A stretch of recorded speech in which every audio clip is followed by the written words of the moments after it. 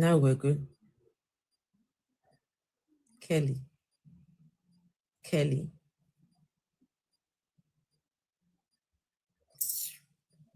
Kelly, behave yourself. MFM choir. Have you seen MFM choir? Have you heard those people singing? Have you heard them singing? Hey, wait. MFM choir. My goodness. Wait, let me.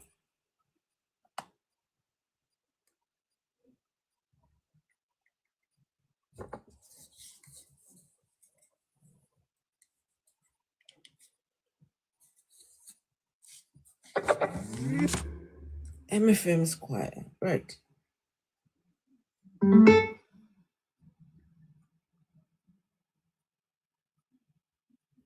There is one woman in that choir. My goodness. MFM choir wins gold medal in New Zealand. Really? What are they singing? There is one woman that sings.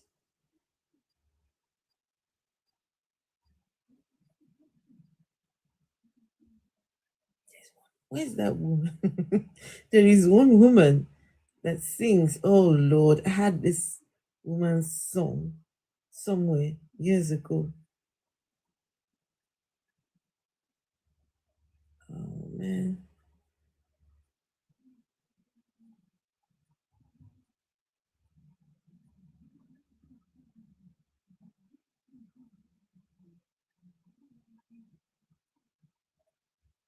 I can't find her, but let's see.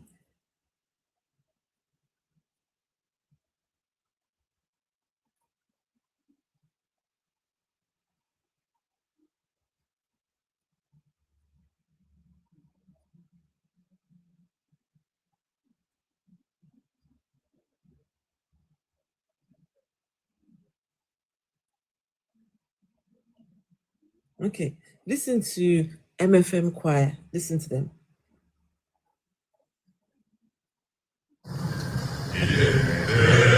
Apparently, this was written by he wrote it himself.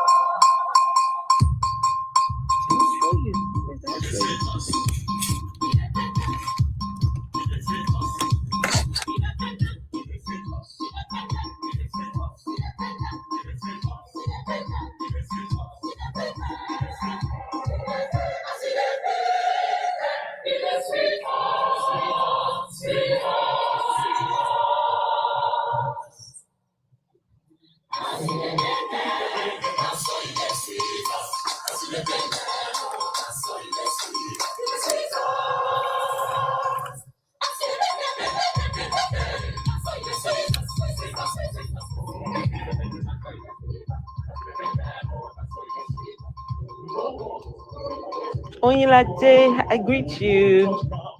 You know what? Make I see peace. Your mind in no touch ground. As you know what? Make I see peace. Your mind in no touch ground. If you know what? Make I get peace. Your mind in no touch ground.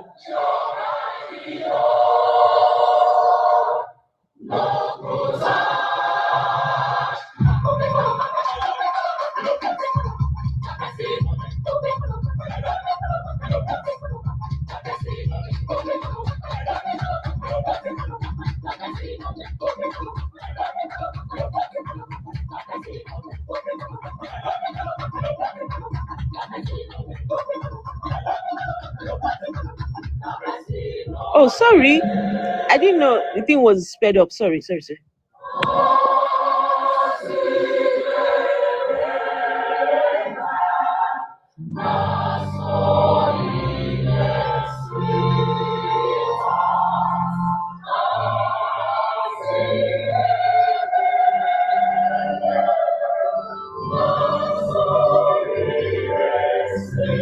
Do you guys know what these people are singing? Do you guys know what these people are singing? So this is Pidgin English, and they're saying, while the other people are hurting, it sweets them. They're enjoying seeing other people hurting. This is what these people are singing, that they love it when others are hurting. The people who are so like their enemies, or the people who are after them, or whatever, right? That as they pain them, right, as they're going through it, they are happy. They're loving it. Yeah, come on. And then there was something else they were saying, something about if you, oh, I didn't even remember. But this is choir, huh? And they said it was the man himself that wrote the song. The Olukoya himself was the one that wrote the song. He was the one who wrote it himself. Can you imagine? Just one more minute of this, and then we'll get to the program.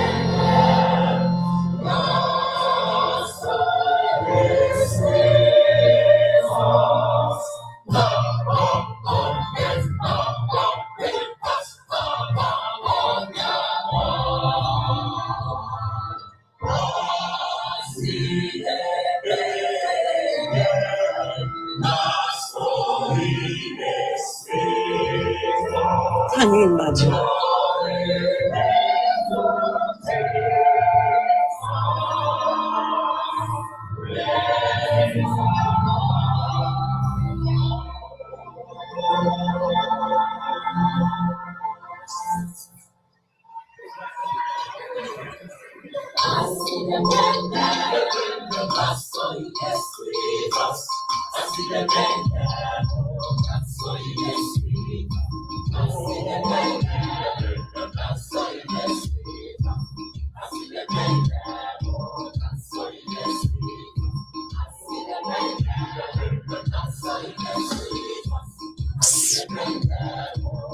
Crazy, crazy, crazy, crazy, crazy people. As they paint them, that's so they sweet us. What nonsense! What nonsense! Nonsense song. I mean, come on now. Nonsense. Is that real? Yeah, very real. This is in the headquarter church. This is written by the man himself. The man apparently was the man himself that wrote the lyrics to this song. The man himself, which is Olukoya, is the one that. Okay. So anyway, let's get to it.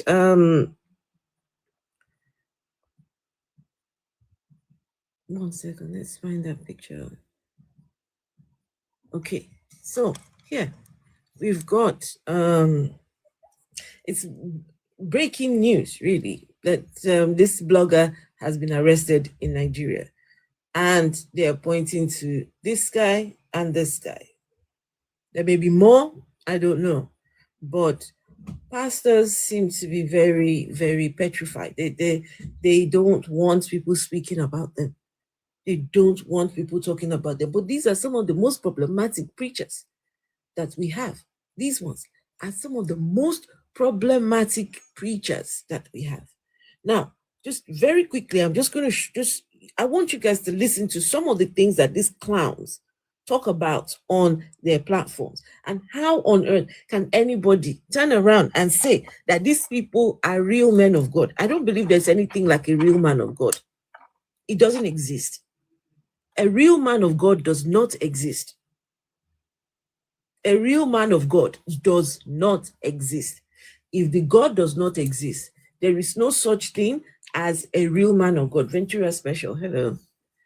There is no such thing. If the God, you can't prove God's existence. We can't prove God's existence now, can we?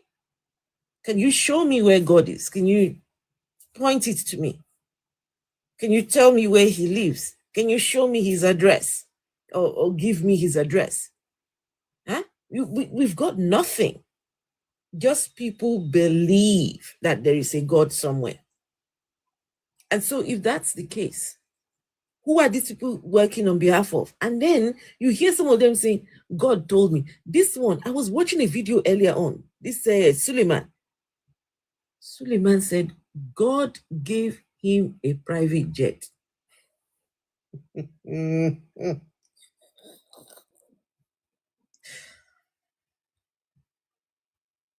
A God that we have never proven his existence gave him a private jet.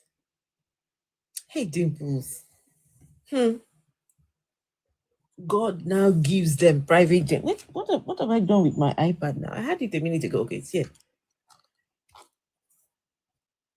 God gives private jets. Hold on, you will hear it. So hold on.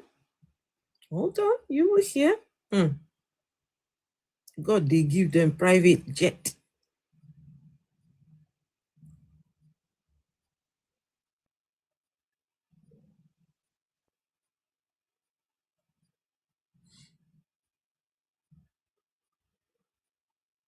Where's that video now? Where did I see it?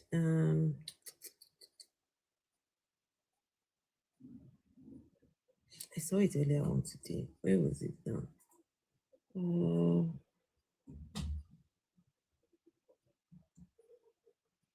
Okay, I think I have it here.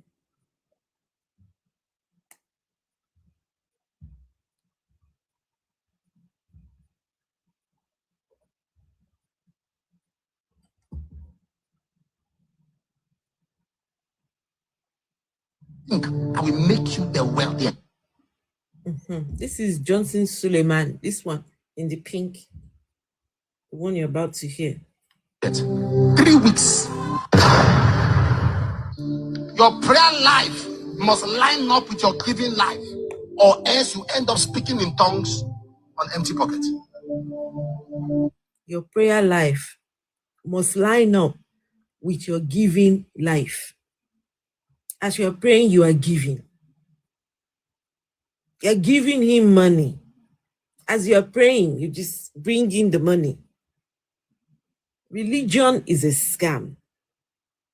Religion is a money-making scam. So, as you are praying, you are giving. You people need to stop giving these people money.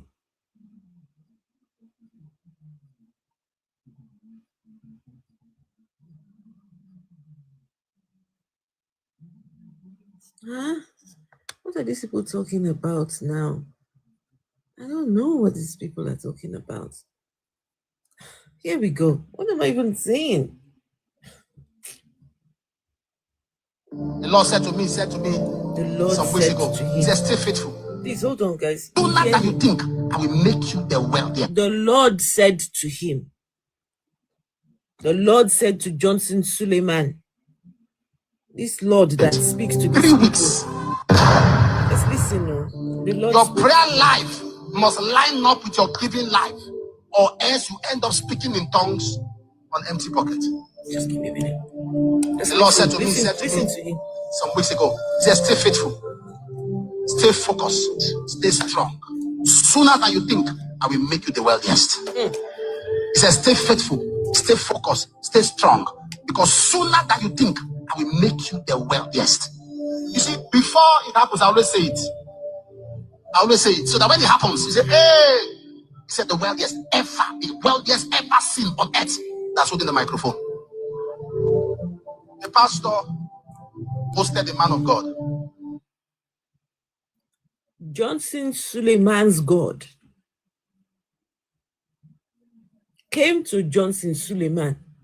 Said, Johnson, listen, stay focused, stay committed, stay.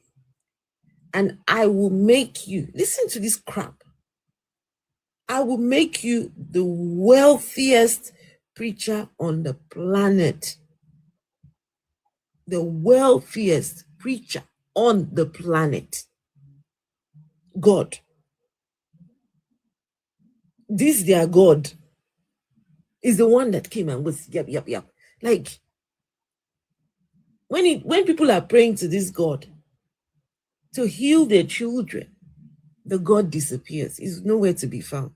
But when it comes to going to whisper to Suleman, Stay focused. I will make you the richest.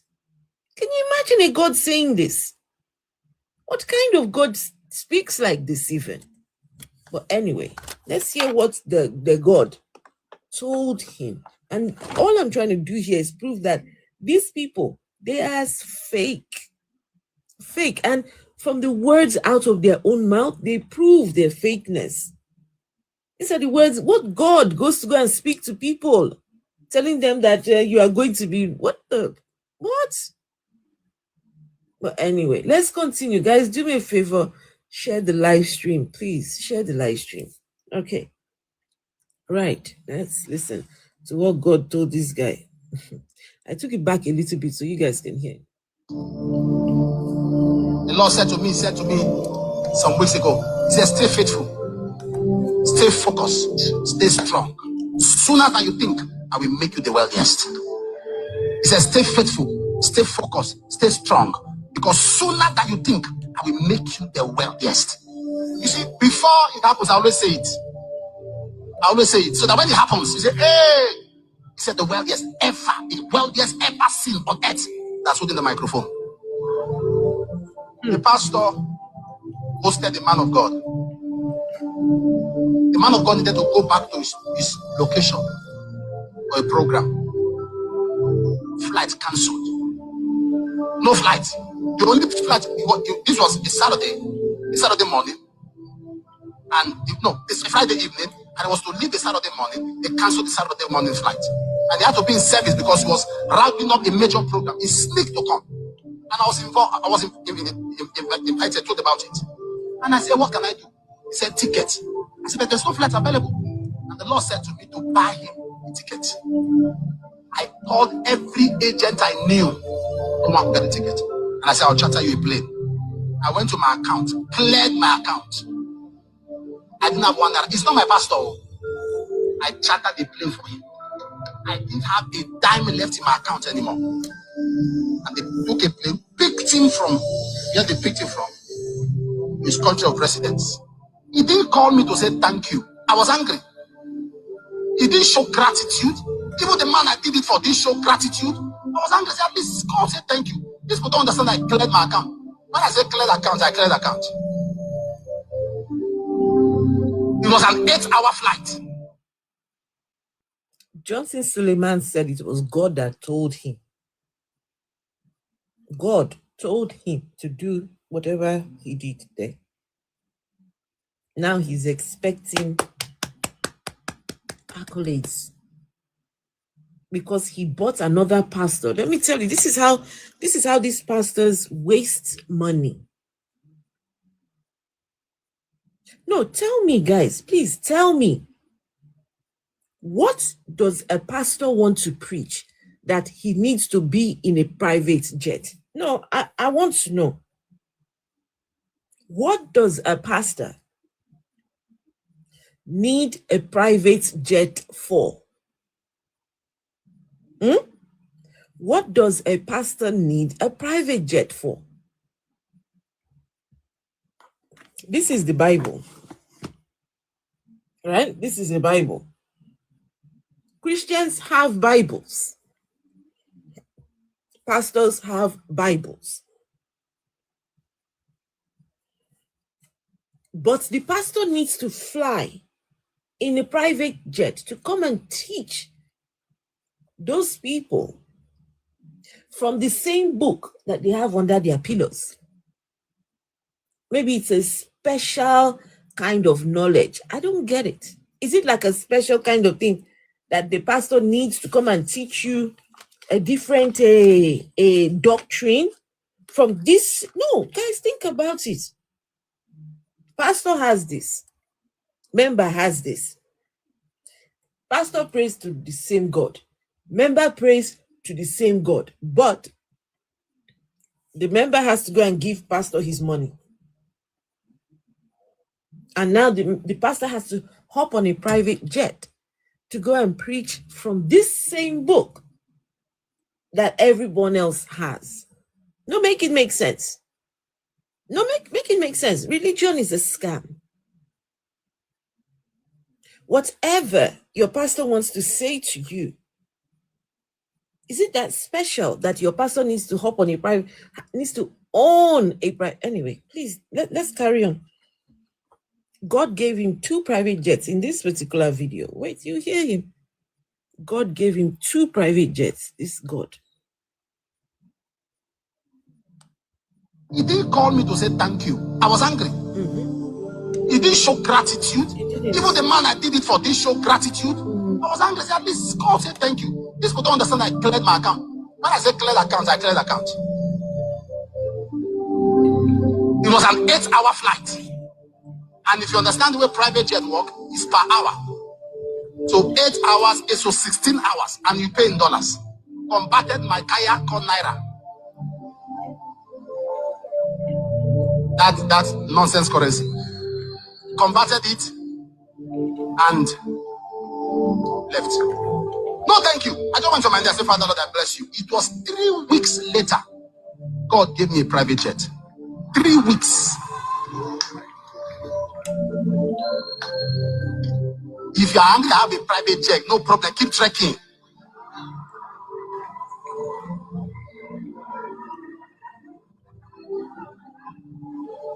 Keep trekking now. They're angry. How can Suleman be flying private jet and red? So I came out. I said, that one is too small. A bigger one is coming. Another one came. Came out here. Somebody looking at me. Oh, you thought it was a rumor. I have. It's not a rumor. So if you're angry, be angry. Hey, say no. It's a rumor. It's a rumor. It's not a rumor. I have. And I'm just starting. Don't worry. You see, God will only be angry. And the truth of the matter is that I don't owe you any explanation. Can you just the aggrandizing? Just listen to that nonsense.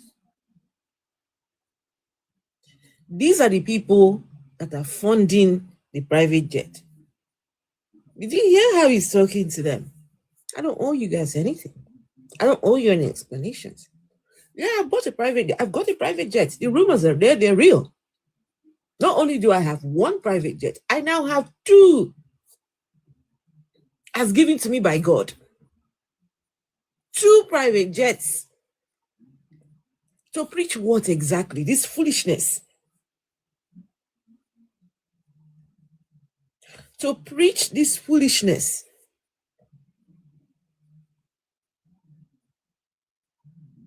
Now saying to the people, if you want to get angry that I have a private jet, get angry. Before some people, it's the audacity, right? Ventura special. You know, some people here will say, no, that's not apostle.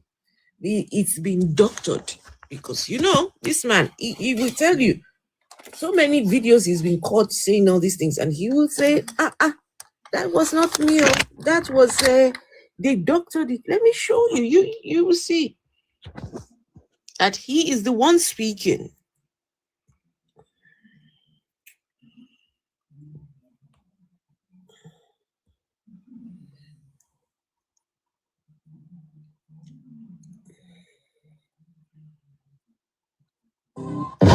Sorry, guys. Sorry for the noise. Your prayer life must line up with your giving life, or else you end up speaking in tongues on empty pockets. I don't know who his stylist is. My God. Some weeks ago, he said, stay faithful. The Lord said, stay focused, stay strong.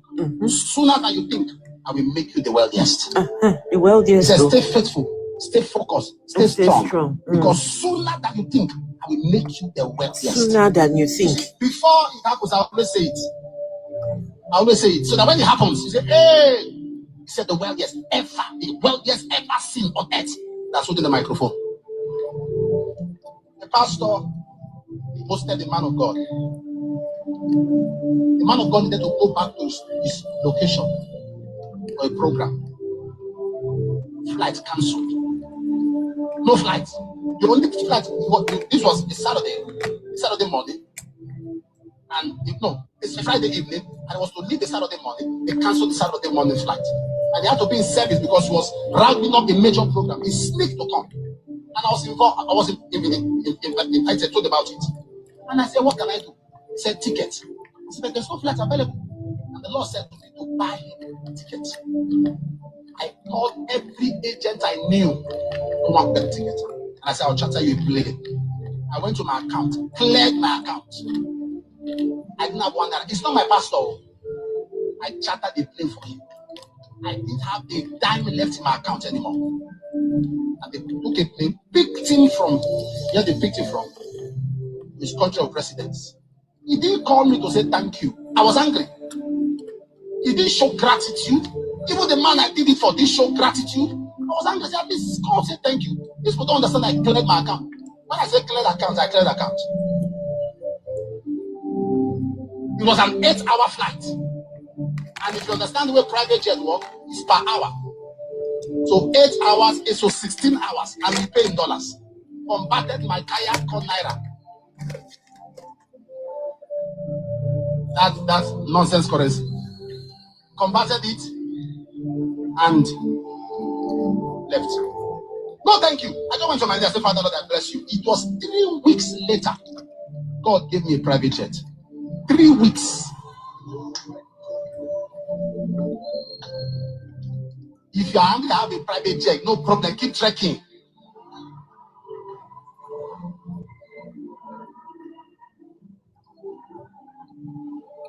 Keep trekking now.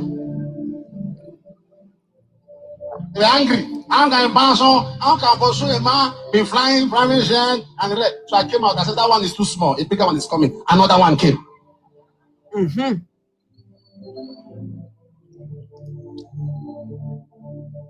Somebody looking at me. Oh, you thought it was a rumor. I have. It's not a rumor. So if you're angry, be angry. Hey, say no. It's a rumor. It's a rumor. It's not a rumor. I have. And I'm just starting. Don't worry. You see, God will only be angry. And the truth of the matter is that I don't owe you any explanation. With all due respect, now I don't owe you explanation. Yeah. No, you don't. Is your money missing? Is your money missing? No, at this stage of my life, no, I don't owe anybody explanation. No. So long as I didn't take church money, I don't bother. Just anger. His money makers. He does not owe them any explanation. These are the people that are putting that same money inside his pockets that he's talking to like that. If all of them, these people here, if every single one of them decided we're not giving this man money, if every one of them decide, you know what? Okay, since that's the case, these people, majority of these people will never go near or smell the inside of a private jet. Yet they are the ones funding. And yet God gave you one private jet. Then God gave you the second one. And if you guys remember, he said he's got the third one. Remember, there was a video he did during the pandemic where he said he now has the third private jet. Tell me what this clown needs a private jet to go and preach. Have you heard what he preaches? Have you heard some of the things that this guy says on that his pulpit or whatever that thing is?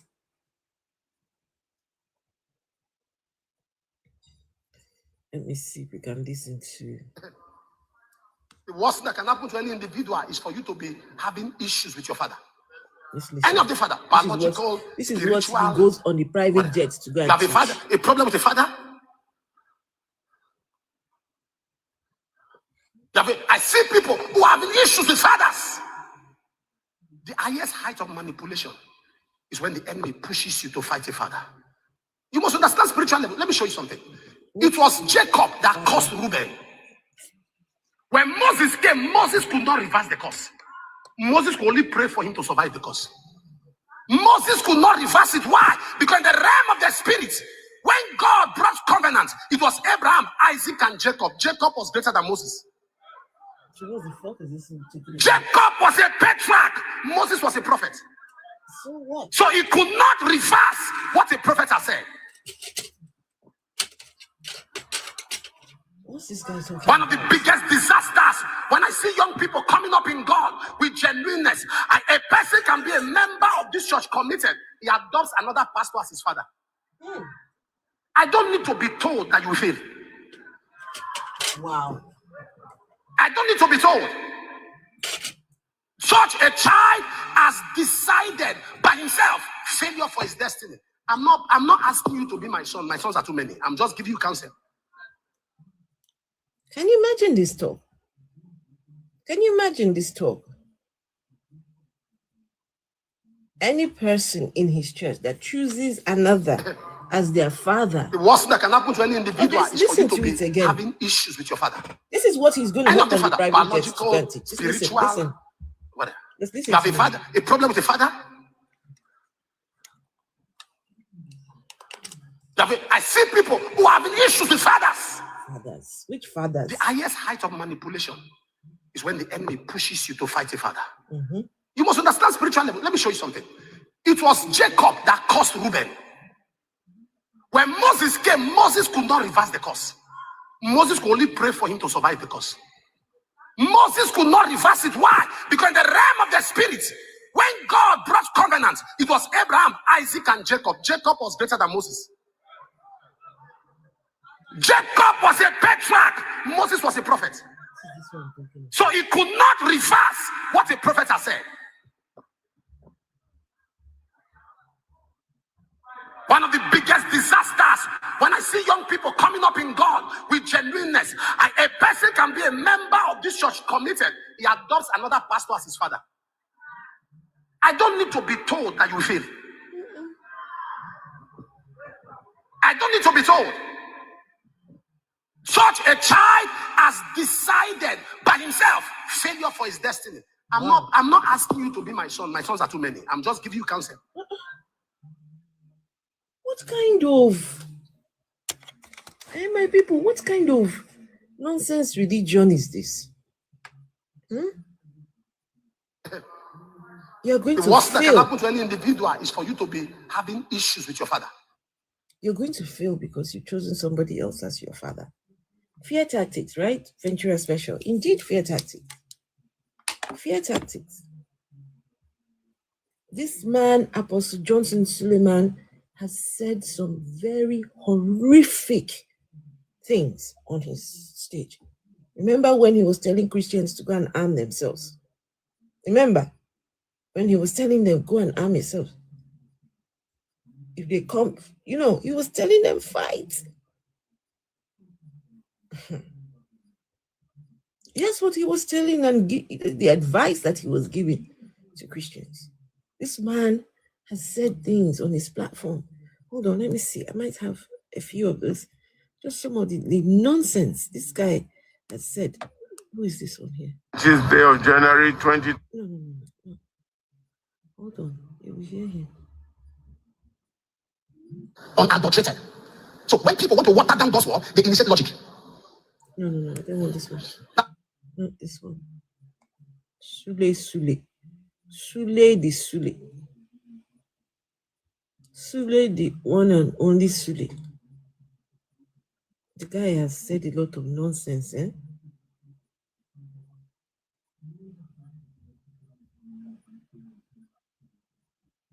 This is the one that said that people were teleporting. Okay, let me see this one. Bonus is who alleges to prove. If you say I am mad, I will come to court with my thank God, members of the respected members of the bar. Bonus is who alleges to prove. If you say I am mad, I will come to court with my thank God, members of the respected members of the bar. They are here and they can agree with me. The onus is on he who alleges to prove. If you say I am mad, I will come to court with my sanity. You must prove my madness. The onus is not on me to prove that I'm not mad. You alleged. Are you what I'm talking about? Am I correct, my learned six? Brought lawyers to the church. So stop living for the validation. Can I say this to you? If you live for people's validation, you will doubt their condemnation. I look at me. I am everything you heard about me and more. But the issue is, what can you do? Thank God. I am everything you have heard about and more. But the issue is, what can you do? This is a preacher. This is the one that they are paying money. His members are paying him money to speak to them like this. The members are paying for him to speak to them in that manner. And you see him. I have a picture here where he's coming off the private jet. It's so cold.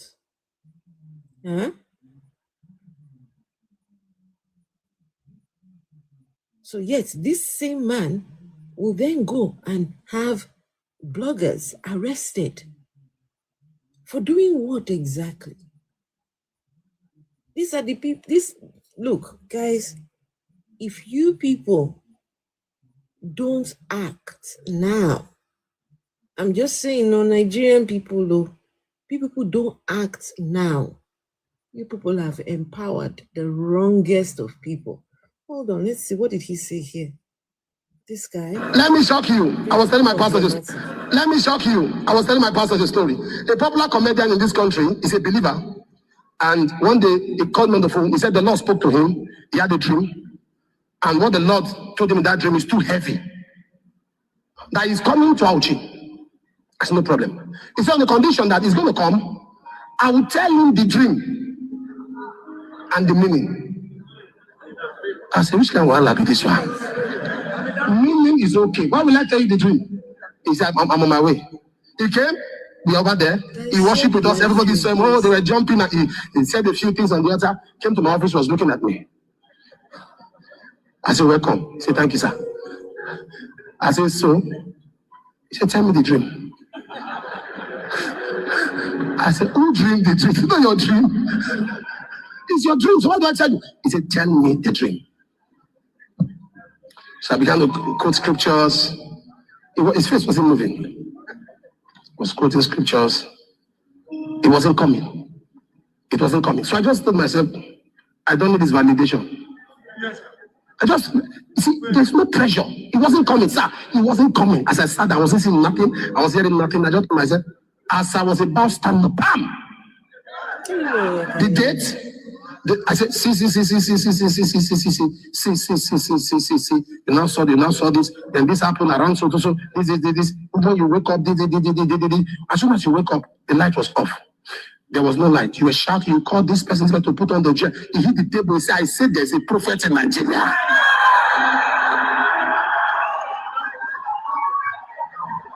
Olodo Johnson Suleman.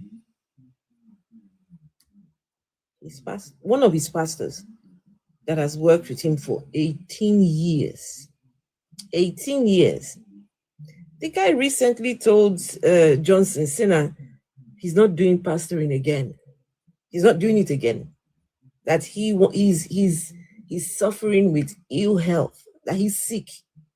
He's not doing it again. And he's handing in his resignation. Johnson Suleman did not see it. Mr. Prophet of Nigeria, he didn't see it. When the pandemic came, this clown did not see that it was going to come. No, he didn't see that. All the things that are happening, he doesn't see any of it. But when it comes to telling somebody their dream, that's where you will see him now. God now told him, see. God. The way they rubbish this their God, the way they make this their God look like and sound like a clown, just like them. What kind of God panders to clowns like this? Just don't, guys, I want you to just think about it. Somebody has a dream. You're on your bed dreaming, and now You are looking for a pastor to tell you your own dream. Like, what are you going to benefit? No, I'm asking, what do people... Somebody has a dream. Now you want to go and meet somebody. Okay, just like me now. I have a dream, yeah? And I come and meet Olu. Olu, are you there? Is Olu still there? Oh, I say, okay, Olu, I had a dream. Olu, I'm coming to you and you must tell me my dream. You must tell me my dream, word for word. What am I trying to achieve by doing that? And now this guy is saying it on his stage so that he can let the people think that he is some kind of real man of God when he isn't. He's lying. He's lying. There is no God that tells people date and time of people's dreams. You know, you mean that a God took time out of his day? I don't know whether the God sent an angel or whether it was the God that came by itself. I don't know how God tells people dreams, but this God took time out of his day to come and whisper in Johnson Sule, tell him he dreamt about it. Like, and people clap for this kind of foolishness.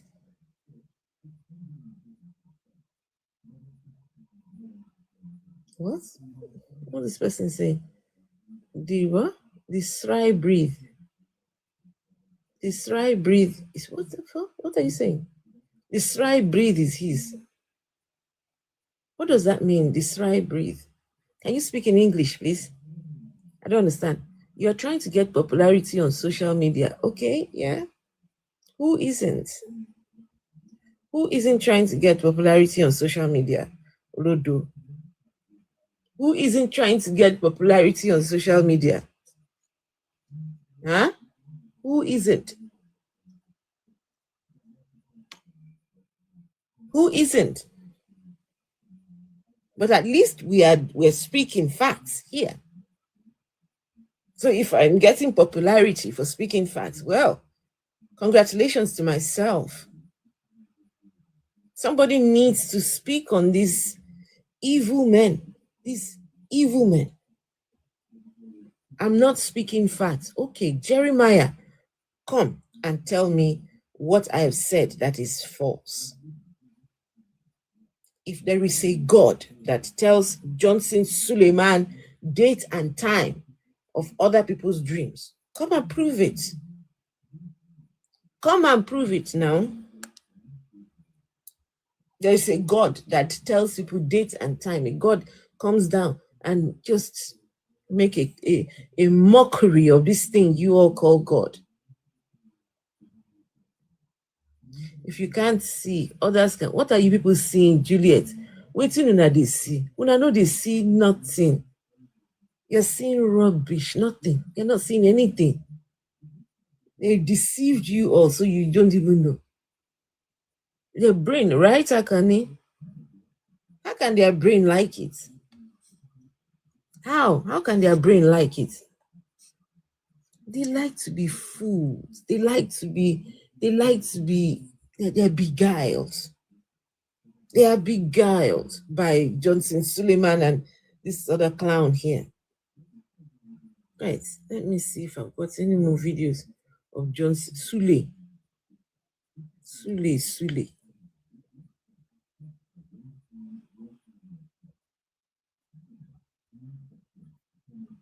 The one and only Sule. Very problematic preacher. Very problematic, that guy. Sule. Oh, listen to this other one. This one. This man, I tell you. Just listen. Counter-attack. Just listen. Real men of God. The truth is that we haven't really had scandals We don't have scandals. What we have is what the Bible calls counterattack. And you cannot expect to be firing live bullets at the enemy, and the enemy is firing rubber back at you. What you are facing is the enemy reacting to our prayers, the enemy reacting to what we are doing, the enemy employing people that they think will pain us and attack the ministry. And that is expected. You don't fire live bullets at the enemy, and the enemy is firing rubber bullets. I will pick your request. No, I know the fear. I will pick your request. Let's go. Come on. Come and prove. Come and prove to us. Come and prove to us.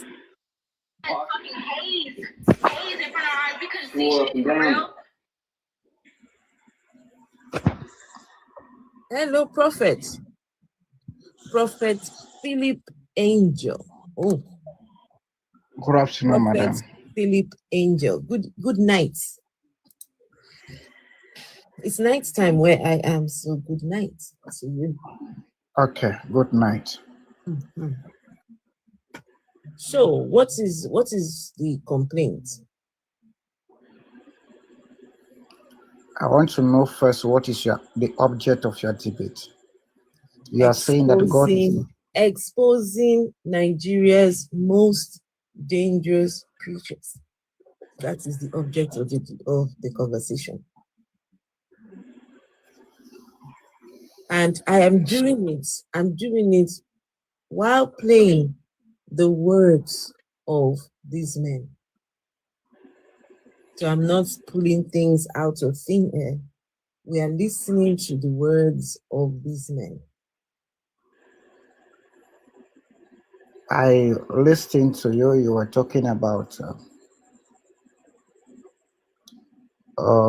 revealing dreams, that there is no God that reveals dreams, times, and dates.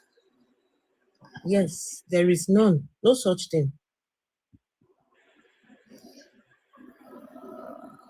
There is no such thing, Prophet. There is no such thing. That people are sleeping. People are sleeping, fast asleep. It means and that now somebody wants another person to come and tell me my dream. Then you go and meet a pastor. Pastor, come and tell me my dream. Is foolishness. Okay, I want us to have an intellectual debate where I speak and then you speak too. It's going to be intellectual. Absolutely. Yes. Are you saying that there's no God that reveal dreams? It's already a clear fact that you yourself, you are not an African. There is no God that reveals dreams. Wait, let me take you first of all from the perspective of our African tradition. I am Prophet Philip. Did you just say I am not an African? Yes. What is the criteria to be an African? Go on and tell me. So you will take away my African card from me. You will take away my African card from me. For what reason? Tell me, what is the criteria for being an African? Go on and tell me. You are not versed with African culture, and you have not witnessed the practice of African culture. Just for the fact that you are saying that there's no God that reveals dreams to men is already a clear fact that you are not a witness of African culture. I'm a prophet of God. I'm a Christian, but I have been in tradition before, and I want to first of all take you from the aspect of culture and tradition before coming to Christianity.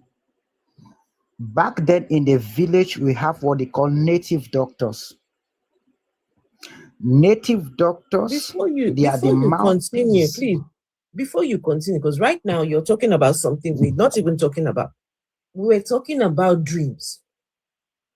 So because I have said that there is no God that interprets or tells dreams, so now I'm no longer African. So I'm no longer African. Are you saying that there is a criteria to be African? Huh?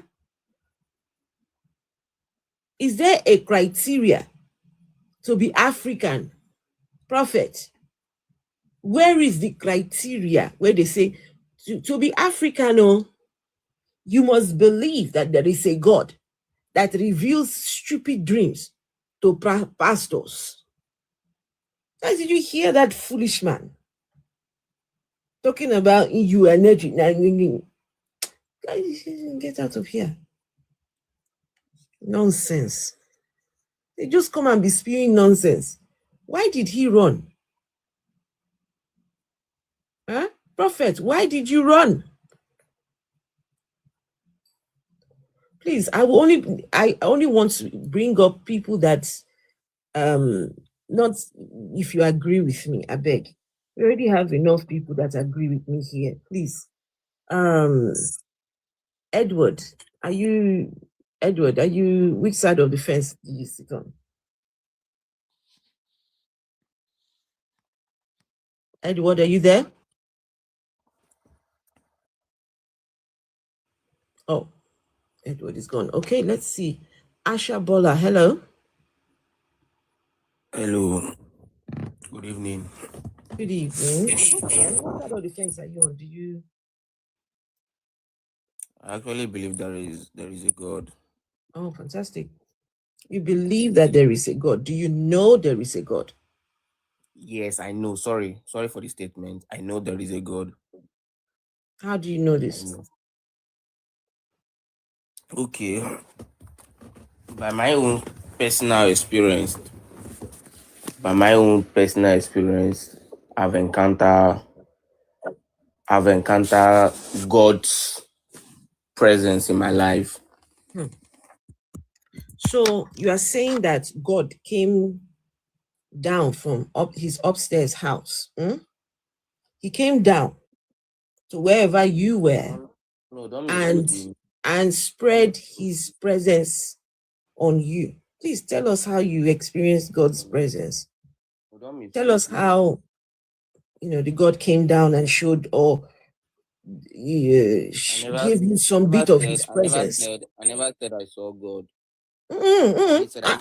I didn't say you saw God. I did not say you saw God. You said he came and you experienced his presence. So I want to know how I didn't say this he God came. came I down. said in my life, I've experienced his presence in my life by his Explain words. to us now how a God shares his presence with you. Go on and tell us. You say you know that God exists, and this God came with his presence. You didn't see the God. You didn't hear the God. But he presents himself around you. Oh yeah, tell us. Ma, hold on. There's one thing that you don't understand about the existence of God. No. Don't tell me what I don't understand. Tell us how one thing that you don't understand. you felt God's presence. Tell us how you felt God's presence. I'm trying to explain to you. Let me explain. All right, I'm listening. Please don't tell me one thing you don't understand. Just tell me about the presence of God. Okay, thank you so much. You see, I was born a spiritualist, or should I say I was born in the concept of tradition. Even if my grandfather is a Catholic. So being brought up in the two sides, both tradition and Christianity, what I've made up in my mind, not even what I know, is that the two sides believe that there is God. No other side believe that there is no God. And in times of trouble, whereby currently I have no mother, I have no father. I believe in prayers. I believe in communication. I communicate with my ancestors and I communicate with the Almighty God. And every of my prayers are being answered. Evident. These are pure evidence. Pure evidence. So for someone to Sorry, Asha, meet me. I just need to say something. I'm It's listening. very disturbing. Sorry, Afro. It's very disturbing the kind of comments that Christians are leaving in the comment section. Can you imagine? What kind of Christianity do you have? You come up here commenting about someone's looks, saying all manner of nonsense and rubbish things. And yet your mandate is to bring people to Christ. How do you bring people to Christ? By saying such awful things. And you know what your book says? Out of the abundance of the heart, the mouth speaketh. So all those nasty things you're saying just shows how nasty you are deep inside. You're not going to heaven. You can't tell us about a heaven because you're just nasty people. How can you judge? You can't tell me how can I judge anyone when they're in the comment section, when they're in the comment section writing nasty, horrible things. Okay, we're here talking about these dangerous preachers. We didn't mention any individual person, right? You as a Christian should know how to behave. If you behave like someone who's not a Christian, what's the point of being a Christian? What's the point of even defending the gods? What are you praying for? What are you fasting for? Please, can you stop that nonsense saying, what if they're Muslims? We're here talking about these individuals here. So these people, they are invested in whatever these clowns have got to offer. But Afro, Muslims don't even say Muslims? That. When the Muslim people come here, I don't see them writing nasty things in the comments. It's always the Christians. The Muslims request to come up and debate. Afro, I will agree with you. This is ridiculous. You need to stop that. Let me say something. The only place I agree with you that yes, in the Christian world or in the Christian community, there are fake pastors and fake preachers. Not every preacher I believe in. Let me just be honest with you. They are all fake. No, not all. When you say all, you're generalizing. You cannot use. You cannot use someone's personality or someone's own motive. Asha, they're all fake. If that God cannot be proven, if you cannot prove the existence of a God, it has been proven. Sure, it has been proven. Where did you prove it? Where and when?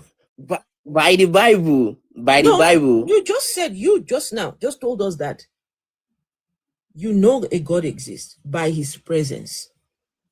I'm still waiting to hear about this presence of this almighty God. Listen, I said I feel his presence in my life. That is what I said. I didn't say God came down to me or sat down with me or talked to me or maybe I walked past God. No, I felt his presence in my life. We are talking about spirituality. How did you feel his presence in your life? We are talking about spirituality here. That's what I'm trying to explain to you. We are talking about. I don't understand. I don't understand what you mean by spirituality. What does that mean? God doesn't exist. Why by even a government, even the strongest government in the world believe that there is God. So what? So what they believe there is a God. So what they believe, they know that there is a God. I don't give a shit. They know that there is a God. No, even why stating that even one of their national motto is Asha King. Asha, whatever. I'm sorry. Let me see. Your name is Asha Bola. Okay. Asha Bola. Tell us how you feel the presence of God.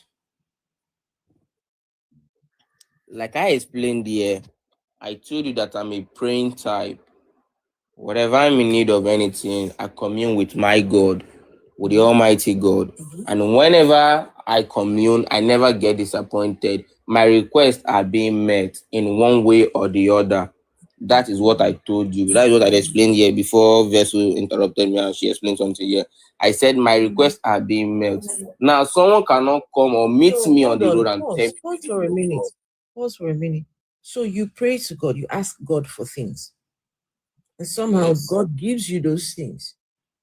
And so now that is your evidence for you feeling the presence of God in your life. God bless you. That is my personal evidence. My personal evidence that God So your truly God, exists. your God is the one. He just gives you things. For you to prove that he No. exists, he gives you things, huh? You pray for No, things. please. You go and Uncle, ask don't- God, God, give me rice. And God sends someone to bring you rice. God, give me beans. The next day, somebody bring you. Is this the kind of relationship you have with your God, where you go and be begging for things from God? Huh? And God gives it to you. And now you're saying to us that because God gives you the things you're asking for, now you are feeling his presence in your life. Guys, you just listen to that logic. He goes to ask God for things. God says, don't worry, Ashabola, I've got you. You want rice? I go bring you rice tomorrow. Tomorrow they bring rice. Ashabola say, I have felt the presence of God. Can I help him a little bit and explain what he's trying to say? Okay.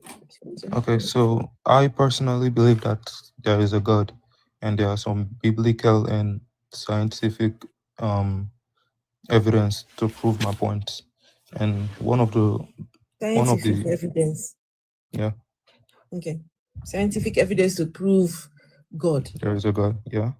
Sorry, before you I continue. mean historical. My bad, historical. Before you continue, which God are we talking about here? We're talking about the one God, the one that's the God of Abraham, Isaac, and Jacob. The God of Abraham, Isaac and Jacob. Who are these people? Who is Abraham, Isaac? These are biblical figure, and these are people who lived before. But who are they now? Biblical figure. I'm telling you who they are. They are biblical figure, and they are our ancestors. Hey. Yeah. Huh? They are our forefathers. What language did Abraham, Isaac, and Jacob speak? What language did they speak? Yes. He said they are our ancestors. What language did those people speak? Why are you asking You're about busy the calling language? Abraham, Isaac, and Jacob. Do you know your fourth grandfather? Sorry, guys. Money. Do you even know the name of your great grandfather? But you're busy calling Abraham, Isaac, and Jacob. What language did those people speak? The question was not what language did they speak. The question was which God, and I'm telling I am you asking what language those people spoke. What language does Abraham, Isaac, and Jacob spoke? Yes, what language do they speak? They're your ancestors. I'm not really sure, but I can say probably. How can you not be sure? They're your ancestors. Okay? Listen. They're your ancestors. Well, you're not sure. You should know. Okay, listen, I'm trying. I'm not sure what language they spoke, but I think it's Abraham, probably Isaac. You're dangerous. Aramaic. Okay, you're dangerous. You're a dangerous liar. How? You said you claim that your ancestors, but you don't know what language they spoke. What is their surname? Probably this. What is the surname of Abraham, Isaac, and Jacob? What is their Are you going to have a conversation, or we're having a conversation right now? No, you keep the talking over surname of me. Abraham, Isaac, and Jacob? They're your ancestors. Tell me their surname, please. You are a believer. You keep talking over me. I can't answer. You can. All right, because you're not answering my question. Just let him get. If you don't know, just say you don't know. Please, only request if you are a believer. Please don't come up to come and ask anyone a question. No, please. You claim that your ancestors, you don't know what language they spoke, you don't even know their surname, and then you're becoming defensive. Why are you here lying to us? You're dangerous. I'm not lying. You don't want to listen. What is the surname of your ancestors, Abraham, Isaac, and Jacob? What is their surname? You say what is their surname? Yes. Their surname was never mentioned in the Bible. So why are you asking about their surname? They're your ancestors. You should know. But it's not mentioned. But Vessel, let's tell me? Give 1 second. Let's give the benefit of the doubt that he doesn't know. Okay. He doesn't know because the Bible does not mention. Yep. Right. Okay. So he waits for the Bible to give him this information. But the Bible carry on. He was about to tell us. Listen. He was about to tell us about the. Wait, hold on, please. He's about to tell us about Abraham, Isaac, and Jacob, and he's about to tell us about it being God has been scientifically proven. I mean, historically, that was a mistake. God has been scientifically proven. He said he made a mistake when he said scientifically. He meant to say that now. Sorry, I can't hear. Say, I mean historically. he has not been proven scientifically. I mean historically. He has Well, been proven. He Wait, changed it to God, historically. yeah, wait that was the now. mistake I I'm made, trying and then to. Oh, God, guys, please, just one person at a time. I'm really struggling to hear. You're saying what? That God has not been proven scientifically, but has been proven historically. God is supernatural, so science can't actually prove his existence. He has been existing before time, before science exists. So I won't go to science just to prove God existence. I'll go to history. I understand. No, hold on. Does your God exist today? Yep. Your God exists today. Yep. How are you going to prove the God that exists today historically? Okay, so one of the historical evidence. No. I want you to understand. Yeah. How are you going to prove a God that exists today? Yeah. Let me prove it. That he proved that it exists. You're going to prove it historic. Oh, okay. I'm listening to this. Let me prove it. Listening. One of Before you continue, I want to see that word historic. Historically.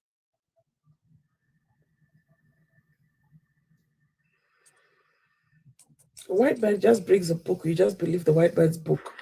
It's not a white man book. The Bible is actually written in Not Guys, really a white man listen, book. one It's not a second. white man book. Please now, let's not do this I now. never had Sorry, man. Sorry. Asha, don't do this now. Sorry. Asha, mute. I'm sorry. Okay. The word historically means with reference to past events. Yep. With reference to past, in the past. Yep. So this God that exists today cannot be proven today. It can be proven. I didn't say that. But I want to prove it. We have to go back in time. God still exists. Look He for never the evidence. We're going not, back to antiquity. No, I didn't say that. You're just. No, I never said that. Go and find the evidence for a God that exists this today. No, right, I never said listening. that. I never said that. No, I know you didn't say it. I know you didn't say it. You said you're going to prove him historically. But I'm just saying, a God that exists today, he's about to prove to us that he exists. It's a historical. All right, please go on. I want to hear this historical. Okay, so what I said was, I was going to prove that God exists. Two historical evidences, even up to now, God exists. He have never stopped existing. And one of the evidence that God actually exists was the death and resurrection of Jesus Christ. That one.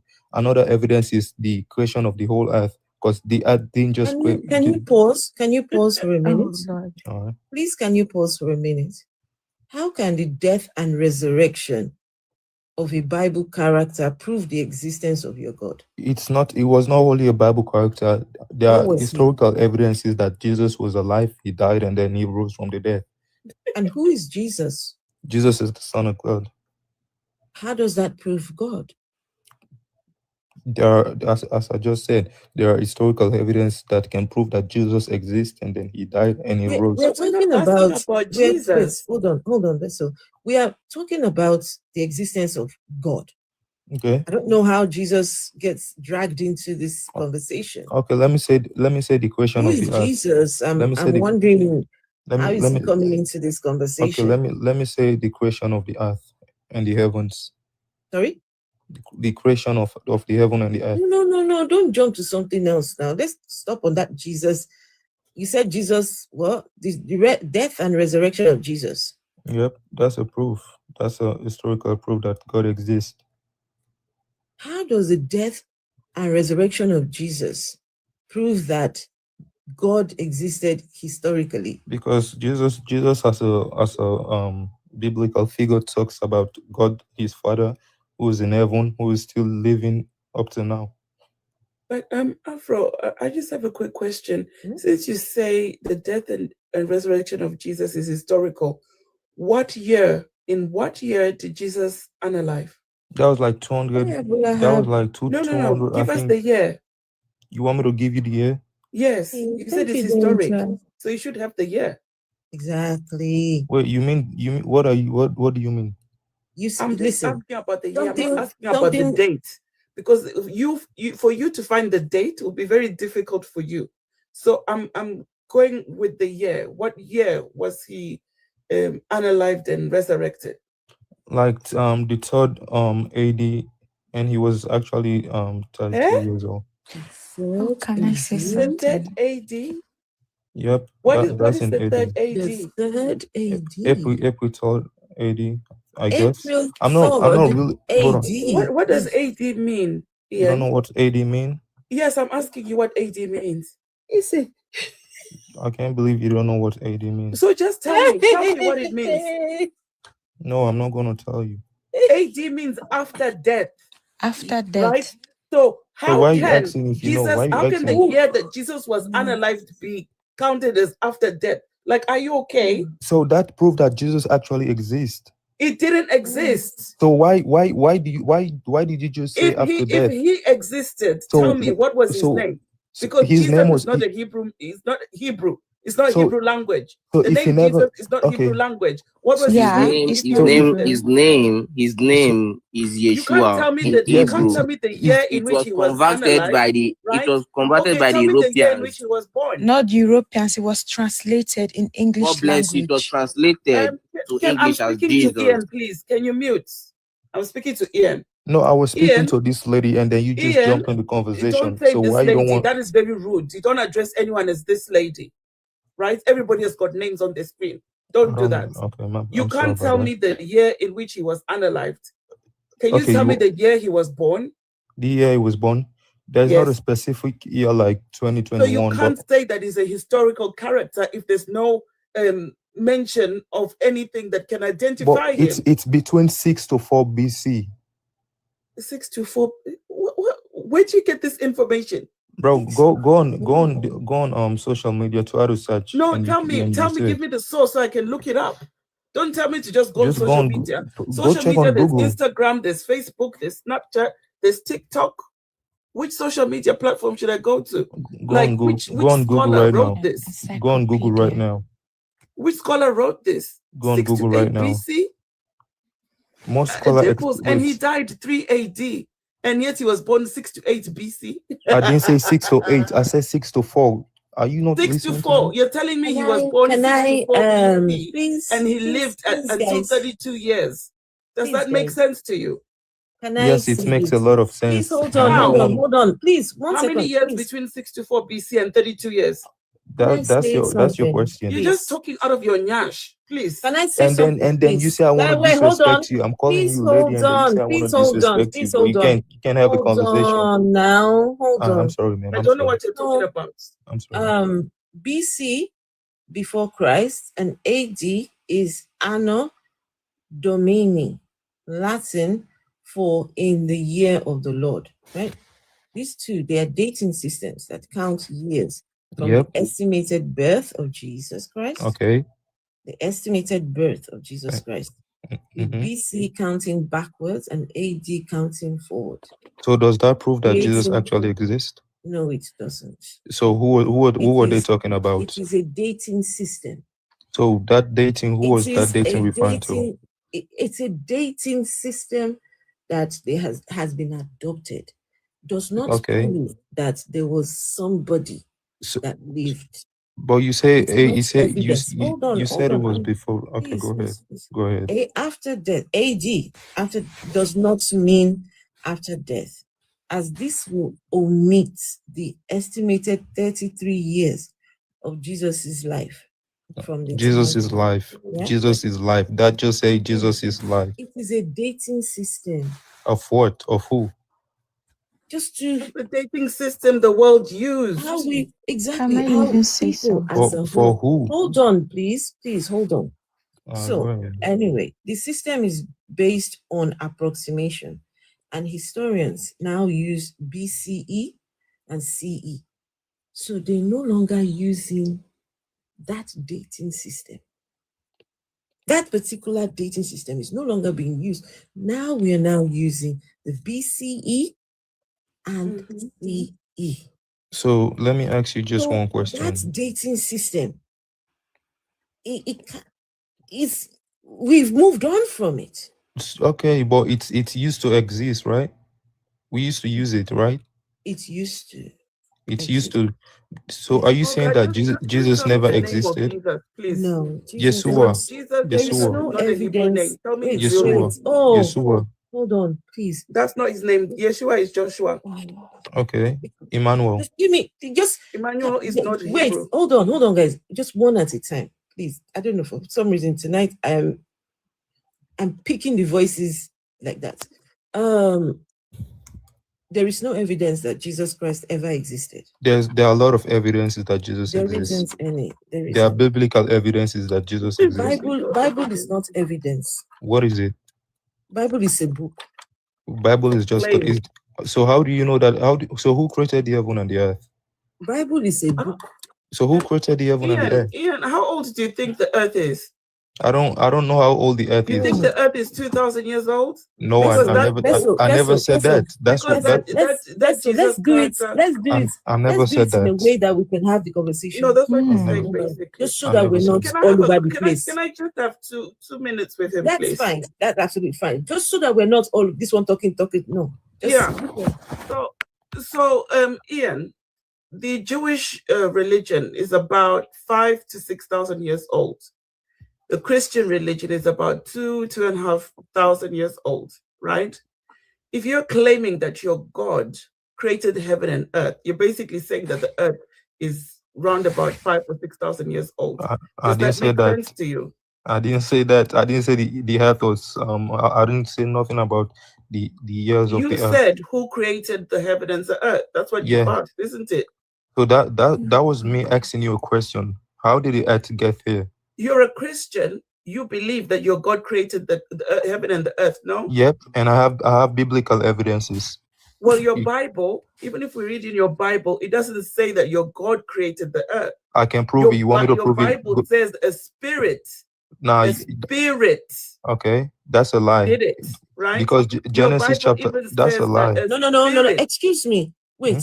The reason why, if you heard me, one at a time, please. Okay. For her, okay, I'm sorry, man. I'm so sorry. Your Bible even says that a spirit commanded the ground to bring forth grass and trees. The same spirit commanded the sea to bring forth living things and fowls of the air. Okay. Right? No. So the water gave birth to the animals and the flying creatures. The earth gave birth to grass. Okay. Right? It doesn't mention anything about your God.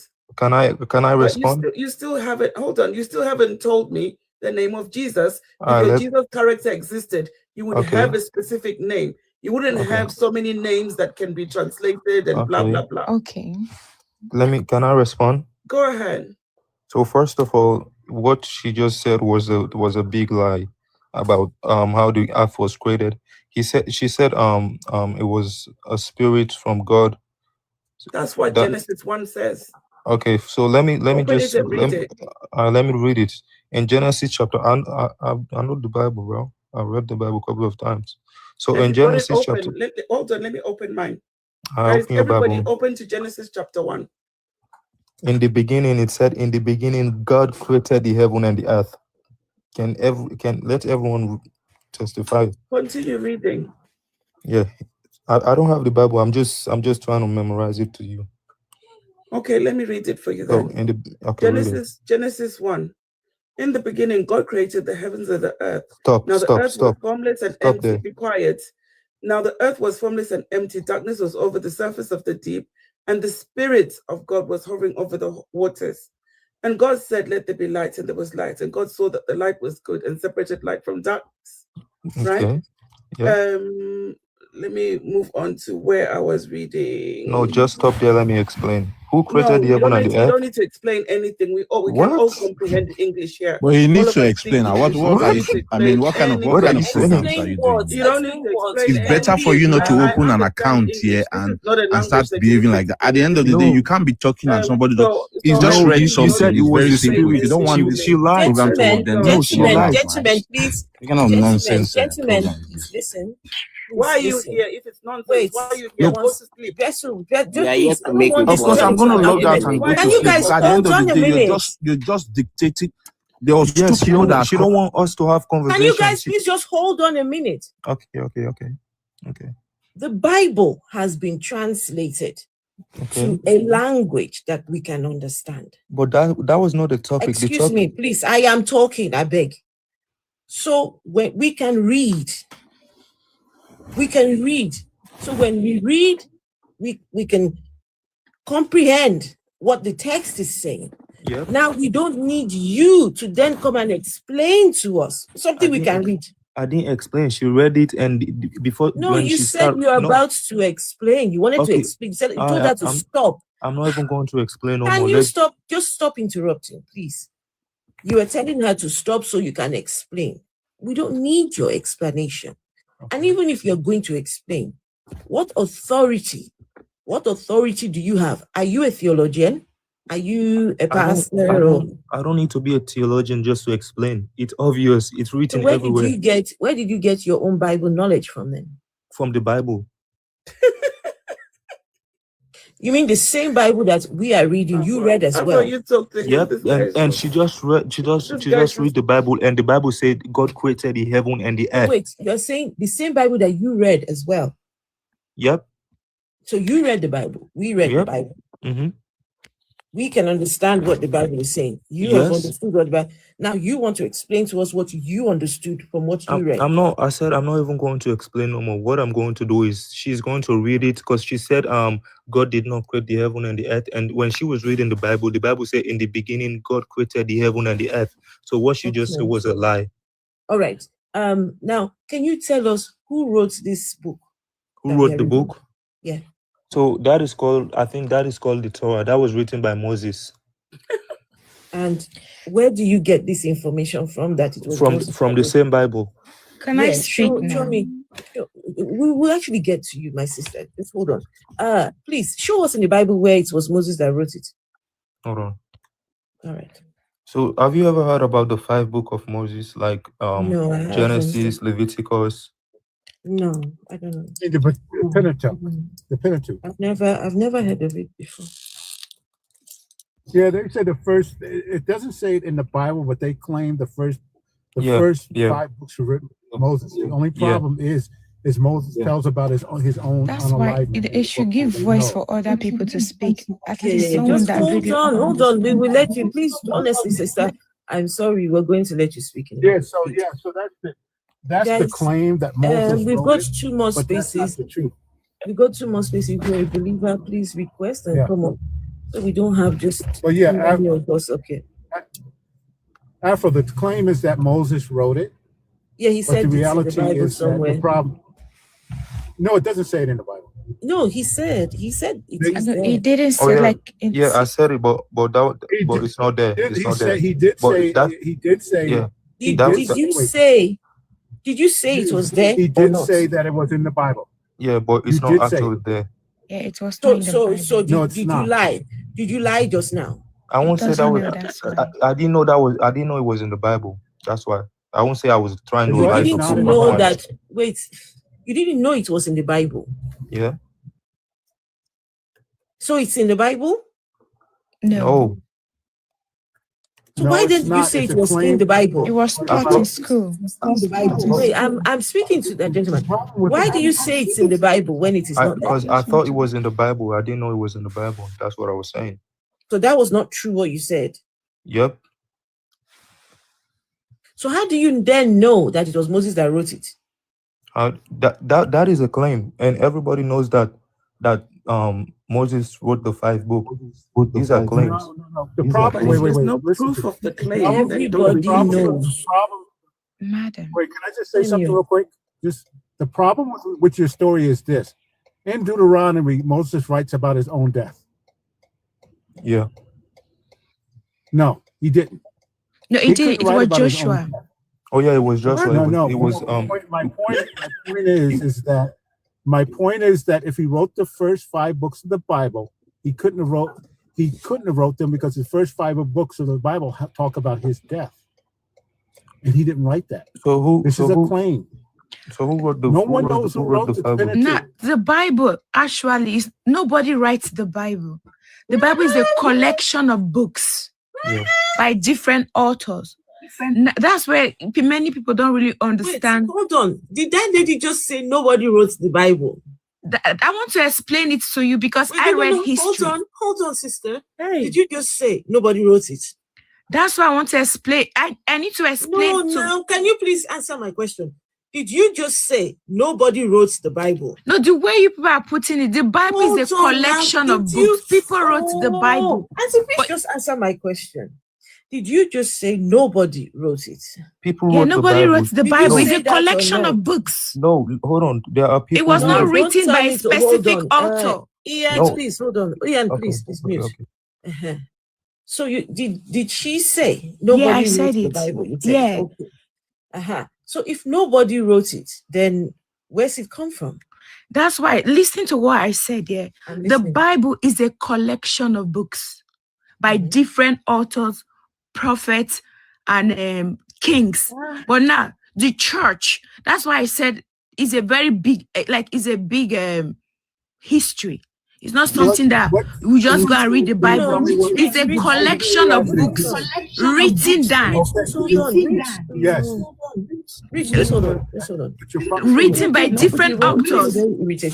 Listen, it was written by different authors. Now it's the church, because we have the church, we have Universal Church. My lady, you have just contradicted yourself. No, listen to what I said. Wait, no. Can you just let me speak?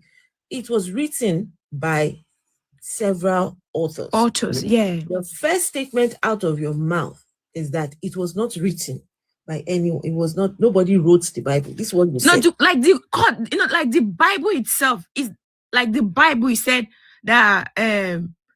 Listen to what I'm saying. Yeah, the name Bible is combination of authors. They form the name Bible. You get what I mean? No, I don't. You just said that nobody wrote the Bible. Yes, it's an individual. Everybody has his own space that wrote the Bible. Like it's a general name that is given the Bible. It's not a single person that wrote the Bible. These are different people from. Hold on. That's what I'm saying. It's not a single person that wrote the Bible. The name Bible. No, it's a name given. Listen, lady. Right now, you are confusing me. You said nobody wrote the Bible. You said that. Yes. Now, you're saying there were several authors that wrote the books in the Bible. Yes, that's what I'm saying. They gave it a general name, Bible. That's why I said the church history. If you know about the church history, you will understand where I'm coming from. And I don't blame you because you don't know the church history. The Bible itself, like, let me give you for example. Madam, excuse me, please excuse me. If nobody wrote the Bible, how come you have authors? You don't understand what I mean. You go to school, you learn about English. We have different authors, but the general name is English. Your English is not English. The same likewise the Bible as well. We have different authors. No. They brought it together and named it. I'm not understanding you. I'm not. Please, can you calm yourself down, please? Yeah, I'm calm. Please calm yourself down. If nobody wrote the Bible, how come there are authors? That's why you don't understand what I mean. Please explain it so I can understand. Okay, let me explain. Let me define the Bible for you now, because you are confused. The name Bible, because I said nobody wrote the name Bible. I am not confused. No, because I'm confusing you, or me, I'm confused. Okay. Now let me explain to you. Nobody wrote the Bible, but now there are authors. Okay. When I mean, like, the Bible itself is a name that was given to like a combination of books together. They call it Bible. And in that book, we have different authors that come together to form the Bible. Like the Bible was given by the church. This book that we've come together, that we've gathered together, let's just name him the Bible. You understand? And that's why the young man was telling you that there are histories. Who named it so? There are histories. Who named the Bible? That's why I said when we come to the church, we have the church, like you were saying about history. Before the amalgamation, before the scrambling of Africa, before everything, there was a universal church that was under the umbrella. That was the Rome Empire. If you know about the Rome Empire, that's why it's a big history, and it's not something that we can just discuss and maybe people crack joke and say there's no God and one thing or the other. It's about the Rome Empire. That's the genesis of where all these things is coming from. You mean Roman Empire? Thank you for the Roman Empire. Telling us. Okay, thank you for telling us that that's little history. But it's obvious. The question that was asked, very simple. How did you know that Moses wrote the book of Genesis? God doesn't exist. Wait, hold on. How do you know that Moses wrote the book of Genesis? Moses. I never said Moses wrote the book of Genesis. Okay, who wrote the book of Genesis according to you now? I never even said anything about the book of Genesis. You are asking me a question. I'm asking you a question. Who wrote the book of Genesis? We don't know who wrote the book of Genesis. That's why when it comes to the things of when it comes to the Bible, we don't use physical reading to be able to translate what the Bible, because the genesis of the Bible is very big. What do you use? If you tell me who wrote the book of Genesis, I will tell you the 5 book of Moses. It's what we read in school. Hold on. If you are not using physical reading to read the Bible, what are you using to read it? Because you need to understand to a depth for you to understand the Bible. Because even the English, if you are not reading physical, you said you don't use physical reading to read the Bible. What are you using to read it? That's why I said, if you are reading the Bible, you must be open-minded, because the Bible explains itself. Like the book of Genesis, for you to understand what the book of Genesis, like the first book of Genesis, like the way this woman was saying, Genesis 1 verse 1, in the beginning was God created the heaven and the earth. For you to understand that book of Genesis, you have to get its reference from Revelation. Oh my the Bible is not like something that the Bible explains itself. That's what the young man is trying to explain. Even if you try to explain Bible to them, they can't comprehend it. They will just laugh. You really cannot comprehend because you are making jokes and you are making fun about it. And I don't blame you. It's because of the pastors we are having up and down that is causing all this Can you hear yourself? She never talked over you when you're speaking. Can this lady hear herself? She can't, Afro, because Revelation was written thousands of years after Genesis. Sister, no, the Revelation was written thousands of years. You don't understand it. That's the problem. Goodness. Auntie, please don't shout, please. Can I say something? Hold on. Not yet. Can you listen? Everyone listen to this. Who wrote the book of Genesis? We don't know who wrote it. They read it with physical. No, they don't read it with physical reading. You can't read it physical reading, right? No, out of the question. But to understand the book of Genesis, you have to go to the book of Revelations. Imagine. To understand the book of Genesis. And this lady wants us to hear that crap and maybe clap for her or what? Do you hear that nonsense that she's spewing? I don't think it's a nonsense. It is a nonsense. It doesn't make sense. Well, it makes sense to me. Yeah, that's because you believe in the bullshit. That's why it makes sense to you. It makes a lot of sense. Yeah, believing is not knowing. You're in limbo. You don't know. Can we continue our conversation? That is why. That is why. No, we're talking to the lady. Please, I'm talking to the lady. Mama, all of you confusing each other. All of you lying to each other. All of you with pastors and prophets that are benefiting from you. All of you. We don't worship a pastor. We worship God. Whatever. Can I just a God that allows any Tom, Dick, and Harry to stand up and say that they're a pastor. Okay. So what kind of nonsense is that? Who is saying can I? Who is saying can I? Let's fake God too. Wait, one second. But my God is not now. God. Ian, can you stop now? Good evening. Good evening, God. You say God Victory Assembly. Yeah. God Victory Assembly. Hello. Okay, you can call me Christopher. Christopher. Hello, Christopher. Let me just help what the lady is trying to say. The 5 first books in the Bible were written by Moses, and they're called the Pentateuch. Now, scholars, scientists, they've studied the Bible very well. Aristotle, Plato, Socrates, they studied it, and it has not proven. There's no proof that the Bible has an error. There's no proof that the Bible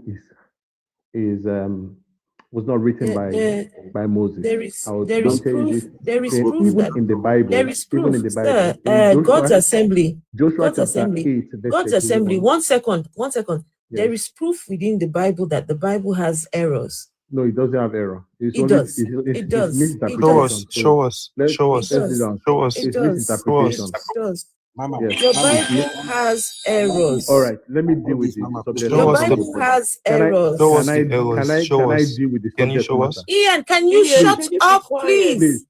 Ian, shut the fuck up and let the man speak. I'm dealing with the subject matter. So let us narrow it down to the subject matter. We can come back to those other questions. Is it possible but I need you to wait. I need you to acknowledge what I've said. That the Bible has errors inside it. See, you are the moderator. For people to learn from this program, we have to deal with one issue at a time. Yes. If you have another question, you can open the gap for that. And I am telling you that the Bible has errors in it. Listen, as a moderator, don't tell me what I need to do as a moderator. Don't be biased. You have made a claim. You have made a claim that the Bible has no errors or something. And I am telling you, okay, you know what? It has no error. All right, let's pause for a moment and let's see whether the Bible has errors or it does not have errors. Let me finish. I've not landed. God instructed Moses to write the Bible. And even when Jesus came, Jesus acknowledged the book of Moses. Acknowledged in Luke chapter 24, verse 44, he acknowledged the book written by Moses. So Moses wrote the Pentateuch. And right now we're talking in a very layman way. We should understand that these people of this time, they were scholars. You know that in the Sanhedrin, most of the laws we're having today, they were made most of the laws in nations that we have today, they were made from Jewish law. And the Sanhedrin, God, your microphone is God's Victory Assembly. Your mic is very low, and Rich wants to ask you a question. Yeah. And then we have a religion. Afro, can I say one real quick thing and then you can continue? Okay. Let's see. God's victim. Well, I don't want too many of us. I can hear you. Yes. I can hear you. But go on, Rich. Go on, Rich. God's victim. How did Moses write about his own death?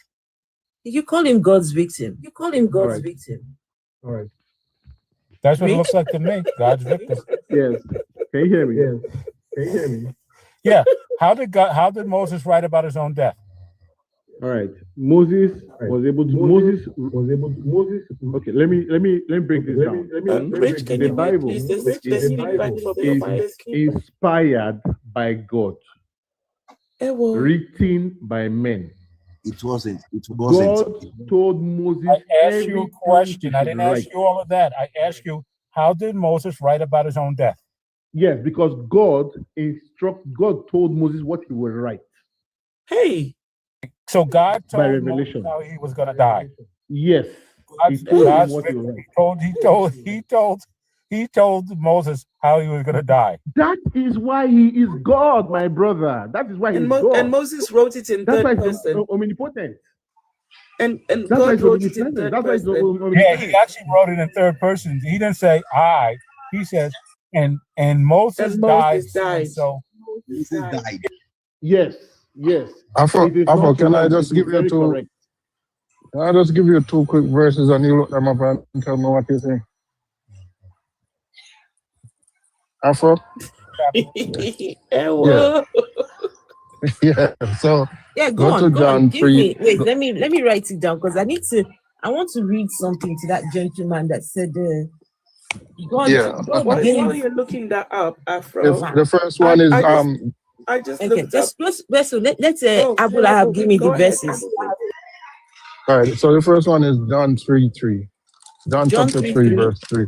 Yeah. John 3:3. Okay, I'll read it in a minute. Let me just read just John 3:3, and the other one was.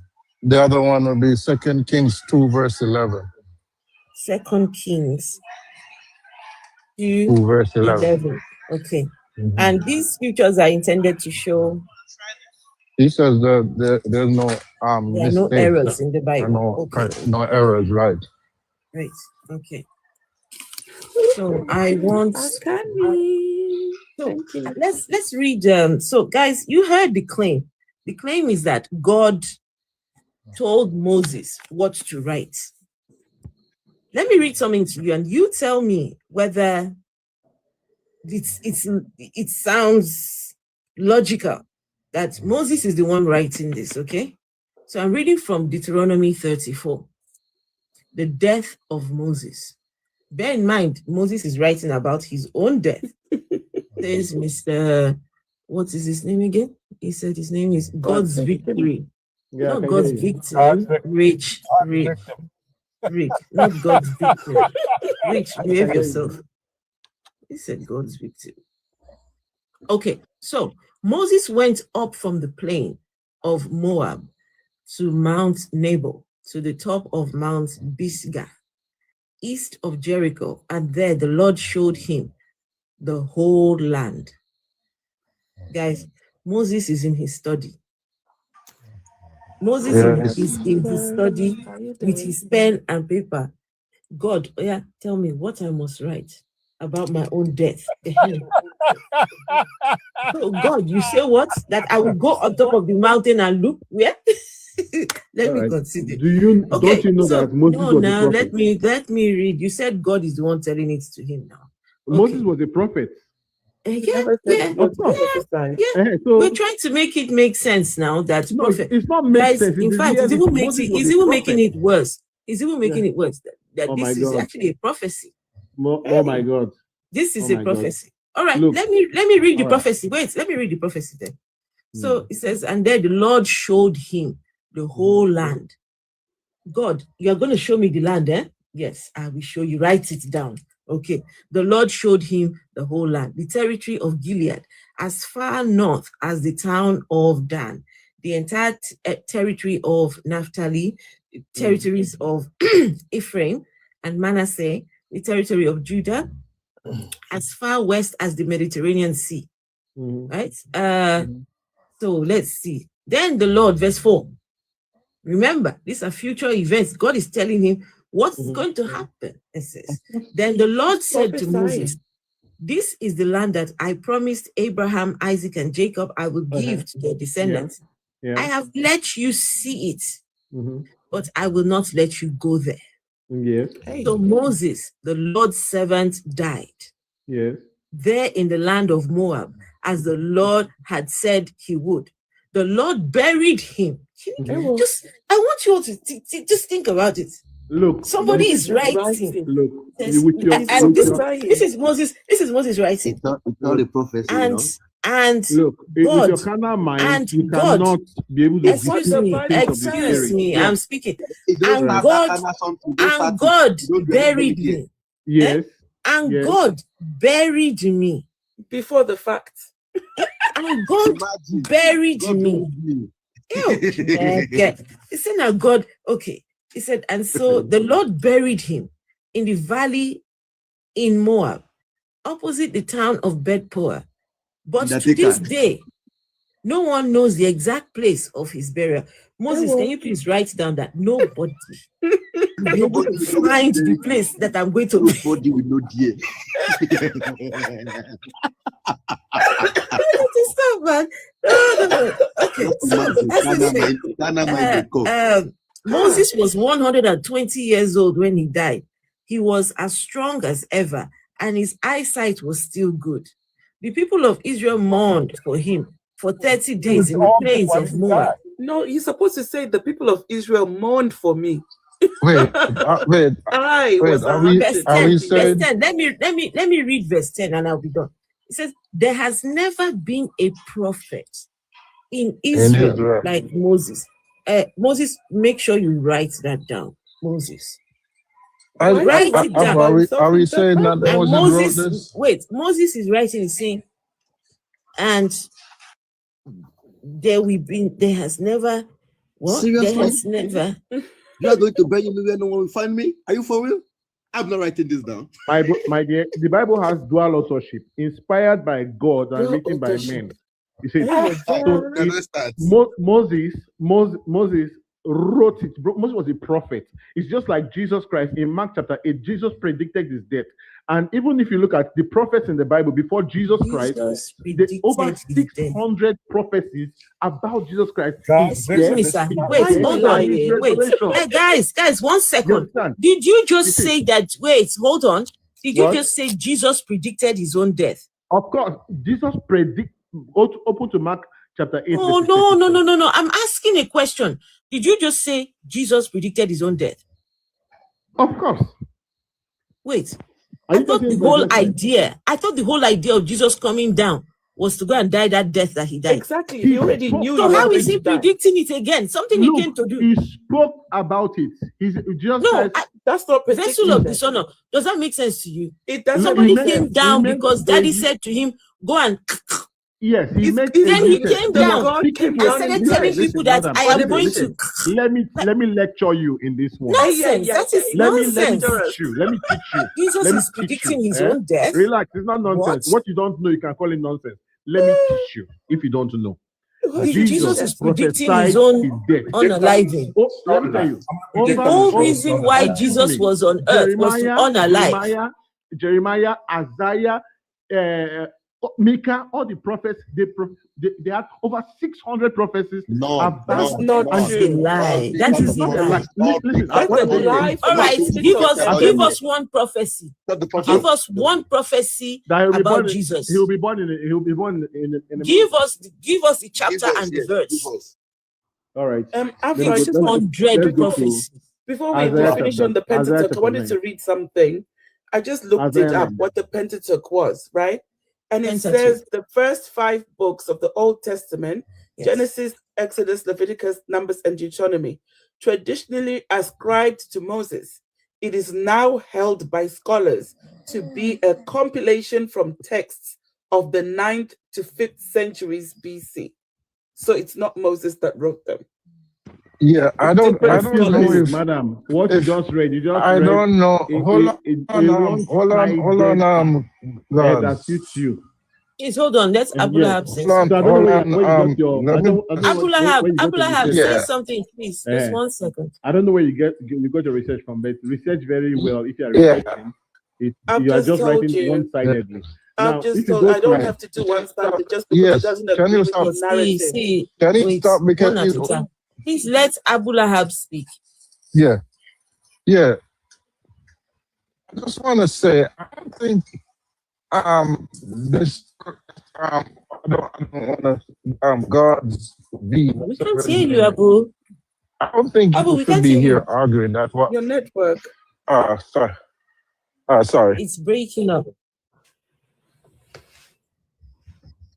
How about now? Better? Yes, better. Yes. No. Yeah. Guys, you guys start on the screen now. So are we here arguing that Sorry. This was written by Moses. Is this a serious conversation about that? Because I think if you put this to a 5-year-old, they will tell you no. This was written obviously by someone. You're breaking up. It's bad. Guys, let's tap on the screen now. Can we send some roses? Please send some roses. Send some. What do you call it? And what do you call this? The heart. You see the heart? Only 1 coin, right up there. Please, guys, if you know you want to join it's like a membership sort of thing, but yeah, up there, right? It helps to boost the live. It helps to, right? If you're watching on YouTube, you can send a super chat. If you're enjoying the conversation, what we do here, we take down these beliefs. Jesus does not belong in Africa. Jesus should never have been brought to Africa. Jesus was somebody else's belief system on that side over there. In Africa, Africans had their own set of beliefs. Some people thought, oh, let's carry our own and go and give it to them. Jesus is not the savior of anybody in Africa. Really? Jesus cannot save you. Really? Hey, God, don't interrupt. Jesus cannot save nobody. Go on. You've not read it. Maybe you've not read the Bible. Who gives a shit about the Bible? Yes. It's like you plugging an extension to its own socket. For toilet paper. You are plugging an extension to its own socket. You have not read the Bible. Bible is a book. Yes, like it's a every other book. It's a compendium of books. It is a book like any other book. Compendium is a collection of books. How do those books relate to be a compendium? Oldest book. Let it be a compendium. Oldest book in history. That's a lie. You are lying. Okay. Let me show you. Okay, give me a second. Guys, give me a second. Give me a second. What should I put?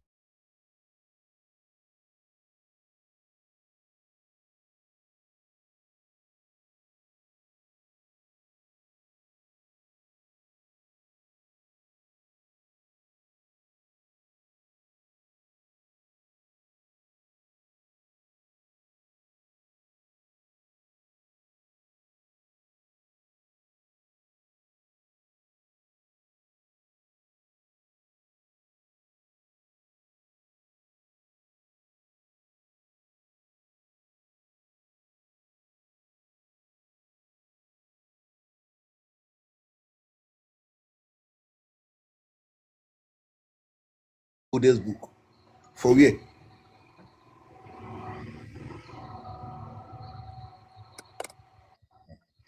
What is the oldest book in the world? Right? The oldest multi-page book in the world is generally considered to be the Etruscan Gold Book, dating to approximately 660 BC, which features 6 bound pages of 24-karat gold. The oldest surviving printed book is the Chinese Diamond Sutra, dated 868 AD, while the oldest known literature is the Sumerian Epic of Gilgamesh. The Bible does not. The Bible doesn't even make it there. This is crazy. This is crazy. Because you love a book so much does not mean that book is special. You want to rewrite the history. Can you imagine that the Bible is the oldest? Is the oldest compendium of books. Now you said what the compendium come? Yes. What I try to do that compendium? Now it is the oldest compendium. It is the oldest. Earlier on, he said it is the oldest. How does it relate to him as an African? There are 0 Africans mentioned in that book. His own ancestors are not inside that book. In that book. Really? Your ancestors are not in the compendium of books. You see this? No, wait. Let's pick one at a time, please. Yes. My ancestors are not mentioned in the book. Who said so? Where do you see your ancestors in the book? Who are my ancestors? Apart from my grandfather, who else do I know? But you know Moses now. And you know Abraham and Isaac and Jacob. Yes. What a shame. Yes. Big my shame. Children, how do they put it? I am. Abulahab, let me drop you for a minute so I can bring somebody up. Please, Abulahab, you can come back and Abulahab gave us some scriptures to read. Can you read it now? I'll read it now. My compendium, the oldest compendium. Abulahab, please, you can come back after your thinking is sorted, yeah? You want his compendium minus. That compendium will go chop. My sister. One chop compendium of books. My sister. I don't. Good evening. Thank you all for the gifts, everyone. People who are sending gifts, I appreciate. Thank you. Good evening, everybody. Good morning. Beneficiary. My sister, I've been here. Yeah, listen. Beneficiary. So, how are you, my brother Jerry? I'm very fine. I want to communicate with this man by name, God's Victory Assembly. Yes, God's Victim. Please, I beg everybody. Before you do that, please. Abulahab gave us 2 verses to read. John chapter 3, verse 3. Okay. Please give me just two verses he gave. So John chapter 3, verse 3. When I tell you that the Bible is its own worst nightmare, this Bible book, the Bible is its own worst nightmare. The counter, you know, when you're looking for the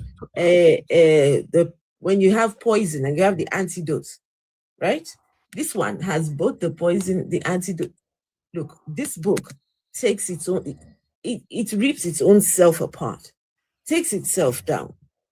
How anybody can read the Bible and think that this is holy and think that this is ordained by a God, I don't understand. Just from the first page alone, from the first page, as you are reading it, it already creates problems. So anyway, let's carry on. So John chapter 3, verse 3. Jesus answered, I am telling you the truth. No one can see the kingdom of God without being born again. 2 Kings chapter 2, verse 11. Someone is sleeping. It's not me. Someone is sleeping. 2 Kings chapter 2, verse 11. 2 Kings chapter 2.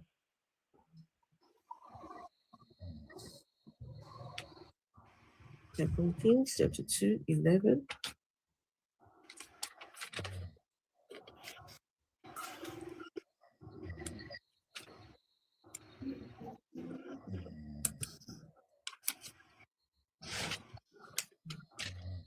Oh, First Kings, Second Kings. Sorry, guys.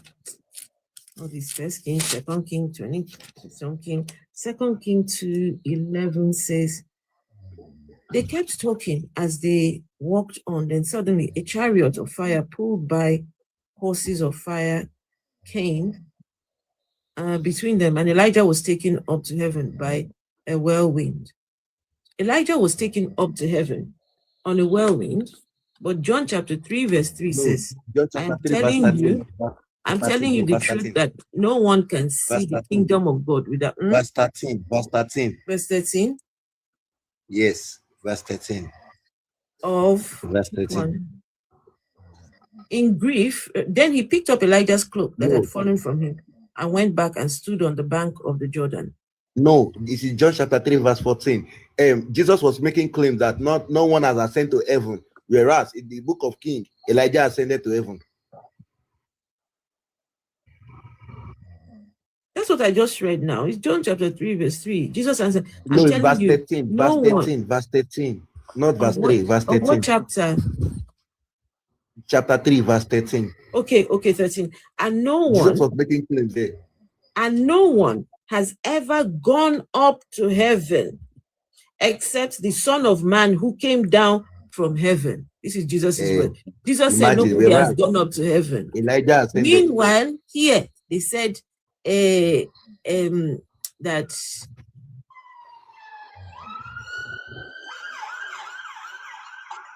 they kept talking as they walked on. Then suddenly a chariot of fire pulled by horses of fire came by between them, and Elijah was taken up to heaven by a whirlwind.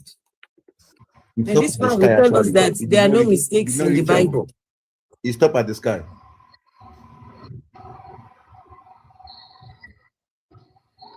So how did he get up to heaven now?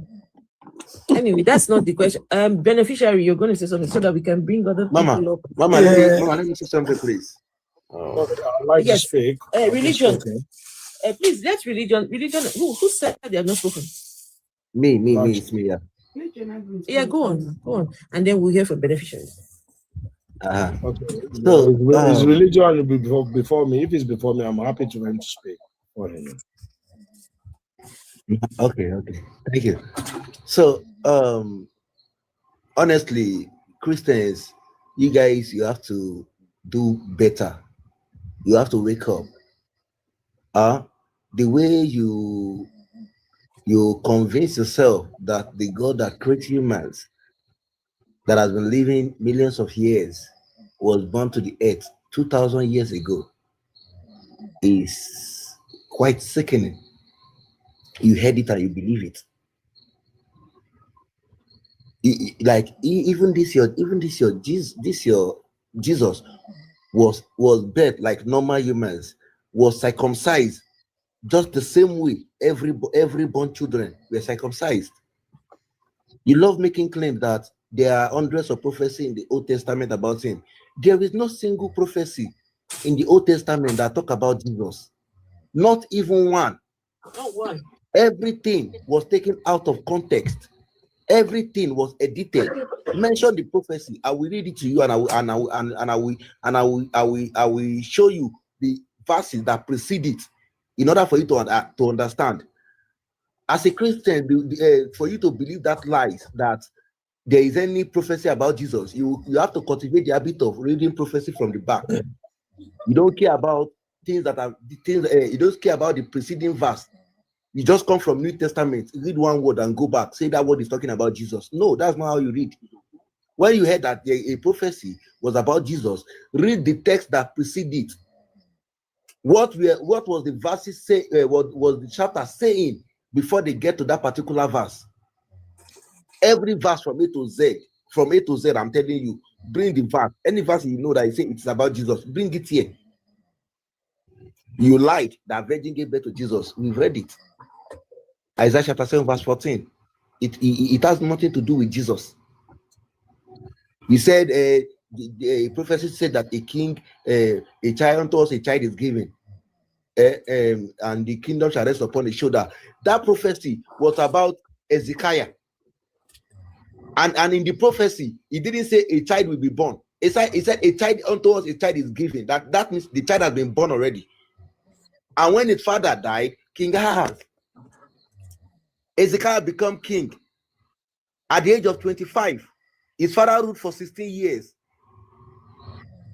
Showing that as at the time that Isaiah was speaking, the child was already existing. Mention it with prophecy. Isaiah chapter 51. It was not a prophecy. It was nation declaration about the lifestyle of the Jews. How they do rise and fall. How at a point they will look at them and say, no good thing can come from the Israel. Then later, God will come to their aid, and then they'll be triumphant again. People will say, their God is with them again. Isaiah 51 has nothing to do with Jesus. Are you talking about Micah chapter 5? It has nothing to do with Jesus. It was about ongoing war in the book of 2 Kings. With prophecy. Bring the prophecy. God, this thing, you are the one that made the claim that there are hundreds of prophecies in the Bible that talk about Jesus. Bring the prophecy. I will read the prophecy to you. He said 600. 600. Bring all the 600 prophecies. I will read them to you, and I will show you the actual context of the prophecy. Why did I disconnect you? Wait, one second. Somebody was snoring, and when I muted you, it sounded like it was coming from you. No, nobody is snoring. Not you. The person who is asking, why did you disconnect? So okay, I don't know. The snoring sound sounded like it was coming from you. I'll bring you back up. You still hear it? Oh, I'm sorry. Somebody is snoring. It's like a sound of, I don't know if somebody's outside. Oh, maybe it's the sound of the generator coming from my own background though. Let me mute myself and see. Okay, let's see. No, it's somebody's really snoring. Somebody's sleeping. That's not the sound of generator. Someone is sleeping. Does anyone have anyone? Is anyone sat next to somebody who is sleeping? Hey, puppets of Britain. Hello. Freight train. No, nobody's snoring here. Oh, we were hearing it earlier on anyway. Maybe is it not Kelvin? Okay, can I just ask, how many Christians do we have on the panel right now? Please, I just need to know so we can have a fair amount. Bring them. How many Christians do we have on the panel right now? Who says I'm a Christian? Ike, you're a Christian, eh? Yes, sir. Kelvin, are you a Christian? Kelvin? I think Kelvin is the one sleeping. Okay. Maybe Kelvin. What's the person that said I dropped you? And okay, let me bring you back.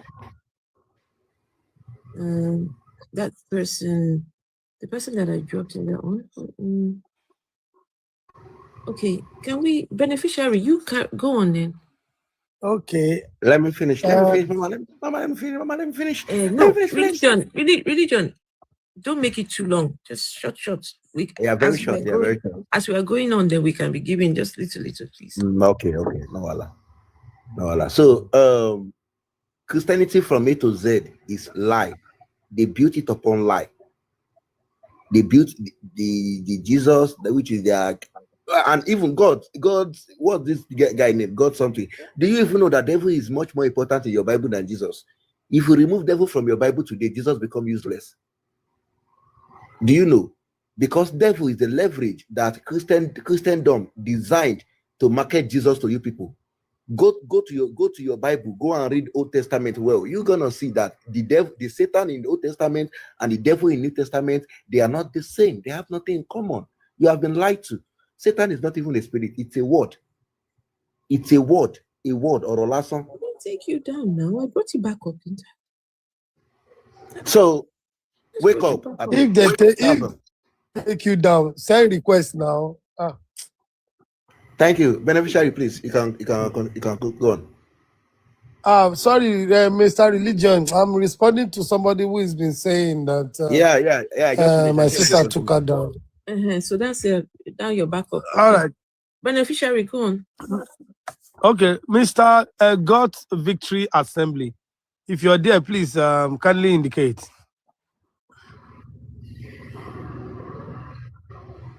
Otisalo. No, he's still there. Mr. God's Victory Assembly. Hello. God's Victory Assembly. Hello. Is that the name of your church, sir? Very. God's Victory Assembly. Is that the name of your church? He's the tithe collector. Yeah, he's the tithe collector. It's okay. And are you the pastor of the church? Afro is the name of his business center. His business center. Wait, hold on now. Is that the name of Is that the name of your church, sir? You can call it business center, but I'm not.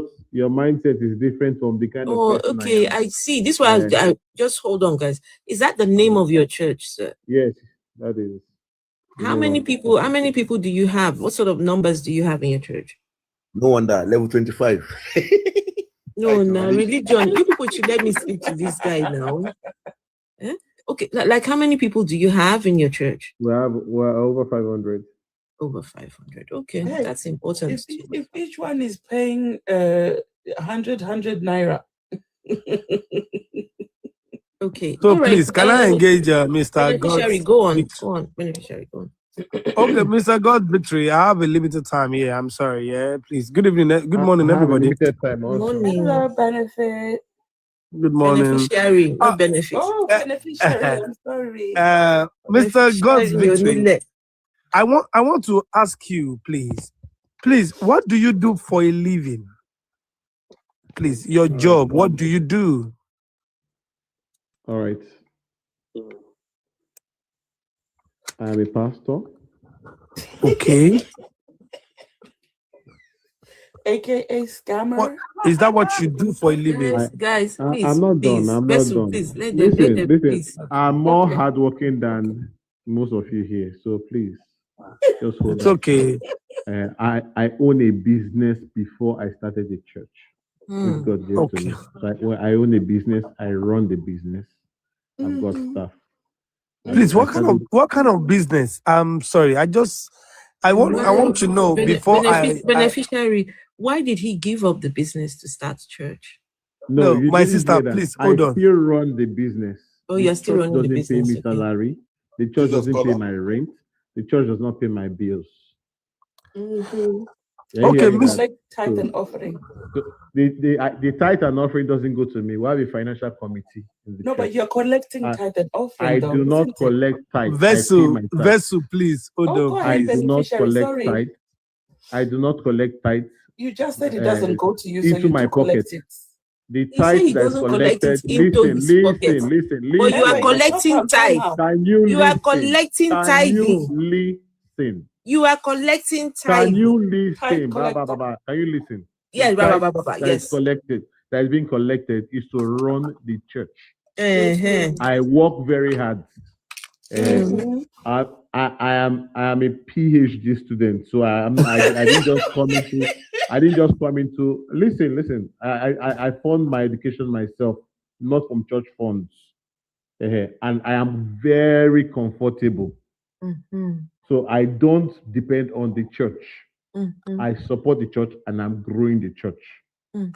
Okay, because everyone has a different mentality of what the church should be. This is how our church operates. I don't have any business with the tithe and the offering in the church. When they have any need in the church, I only give an approval.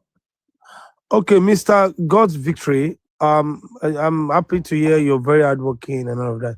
So I want to say, before you venture into the church stuff, did you, by any chance, did you pray and fast your way out of poverty? You know, the money that enables you to set up a business or kickstart a business. Did you pray your way out of that situation before you were able to set up that business?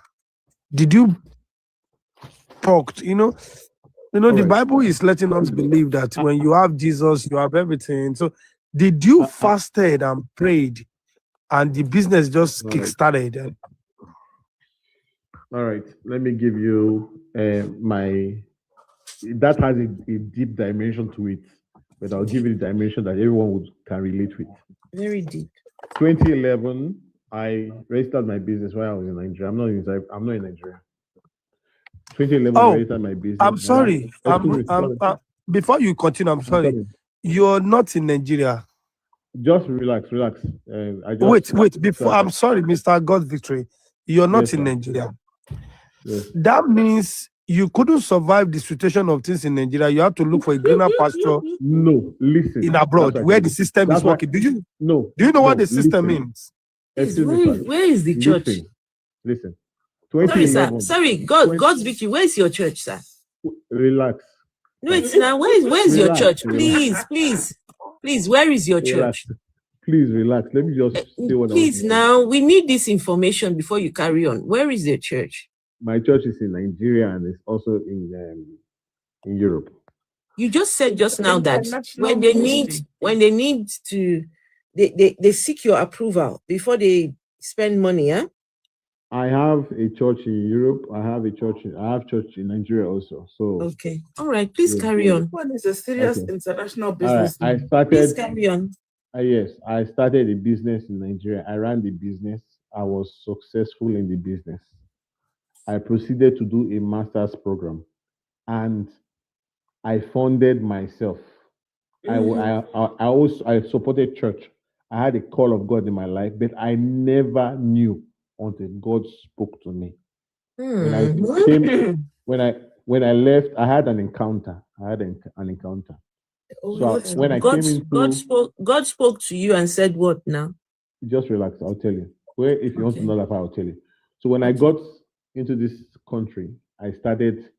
I was working. I was supporting the church. I was a worker in the church, and the church had a need for somebody to be there. Anyway, before then, I was working in normal. I was doing a normal job while studying, and after then, there was a gap in the church, and they needed somebody to sit in as a pastor. I refused to sit in as a pastor. I was a church coordinator, but I refused to sit in as a pastor. So I went to pray, and I began to ask God. I didn't need the church to tell me that. So God revealed to me in the revelation and told me what to do.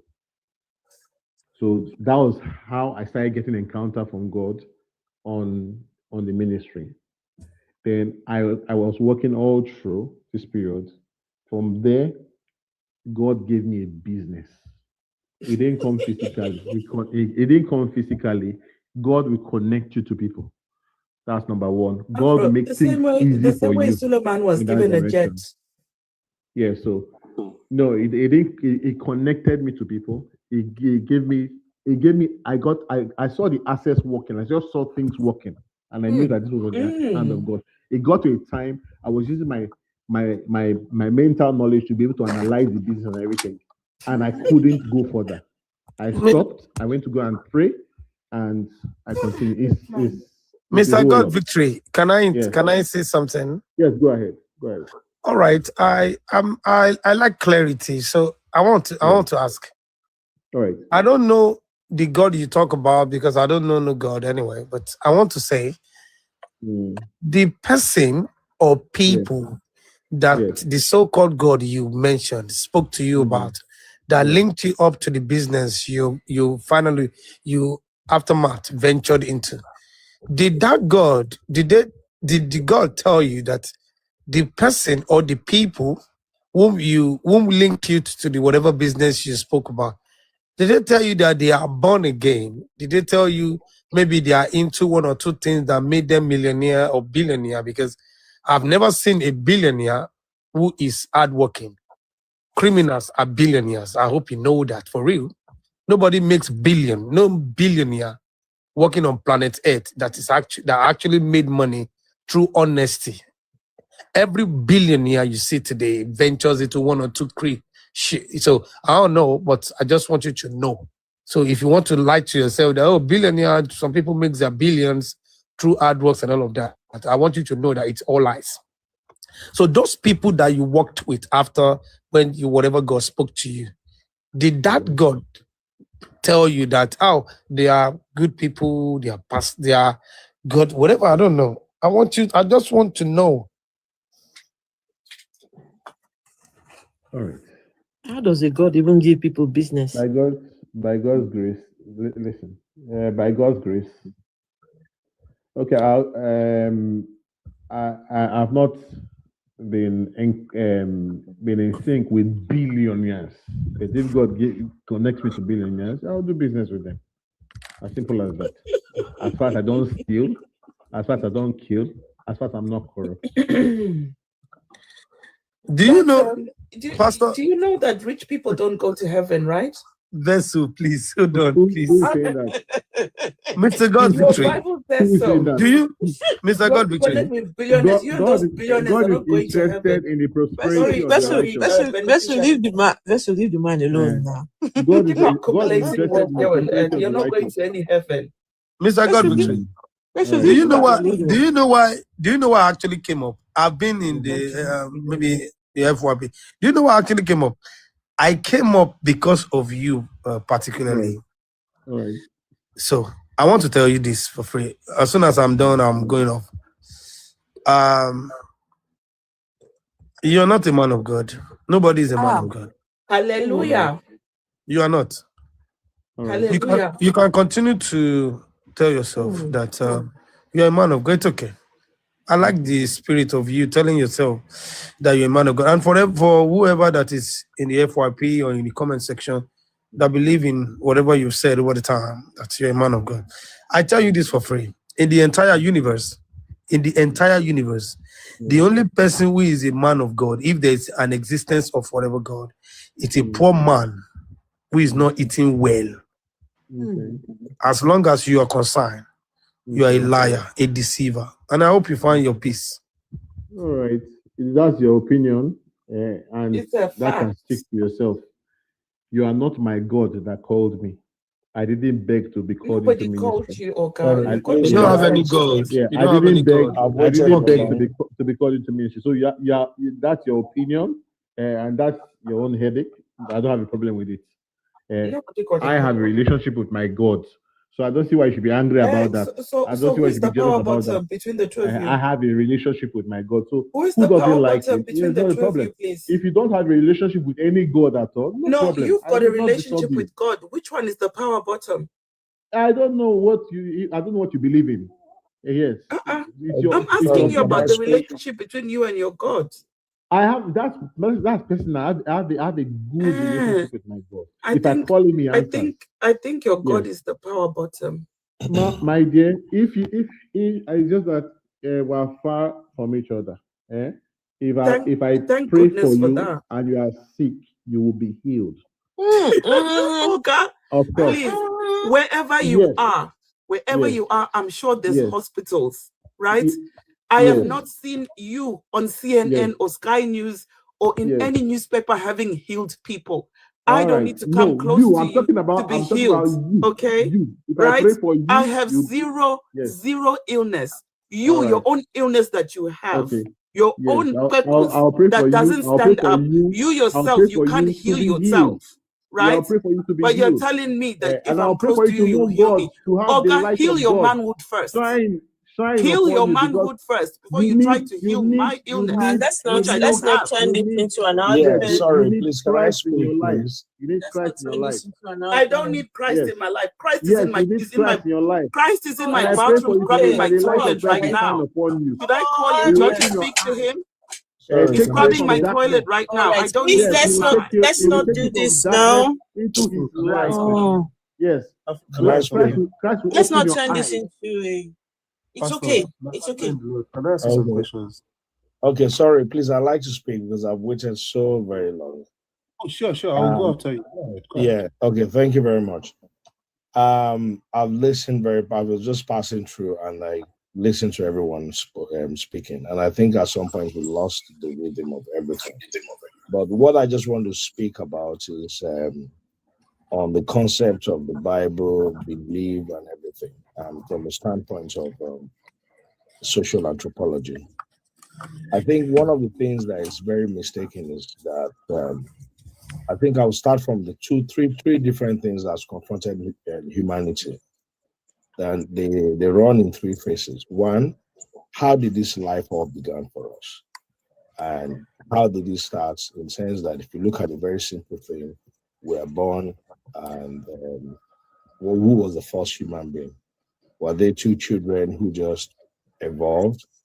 Because we all know that every creation of our living self now is based on the fact that I'm sorry, sir. Sorry to interrupt, but whenever we are having these conversations, we try to limit the conversation to the subject I'm matter. about to do that. I'm right? about to do that. I'm about to do that. Just So, no. Please a lot of hold people, on. a lot Please of people hold on. here. Please I'm hold not on. coming. Just hold Please hold on. Please hold on. Please hold on. I'm not branching out. Okay, please You hold need to on. be tolerant to Hold other on. Please people, hold on. because Please I hold on. waited to speak. Your Please question hold is very on. clear. Your question is clear. Please And hold I have an on. answer for it. Please hold on.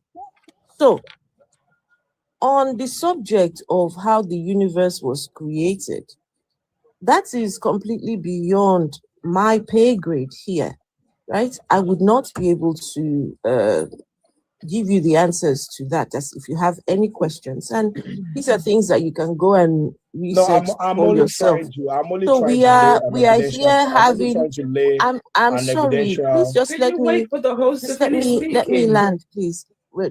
We talk about God and matters concerning the God, the Bible, beliefs, but on the subject of creation and I have only the said beginning 4 of the words and universe. you've jumped in. Oh my I'm goodness. coming just to where trying you're to. going. Hey, I'm coming to where you're excuse going. me, excuse me. I'm coming to Stop where you're talking going. over Everybody the had a host. field day. Stop. Even Hey, Beard shut Dog. up. Shut the hell up. Stop You talking don't have to over the talk to me host. rudely. You don't have to talk to me rudely. I I'm not. will. If you disrespect any woman, I will. You damn big head. Is he okay? Please, you can continue now, but please let's know that's a subject that we let's keep it on the subject of the God. Okay. Ibekwere, stop trying to find what do you call it, attention-seeking, making attention-seeking comments and thing. We're not bringing you up. We're tired of your nonsense. Ibekwe na mumu. See what's in the right. Atheist is full of ignorance. Yet you call yourself Messiah. The people that sent you could not teach you English. Who was the person speaking just now? Was it IK? Who was speaking? It's me. I wanted to talk to God's victim. Who was Who was I talking to just now? Just go down. Oh, he has gone down, eh? Yeah. We have Godson. Godson, are you a Christian? No, I am not. You're not a Christian. So how many Not a Christians do we Muslim, have? IK is a Christian, right? I am a Christian. Yes, so. Okay, IK is a Christian. Agbo, you're a Christian, eh? Okay, Joker, you speak to God's son, and Raskilo, you can speak to IK. God's son said he's not a Christian. No, sorry, not God's son, not God's son, God's Victory Assembly. You said you have a question for him. All right. So I wanted to ask you some questions. You have said earlier that God. Okay, let me ask you: did God call you?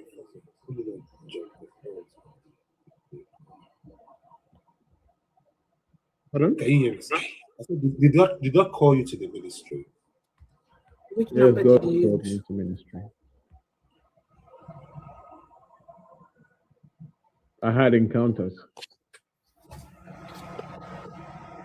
Yeah, so like with these encounters, so what were these encounters like? What was your what were these encounters like? Can you explain it to me? All right, the first one I had was within that first 30 days I was praying and fasting. Now I was asking him, what do I do about the church? It wasn't my church. I was just asking, what do I do about the church? And that first 30 days, I was not fasting and praying to become a pastor or to become a general overseer.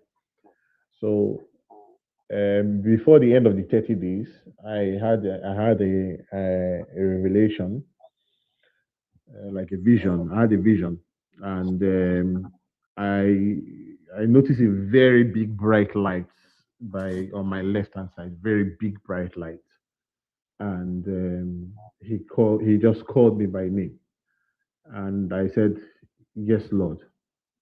So on the vision ahead of me, I saw two roads. So I asked him, I said, on your screen. Let's get to 100K likes, please. I said, what are these two roads? So he now told me that these two roads, he said, the first one to the right, that is my ministry. And it was very, very clear. And the second one, I will not mention the other one. That's personal. So I woke up. So when I woke up, I was sweating. I was in tears. I was shaking. I was really, really shaking. And I had to go back to the church. Then after that period, I went for a holiday, and while I was having my holidays, the hotel I stayed, I had an encounter again. I had two angels that came to deliver to me a scroll. This Yeah, one must be I picked up the scroll. Partner in crime. And okay, can you listen, please? Please Let's go just on. respect each other. I respect you, please and I go on, respect go on, everybody. go on. Please go on. I'm someone I respect people. Please, it's okay, sir. It's okay. It's okay. It's okay. It's okay. Sorry about that. Yeah. So after that encounter, that morning as I came down from the hotel like this, I met one of the workers. No, the guy came for holiday also in the hotel. So I asked him that morning. I've been seeing him for like a couple of days in the hotel. So I asked him that morning. I asked him, "How are you, sir? How is everything?" The man told me that he was fine. Meanwhile, in that revelation, I saw a baby cult at the end of that revelation. So I just asked the man. I said, "How are you?" The man said he's not fine. So I asked him, A baby what? A baby cult where they put like what do you mean? Like the babies created a cult or something? Like, no. A baby cult where you put baby pusher. Baby's cot bed. Baby pusher, like a baby pusher. I think I should get somebody pregnant. So go ahead. All right. So I asked the man, how is this? I said, how are you? The man said he was not fine. And that was like, I said, why would somebody say he's not fine? So I asked him again, how are you? He says he's not fine. I said, why? He now brought out his phone and he showed me his phone that he works in Italy, but he's from Romania. So I said, okay. He showed me his baby on ICU. The baby has been on ICU. That he wants to go back to the hospital. That the doctor says the baby's in a very bad situation. So I said, okay. I asked him a question. Please don't take this out of context. Is what I did. I asked him. I said, "You believe that this baby can come back alive?" He now said he doesn't know. I said, okay, do you believe that Jesus can heal this baby? He now paused and thought and thought and thought, and he said yes. So I said, okay, let us pray. When we pray, Jesus will step in and heal the baby. So I prayed with him. I told him, I said, within 7 days, this baby will be healed. And on the first day, second day, on the third day, I called him. I said, how is the baby? He said, baby is still in the ICU. On the fourth day, he told me, he called me himself and told me that the baby moved. So I told him, I said, don't worry. I said, by the 7th day, I'm praying along with you. The baby will be discharged. Anyway, I had faith and I prayed according to the faith for him. And on the 7th day, the man called me that the baby was discharged. He was very happy, he was jubilating, you know. So I began to see some other signs, some other things, you know, concerning my life. I began to see so many other things, so many more visions were coming to me, more revelations were coming to me. And I began to see that I was functioning in the healing ministry. I began to see that because when I pray for people, people get I'm healed. trying So to. That's victory. I don't mean this to was interrupt. how I now began to consecrate myself to God. Okay. But thank you for that. You know, I find that really I was to say I don't deny your experience, right? But I just question how you like how you interpret it, you know. I question the interpretation. So so why would a genuine revelation withhold critical information? For example, you told me what the left root meant. Why wouldn't you say what the second root meant? What did it mean? I'm curious. Are you there with me? Yes, I'm here. I'm here. You said the left root Anyway, meant. the other one has to do with myself. I mean, that's not So I really. don't want to. Yes, it has to do with myself. No, What I God think what wanted he's me trying to to say is that it's personal.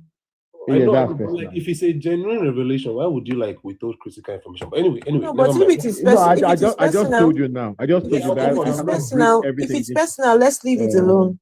Yeah, he said it's personal. So yeah. I'll move on. What was the baby's medical diagnosis? Well, I did not ask. He just showed me the baby on the ICU with I'm not a medical personnel, so I didn't ask. Did they go through all the regular medical procedures, and did the baby go through taking medications, being checked, maybe CT scan, X-ray, MRI? It was a critical situation, a child on ICU. It was, I think baby was 3 to 4 months old. With they fixed what do you call it? These pipes on the nose, the body, you know, the whole body. A lot of cables running around the body. Was a doctor involved all the way through? The baby was not there with us. The baby was in the hospital. I never met the baby. I never came in contact with the baby. Was the doctor involved in taking care of the baby? Of course. So in Romania, if the doctor was involved all the way through, did the doctor how do you distinguish healing due to due to prayer from natural recovery? All right. According to him, the doctor told him that it will take 2 to 3 months before the baby can get out of that that state. According to him. Okay. So, but as the Lord did it, it happened in 7 days. That's the one I know. I'm not a medical personnel. I don't know how it. I don't even know how it happened. The only thing I did was I prayed and I had faith. I cannot ascribe the healing to myself. So let me ask you, who said sorry, Joka, please, let me just say this. If you prayed, yes, why didn't it happen immediately? The fact that it went on for another 7 days. Yes. What is the link between your prayers and the whatever events happen on day 7? It makes no sense. All right.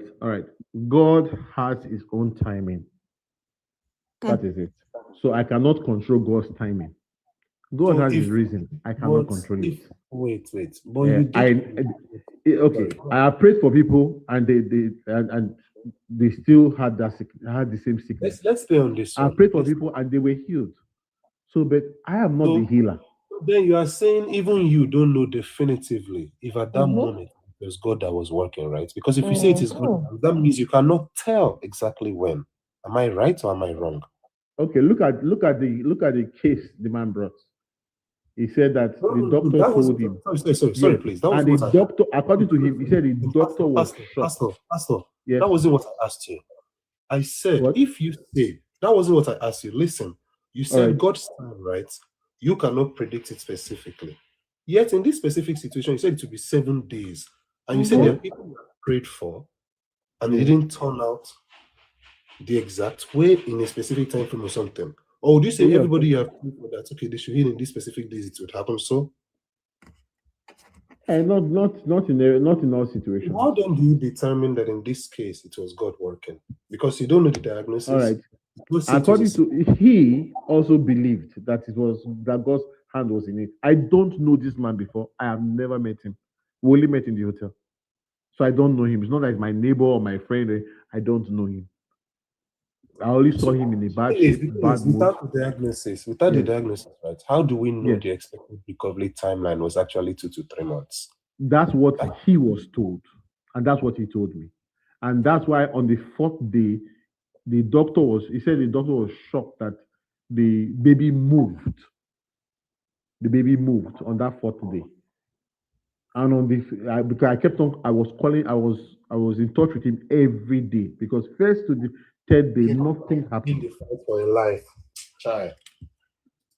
So the only thing I can say is you have not given me any established any kind of diagnosis, right? So I'm not dismissing what you are saying, but you are not giving me anything to think of this logically, to even know what was going on in any way, right?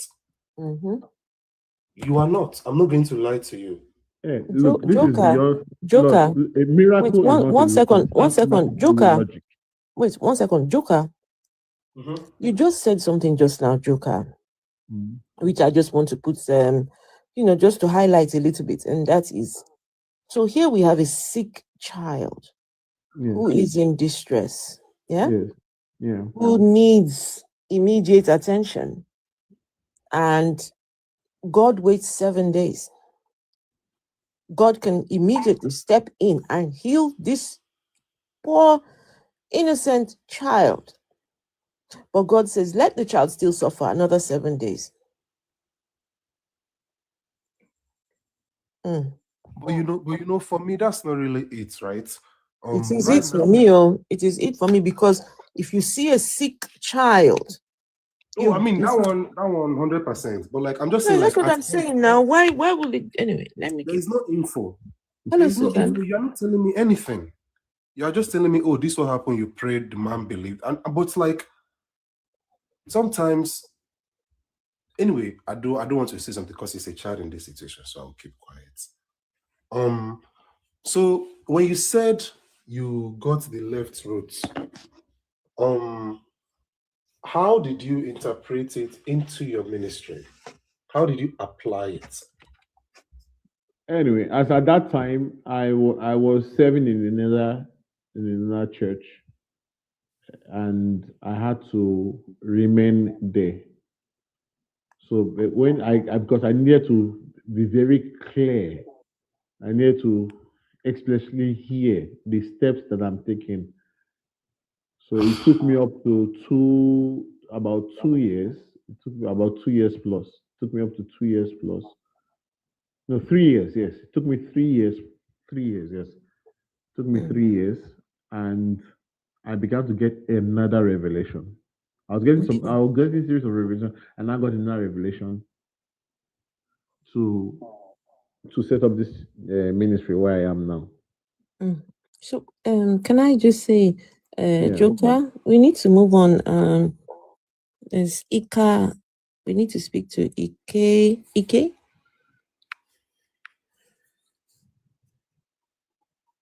Is that okay? Oh, yeah. Joker, just round up. Okay.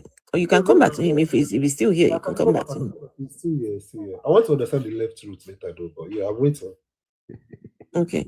Hello, kindness. Okay, so Raskilo, are you there? Hello, Ria. Hi. Hey, Raskilo. You want to speak to IK?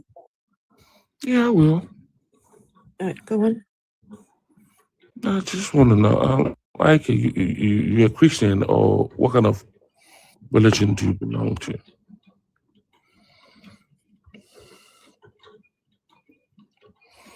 Hello? IK.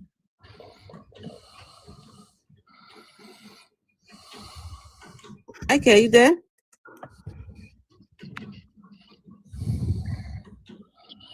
IK?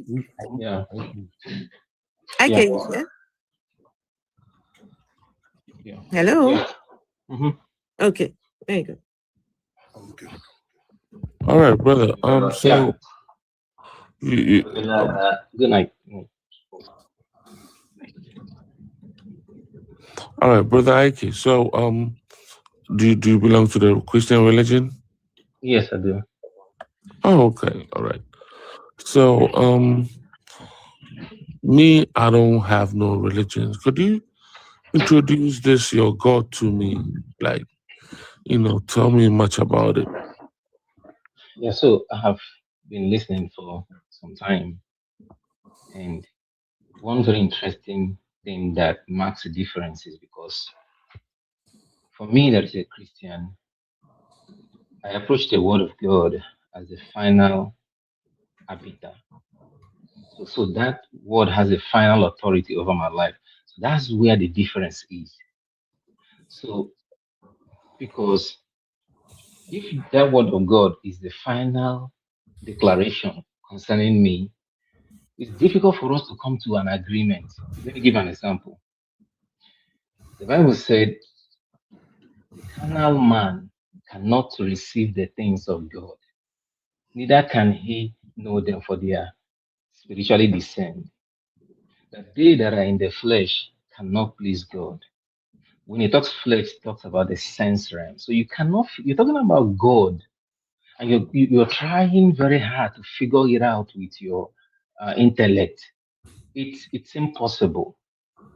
So it says, without faith, it is impossible.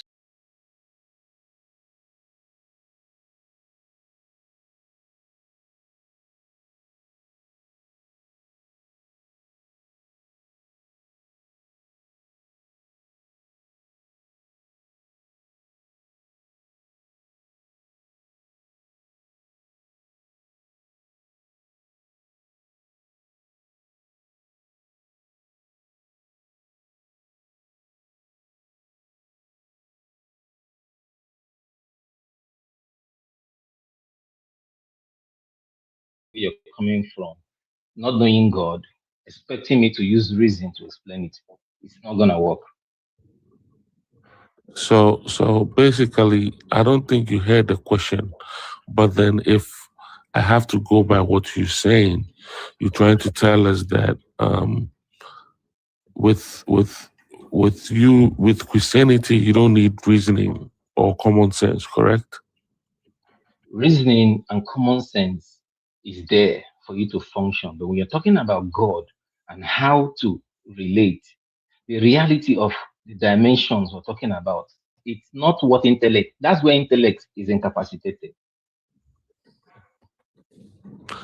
Okay, so let me repeat that one more time.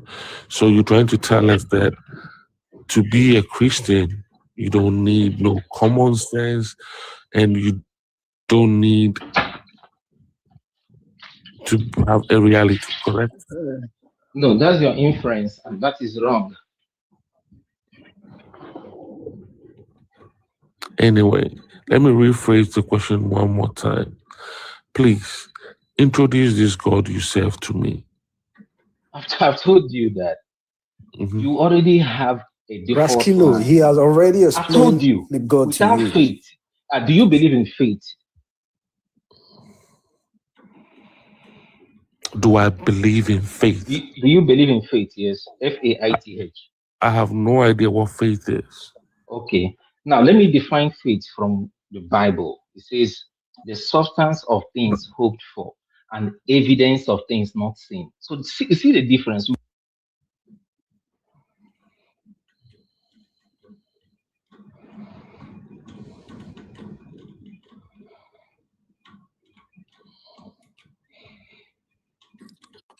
Ike, I think you are muted.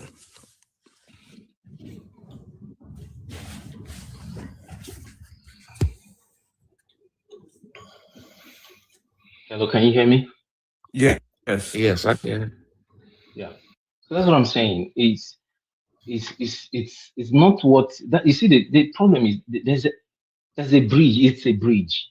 So my own is, I've told you, I believe what God has said through the word of God.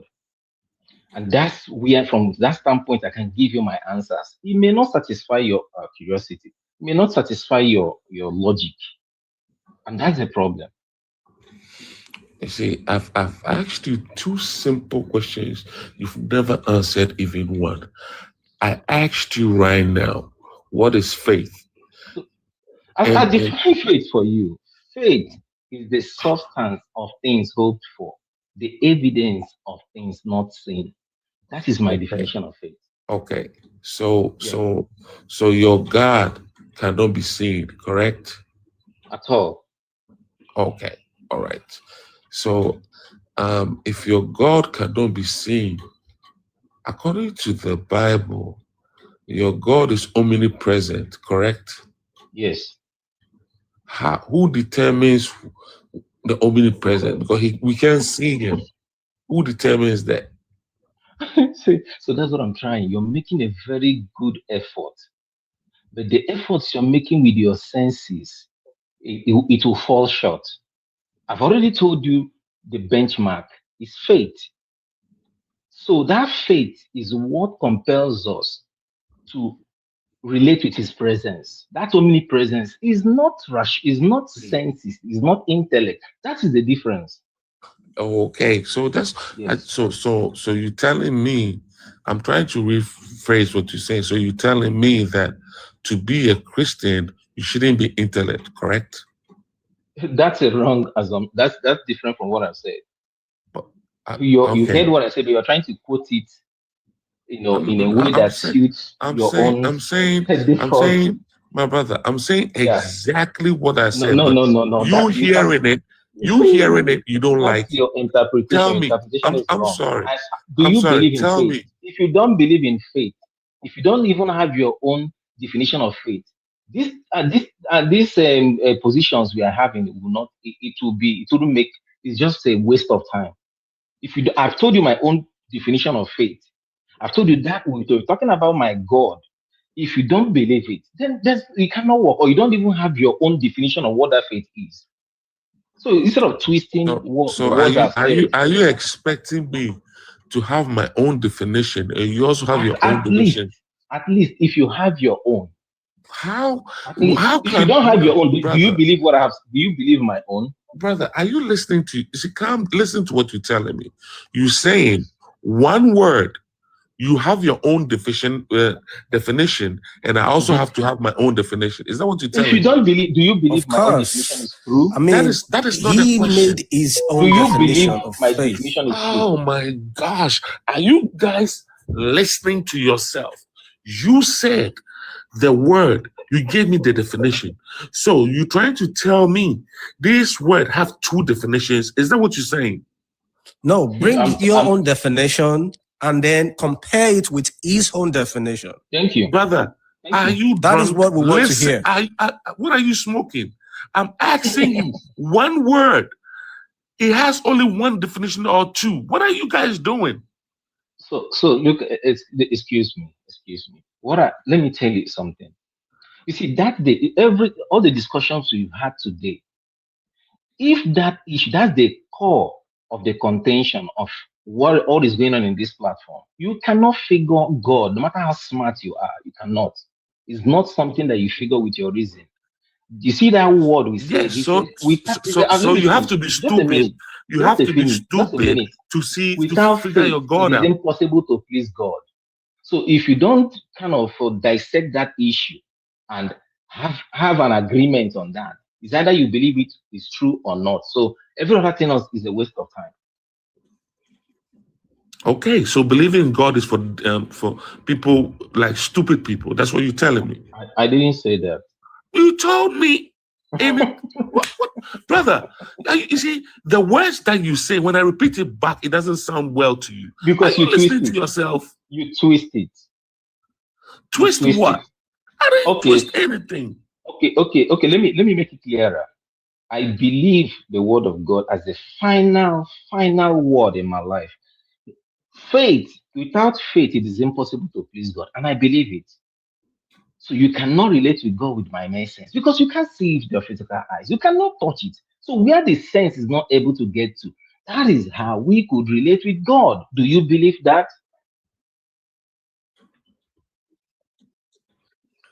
All right. So I've heard what you're saying. Now, to believe in God, you don't need to use your intellect and you don't need to use common sense.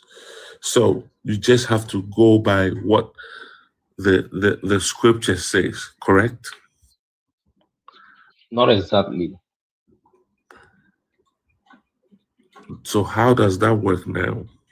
So the scripture is the for us, for me personally. Let me just say us. For me personally, the word of God is what I consider to be the final arbiter. My last reference point really, in terms of God. I'm dealing with issues about God. I believe and I apply what God has said through the Bible. So now there are other ways I use my intellect. I go to school, I walk, I do. Yes, those are good. I do every other thing. But if you're talking about man's relationship with God, it's not with the sense. Did you say you? Can I just butt in because I don't know if this conversation is going to go anywhere. You were saying that the word of God is the final totality of your life or something like that. Yes. Hmm? Yes. Okay. Yes. So when you say the word of God, are you talking about the Bible? Yes. Hmm? Yes. So the Bible is the final. What did you say again? Please, if you don't mind, please remind. The Bible contains the word of God. No. You were the saying word it of was God what contained that in the Bible. No, Please. you were saying No, that the Bible I'm is the final something over your I'm life. clarifying. Okay, I'm please. clarifying so that you can put me right. Okay. The Bible contains the word of God. And the word of God contained therein is what I use to make my decisions in anything relating with God. Okay. Yes. Okay, so the Bible is the what? The final totality or something. What was the words that you used? The Bible contains the totality and the final with my own personal life in terms of relationship with God. Okay, so the Bible contains the final what? Say it again. The final is the last arbiter in terms of decision, whatever pertains to God for me personally. Okay. Yes. Right. So this book. I will use the word authority. Yes, final authority. Okay. So the book is the final authority in your life. The Bible contains the word of God, which I consider the final authority in my life. Okay. So the Bible is the final authority in your life. The Bible contains the final authority in your life. My life. Right. Yes. So the part of the Bible that talks about slavery, where God was telling people to own slaves, does that also have authority over your life? When you're talking about what Bible says concerning slavery, you need to understand the context the word was used there. So God created men. I just want to know. I just want to know. Let me what finish. Parts you said the Bible contains. Yes, the Bible contains the authority. Yeah, it contains it. So I want to know how you determine what in that book is the final authority for your life. So I'm asking the part of slavery. Does that have authority over your life? So you have to understand the context. I do understand the context. Okay, what? So from me, my own understanding of context is that God created men. Men created slavery. So when you create man and give him authority to run things in the earth, a fallen man who is ruled with his senses of dominating others and all sorts of vices, the blame is not to God. That's what man created. That's the typical what man created out of where he has found himself. So the blame should not be to God. But then the God came along and justified what man In what had way done. did he justify it? God didn't tell them to stop it, did he? No, hold on. Let me say something. Can you please answer the question? No. Did God tell them you need to stop this barbaric act? So I'm telling you that God. Can you please answer the question? No, hold on. God, Because God did not tell them expressly. to No, stop? I'm coming. Did not expressly, but he was always making a plan to make sure that. That's why I said it talks about the fruits of the Spirit of God. Talks about love, kindness. The plan was always there. Because you can't approach the Bible looking for faults from God only. You can't approach the Bible where you're looking for defects. You're looking for errors only. That would be a wrong way. But God is the one. God it. is the one that created man. Yes. No? Yes. So yes. If he created man, how can we not hold him responsible for man's actions? So the question is that the question is that God created man, right? And in elevating man, gave them the power to choose. And man made the wrong choice. Simple. Man made the wrong choice. Yes. So he knew what was it's fine. the right it's okay. choice. It's okay. Back to the question. Does the part that contains slavery, does that have final authority over your life? Because at that time it was different dispensation. Can you please answer the question? No, hold on. Let me tell you what please answer the we question? are free men. See, we are free. Can you please answer? That's fine. No, I'm answering because the part of the Bible that has slavery, where God was condoning slavery. Does that in part what way of the did God? Bible? Hold on.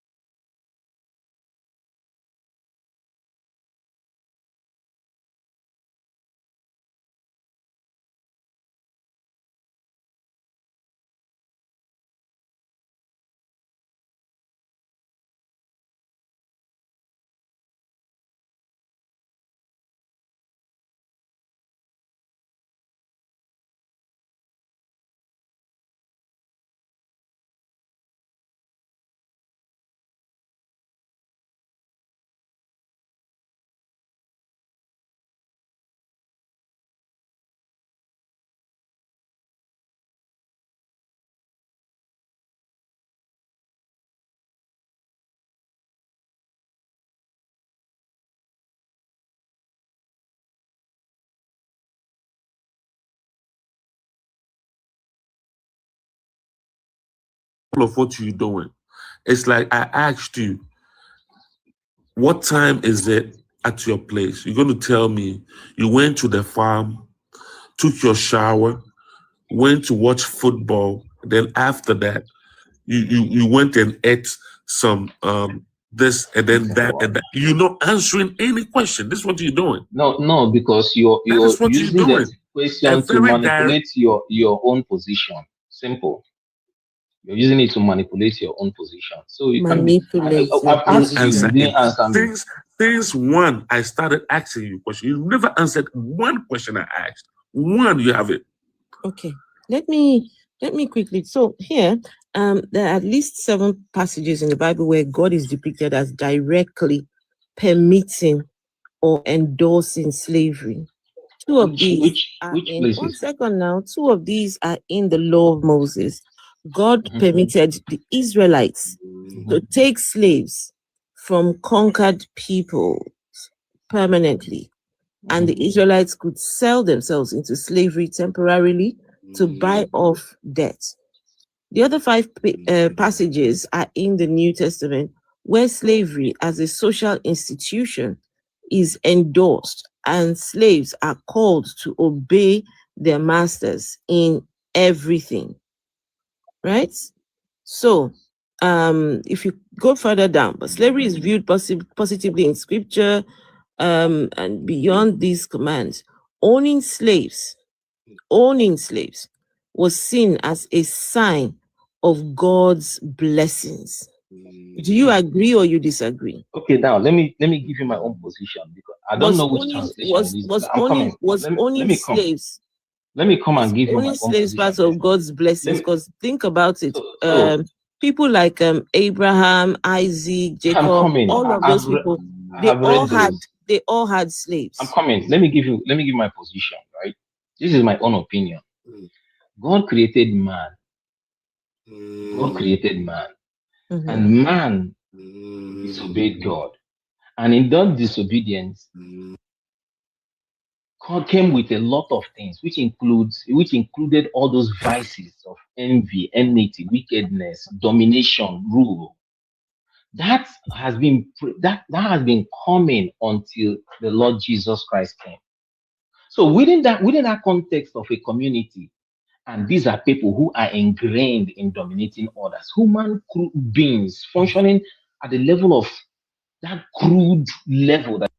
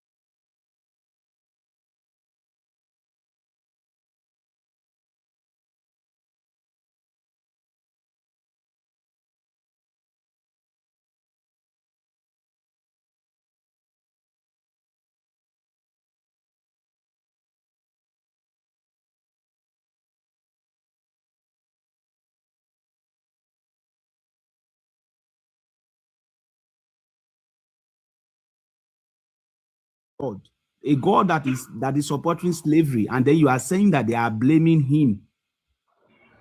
And very soon you will now tell me that the Bible is the word of God. Yeah. Jesus, you say you want to say something. Jesus.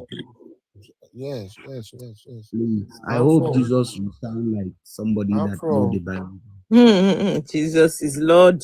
Afro. Kaka. When you believe in God, that's your first step towards the psych ward. All these people are you saw what I did to them earlier, right? I saw. I'm telling you, you guys. Listening to my boss. I like this man so these much. people are nuts. They are crazy, super crazy. Crazy is glued into their head. Guys, can I just tell you all that you see how a lot of people are starting to question these ideas, question these religions. If you are a pastor, if you are a preacher, my advice to you, don't sit comfortably. Don't. Do not sit comfortably, because people are starting to wake up and realize here on this platform now, on TikTok, very soon, pastors will not be able to do live streams on here because they will have people challenging them. They will have people that will come. Today, I watched it happen. A group of them, Jesus is Lord. Some of you know him. as Chaka, right? A group of them. This pastor brought them up and was busy giving prophecy. The pastor did not know that, look, he's talking to a bunch of people who don't believe in anything. He was just going on and prophesying. What was the prophecy he gave you? Jesus is Lord. Chaka, what was the prophecy he gave you? Chaka's not there. Okay. This man started giving, he started giving people prophecy. Good morning. Fake Good prophecies morning, as well. Mr. Light, just 1 second. Fake prophecies. And look, they robbed the guy. He had to run. He ran away. He switched the live stream off and he ran. Before he ran, though, they had schooled him, taught him about the Bible. The pastor does not know at all anything about the Bible. It's crazy. So it's going to happen. It's only a matter of time. So preachers, they should not sit comfortably. Hello. Afro, Hello. every Good day, I'm morning. sorry.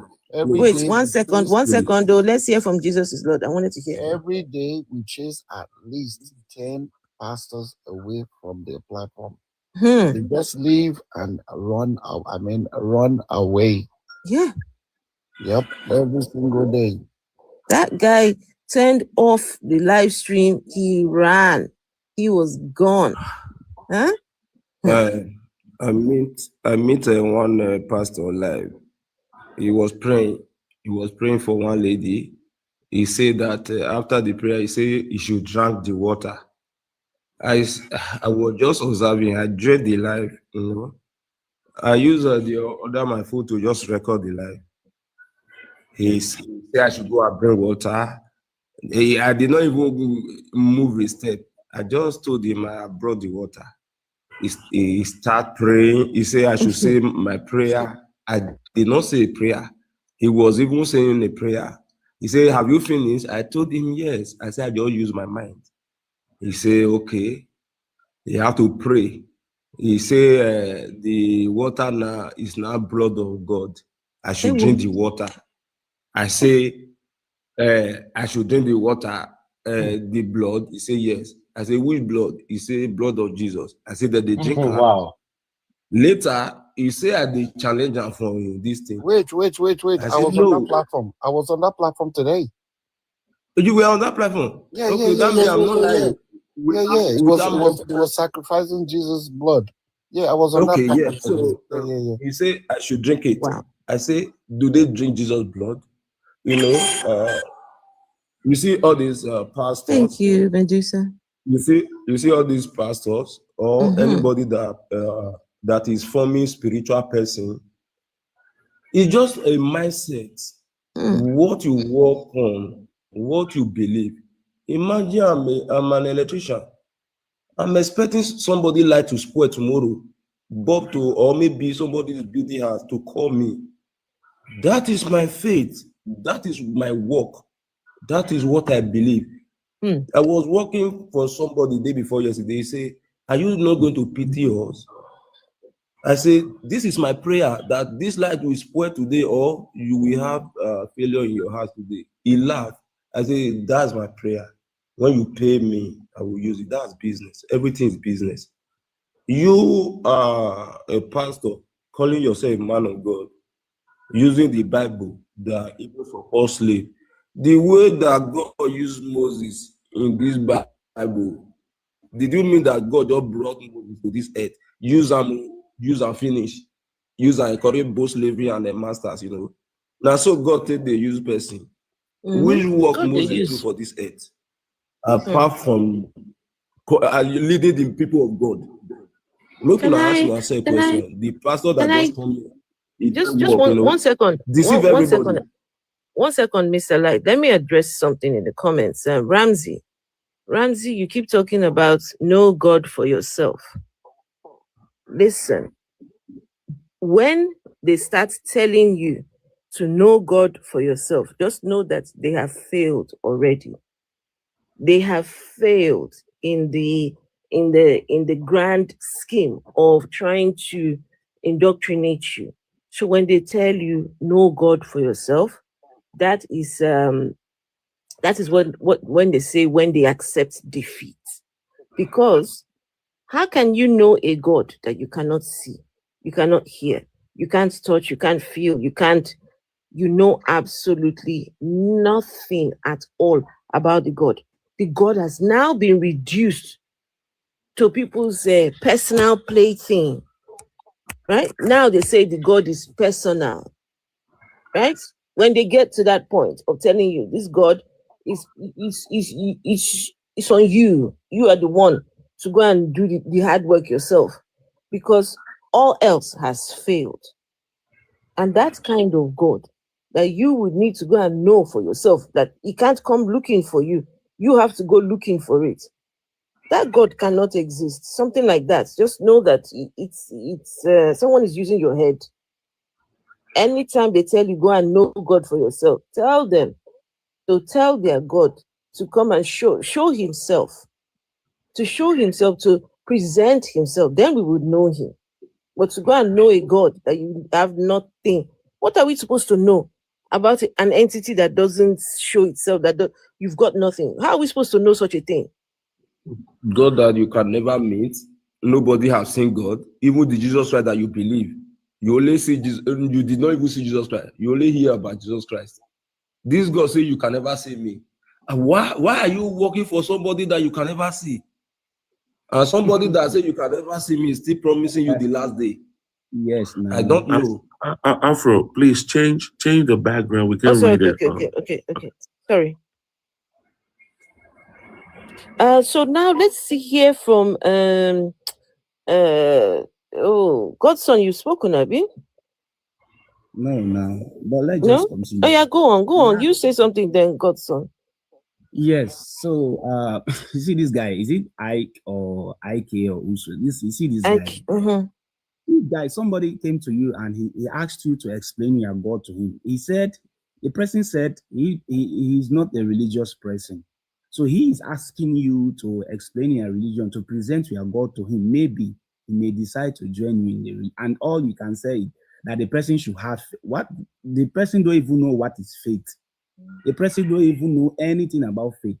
All he's asking you is to present your God to him. Maybe he can consider of joining your religion, or maybe join you to practice your religion, and you are telling the person that all the person needs is the person need to have faith, the person need to be. Is that how you can present something to somebody that does not believe in what you are practicing? And Brother Godson, let me tell you, you see how ignorant that sounds. So he has a faith. You have a God. And your book is saying, go out there, right? And spread the message so that you win souls for God. Now, I've asked you, introduce this God to me. You are telling me it's based on faith. Because I don't have faith, there is nothing that you... So then, how do you reach out to people when you go out there? Yes. How? And every day they are out there preaching the word of God to people. So just imagine they ask this kind of person to go out there and preach the word to the people, ask people winning souls. Is that how you win souls? Yeah. That's what he said. He said you don't have faith. So can I read a scripture to you? No, you don't know the scripture. We don't need to hear from you. So what I'm telling you, because if you want to have a conversation, be prepared to answer questions. Because we weren't asking you anything. My brother, we weren't asking you anything. I've had enough of that. We weren't asking you anything. The time that we asked you something, you never said anything. The time we asked you anything. I'm responding to the person who never said anything. He made a statement. See, that's why you guys should be able to bear it when people stand up to your position. When you are speaking, so don't please, one second. How many Christians do we have on the panel? So we've got IK. Who else? Big Stepper, are you a believer? No, I'm not. No? Okay. Fresh, how you doing now? So Sorry, okay. I've been half sleeping. I have thinking that I've not been on the panel since. Okay, just hold on. Please, guys, we have one more. We have one more box. Hold on now. We have one more box, and we can bring up. Oh, is that Vessel? Okay, Vessel. Okay, Vessel of Dishonor. There you go. Vessel of Dishonor. Where did you go? Sorry, Can I speak? Can I ask you a question? Wait, hold on, everyone. Hold on, please, hold on. Fresh. Okay. Yeah, can I speak? My wife sleep away from my eye. No, make I ask a question. Oh yeah, talk now, brother. Okay, Ike, I not go dey foolish to you if I come to you. I tell you, say my boss, he dey Benin. He say make I come collect money from you, but my boss say you no go ever see am. And now I can't say you can't ask me say make I call my boss say you want hear for that. You say no, make I just believe. Say now my boss send me. Me I can't tell you say make you just believe. Say now my boss send me. Say now faith you just need to believe. Say now my boss. Now he send me come meet you. Even if say me and you are the same family member, how I go feast to you? I know it look like madman to you. Can I give you an answer? Yes. In Romans chapter 1, verse 28. No, not be Roman. Bros, I beg, make a wife sleep away from my eye because I believe this is the first time you are referencing the Bible. I beg, please, you have been speaking over 30 minutes to 1 hour. You never reference to any Bible verses. Really, I'm so glad at least I'm making you guys work hard. You guys are really working hard tonight. Because yes, all of you are putting effort. Let me tell you, there's something called. Let me finish. Let me finish. I'm making you work hard. I've been trying to see. Let me finish. I slept off trying to get on this panel. So until Afro called me, I don't even know say I don't do. Afro, I don't miss you. Fresh, don't abandon us for here. No, I don't abandon you. All right, go on, Fresh. Go on, Fresh. Go on. I love that we're talking about faith. Faith. Do you know why? Okay, so I'm speaking. So I love that we're talking about faith. Do you know why? You know how I heard from religion to, last year I was on this spirituality thing. Yes, come in. It's not last year because I still believe there's spirituality. But now I am now at a stage of consciousness that most esoteric leaders will call the I am. So I just want to exist. Do you understand? So I believe there's actually faith, but I'm not faith in a Christian way. I believe that there's something in the cosmos, and there's something that in the universe with these people, even the elites, they study the sun, astrology, and all that. I believe I have seen signs. Even I stopped my work last year. I got like a small contract this year from something I was looking for on Monday. It was nowhere. I couldn't attract it in my own reality. By Tuesday, Wednesday, it was there. By Thursday, you see, so I see. I don't go lie for you. I see signs and wonders. Because yes, I'm not become seer. I'm not the thief. Yes, I don't say. Me and Vessel be day one guy, Mark Neil something. That guy they bring cards and all that. He's from the Caribbean and all that. So he was here the day before yesterday. Okay, Vessel, you even did. Thank you, Vessel, because do you understand? Yeah, so Vessel, he's been here. Okay, he was here the other day. Oh, but that guy and my guy, don't worry. That guy and my guy, that guy's here. So what I'm trying to say in nutshell is this here.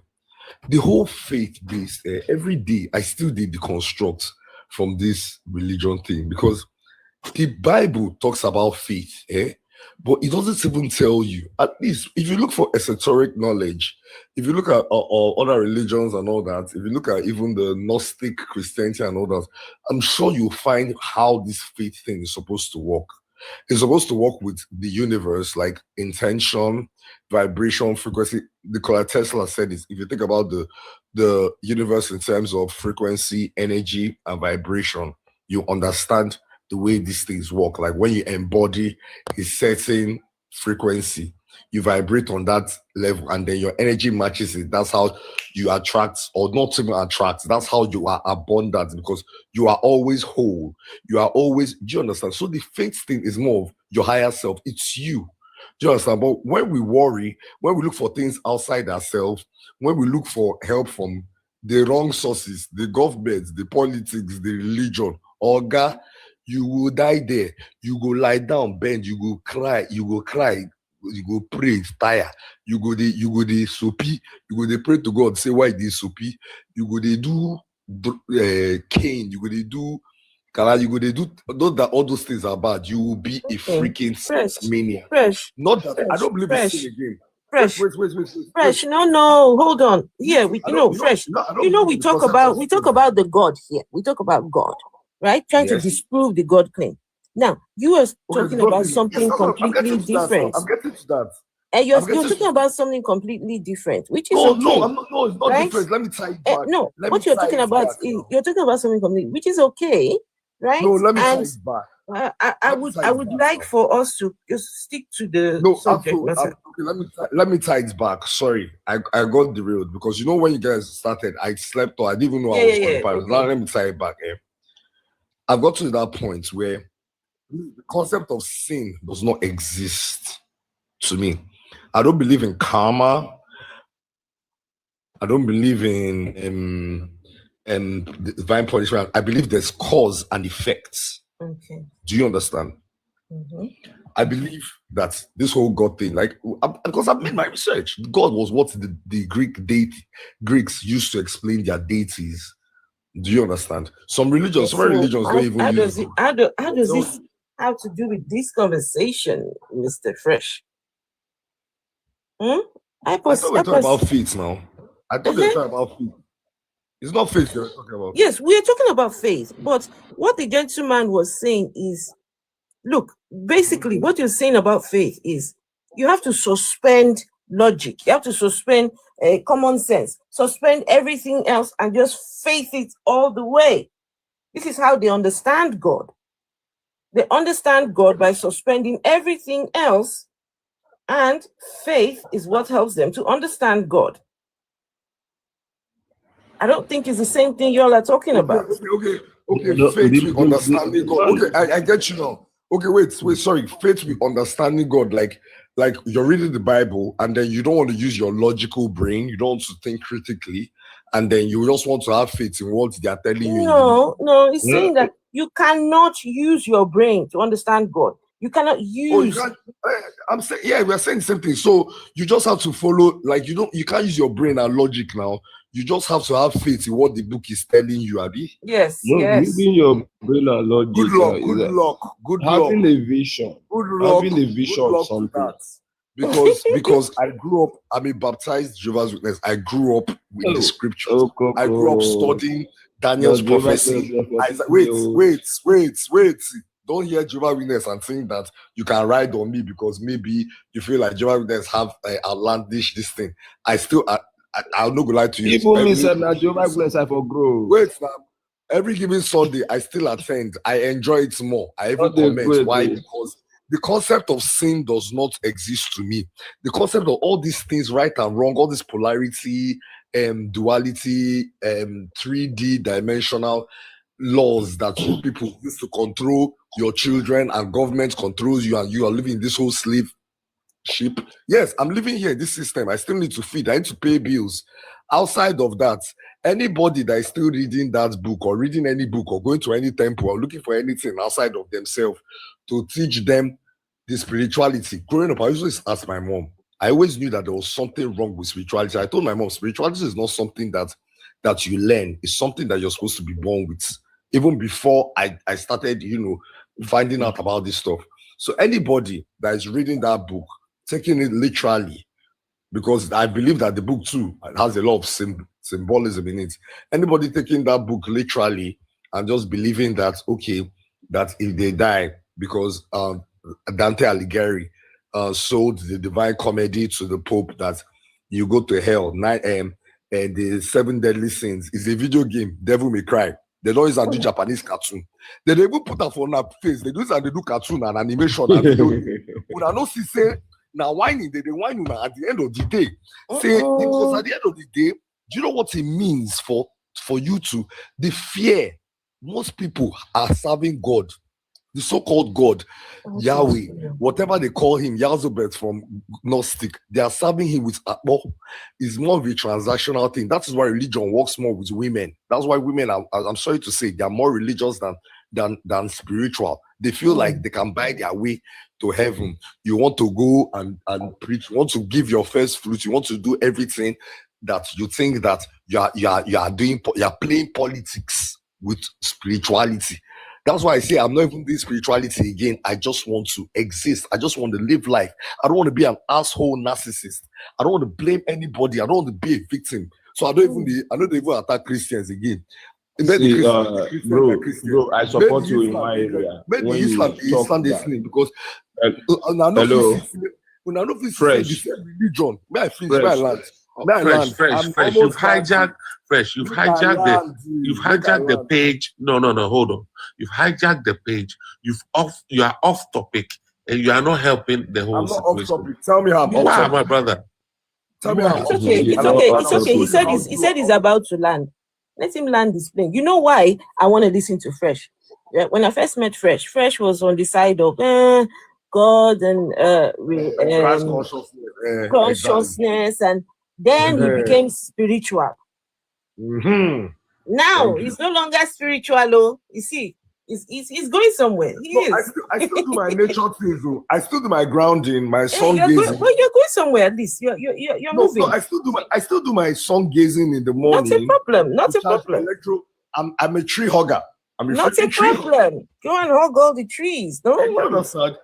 They catch my cruise. When I grew up, there was a time, even when I was in university, I'll wake up, I can't go to class. I don't see any future in this life. I lie down feeling sorry. I ask God, why are you waking me up? I will wake up, probably watch porn, masturbate, drink. Now I have my dream. I'm dating my crush from church. I'm living my life. I feel don't get money like this, but I'm guided spiritually. Ancestors, last year, I prayed to them, poured libation, and did this thing. But even the mission where they sent me on before, because there's something called Ago. When a child, because I'm like the black sheep, when you start misbehaving, they say that it's to come and serve the ancestry. I went there to the village hoping that they'll finally call me to come and serve their ancestry. My ancestors are afraid of me. I'm a threat to them. I'm a warlock. I'm a wizard. Do you get? I'm too divine for that shit. And that's why I'm involved in somewhere. Okay, thank you. Thank you now. I did not land the landing again. No, we don't want you to land. Stay in the middle. It's okay. Thank you. This guy making not land here again. I beg. Go and use another airport and land, please.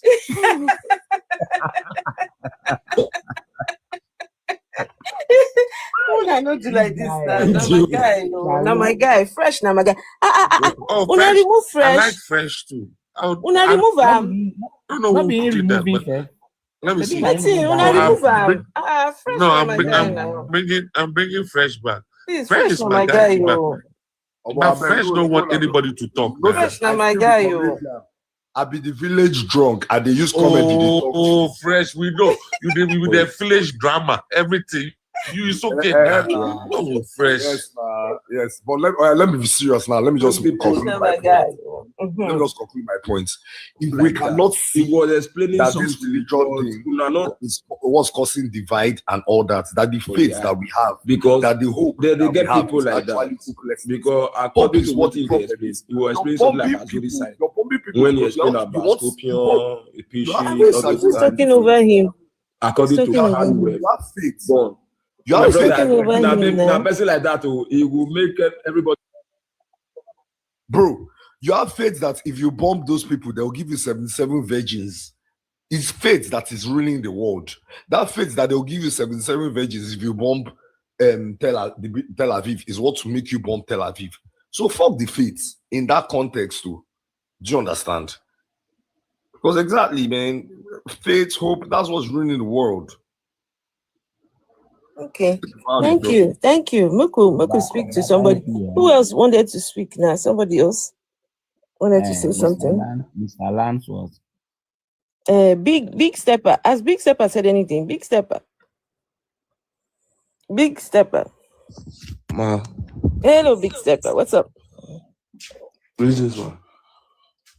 Greetings, sir. Sir Big Stepper. So, are you a Christian or no? You said no. No, I'm not a Christian. Which side you did now? I'm not a Christian. I'm asking which side you did. Which side? Where are you? Mommy, I don't even know.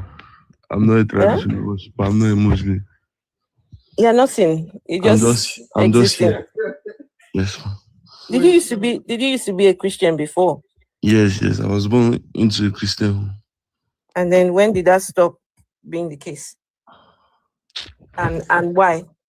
I think when I started thinking for myself, when I killed that spirit of don't question the belief. Because like if I'm to talk about like the stories in the book, they are not adding up. And these things these pastors are doing. And for these stories to have already made like excuse for them already that this will be signs of end time, of which has been happening for so long, and end time is not coming. Like it's not adding up. If I'm to say it in the presence of my mom, she will tell me that the Bible also said it that people will question him, that people will question the Bible. Exactly. So if I am a thief, and I say one day people will come up and say I am a thief, does that mean that when I'm finally exposed, they should not believe I'm a thief because I already said it, that some people will come and say I'm a thief? I think maybe those people that orchestrated all those things, that maybe they are kind of scared. Guy, They already know. That's a very good point. They That's already, a very good point. They already know everybody will not keep like being like just a follower without thinking for yourself.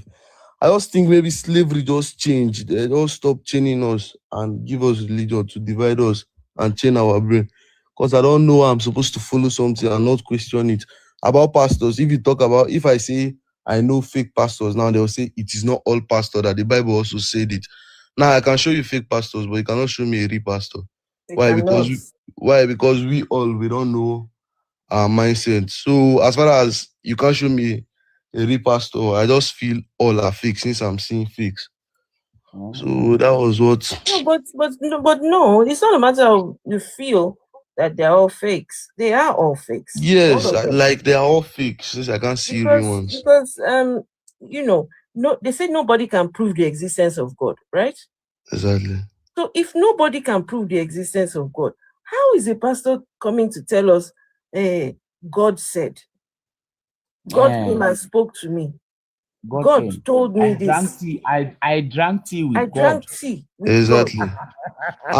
and now, all these pastors are performing the miracles that Jesus did, but the unbelievable one, like the insane one, they are not doing it.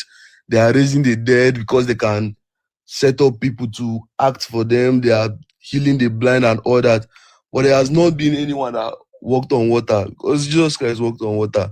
That's very, very, very impossible. And they can't do that. Why? I thought they are doing the signs of Christ. They are doing what Christ did. So why are they not doing all those ones? So they are doing the ones that we give them money. Exactly. They are doing transactions now. But in transaction, you only do the one that is profitable to you.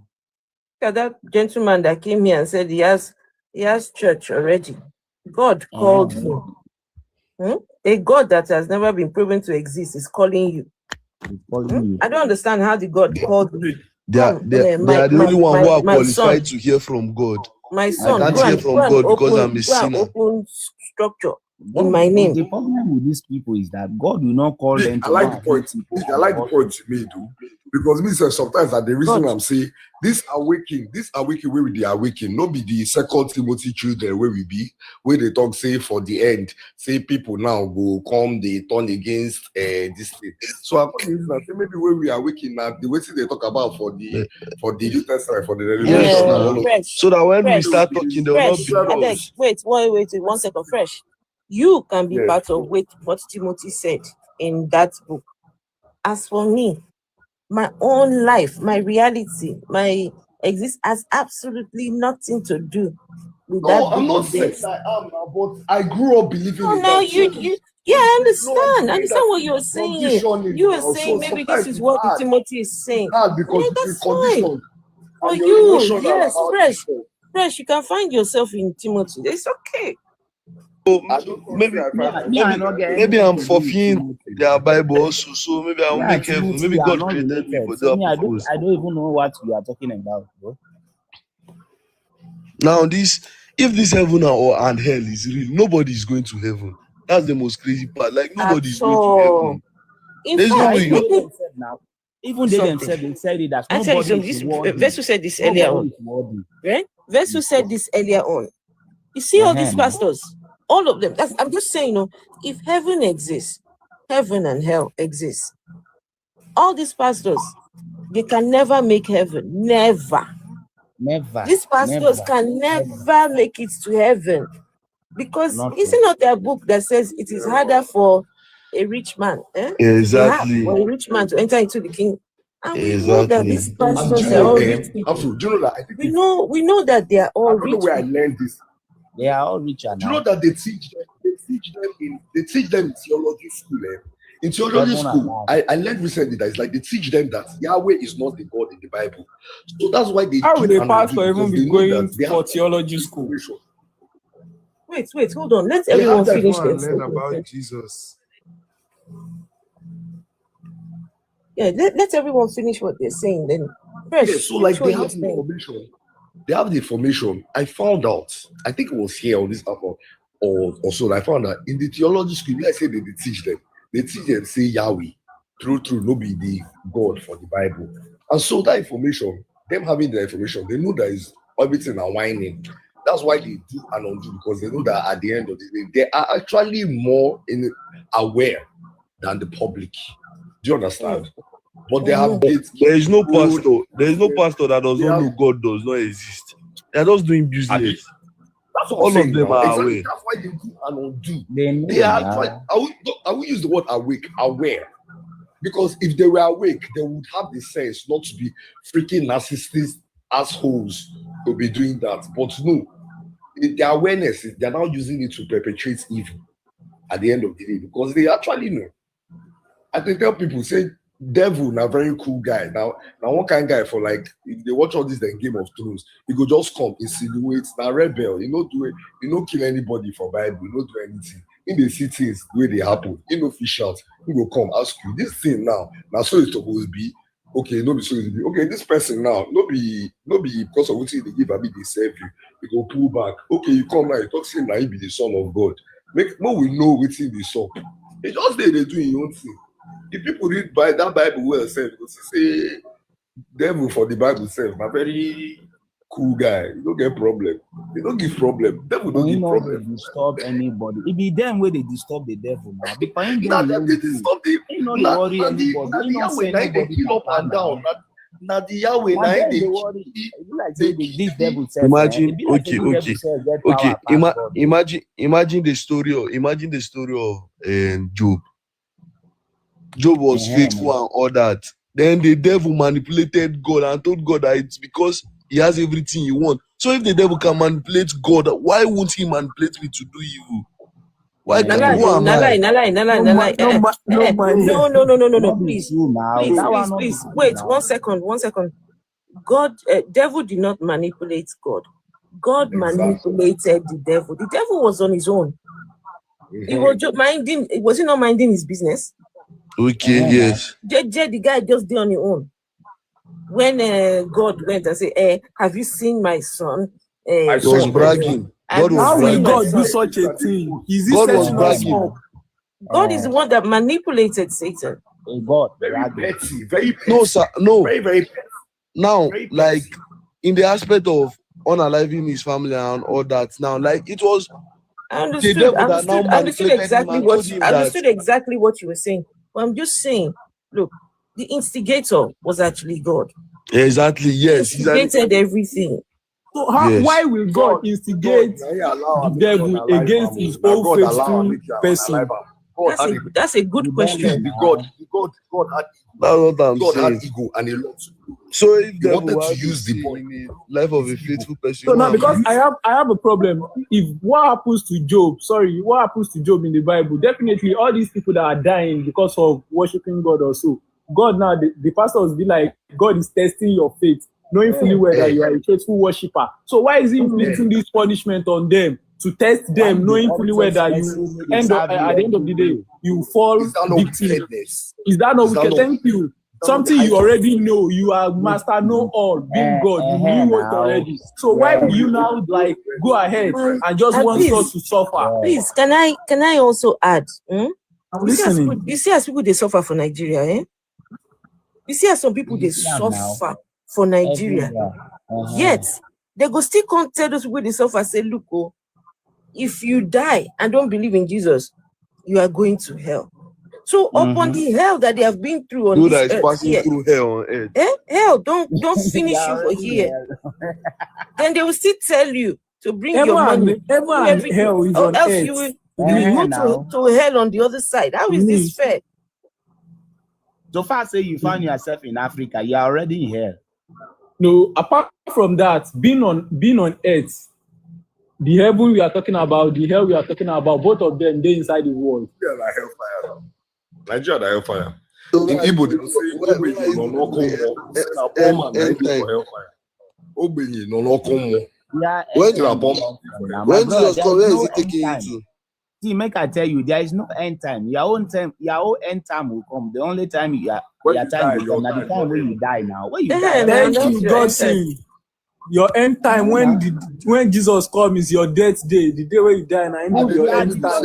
Which Jesus? Which Jesus No, me I just dey talk. Say I want to wait till them tell us now. Okay, Jesus no dey come nowhere. Nobody dey come. When they come, don't mind them. They say the rapture is coming and they are building years ahead projects. Hey, look at that one. That guy, what's his name? What's his name? Hold on, guys. Hold on. What's his name? Oyedepo. Is it not Oyedepo? Oyedepo is building the biggest church auditorium in the world. Bigger than the stadium, for heaven's sake. In the world. That thing, I'm telling you, it's already doomed. It's already doomed before it opens. He'll be looking for people to feel that thing. He won't see. He go later be theater. No worry. I love the way people are waking up already this 2026. Don't mind him now. We go use that place watch football. And then at theater, he go later use and do campaign ground. We go use that place watch football. Don't mind him. We go watch Chelsea and Man U now. Don't mind that guy. No see the old man. Old man. Imba versus Enugu State. But the honest truth is, I don't blame these men of God or so that we call them. The people that are giving these people the highest chance is our government. Let's just be honest. Because all these people are working together. Thank you. They are working hand in hand. All these are religious firms. All these are religious firms. I didn't call them church. I say them as business firms. They are working with the government. They are all money laundering organizations. Religion will finish you for the other side. See, look at it like this. Please look at it like this, yeah. You know, when election time comes, yeah, you see how they all start running to church, all different churches showing their faces, right? Now, what is his name?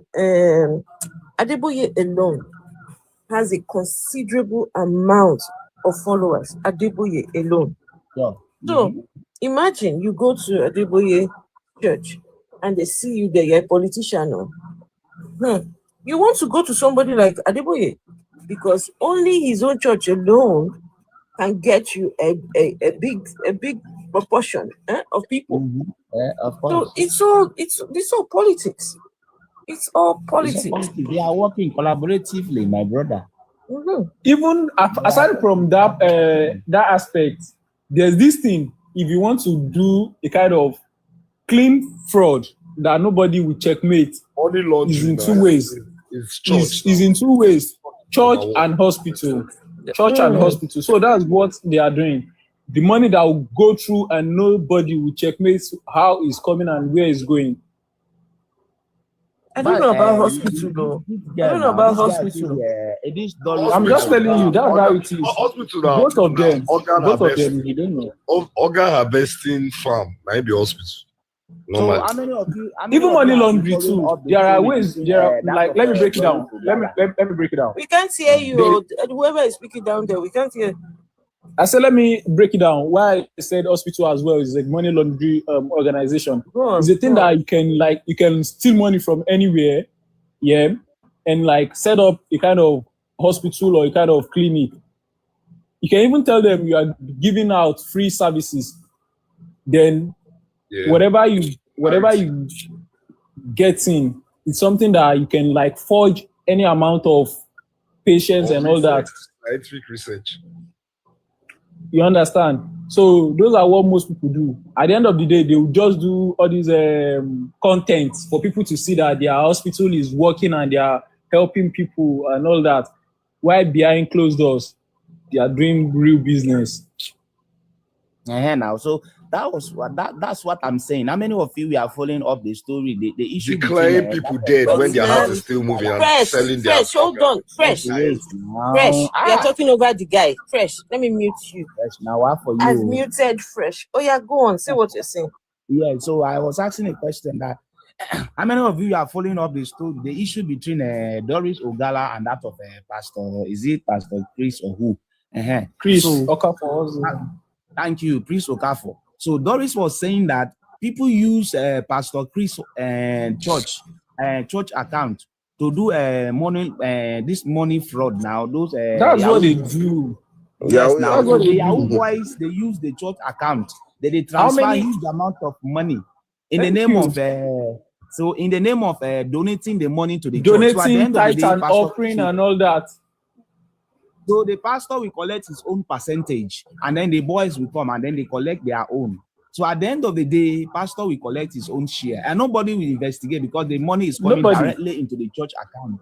Thank you. And at the end of the day, account it's obviously a donation to the church. So nobody will ever investigate that kind of money. You understand where I'm going. So that was what they have been doing. That's exactly what they are doing. So and that's why you see. It's not even about the politics. Somebody was saying that the government. Yes, somebody was saying that the government cannot do anything about it. Of course, the government cannot do because they are working collaboratively. If the government need, the politicians need. Of course, you know everything about politics is number, and the only place they can get those numbers is when they associate themselves to the churches. So you can see that both of them are working collaboratively. The church is helping the government, and the government is also contributing directly to the church.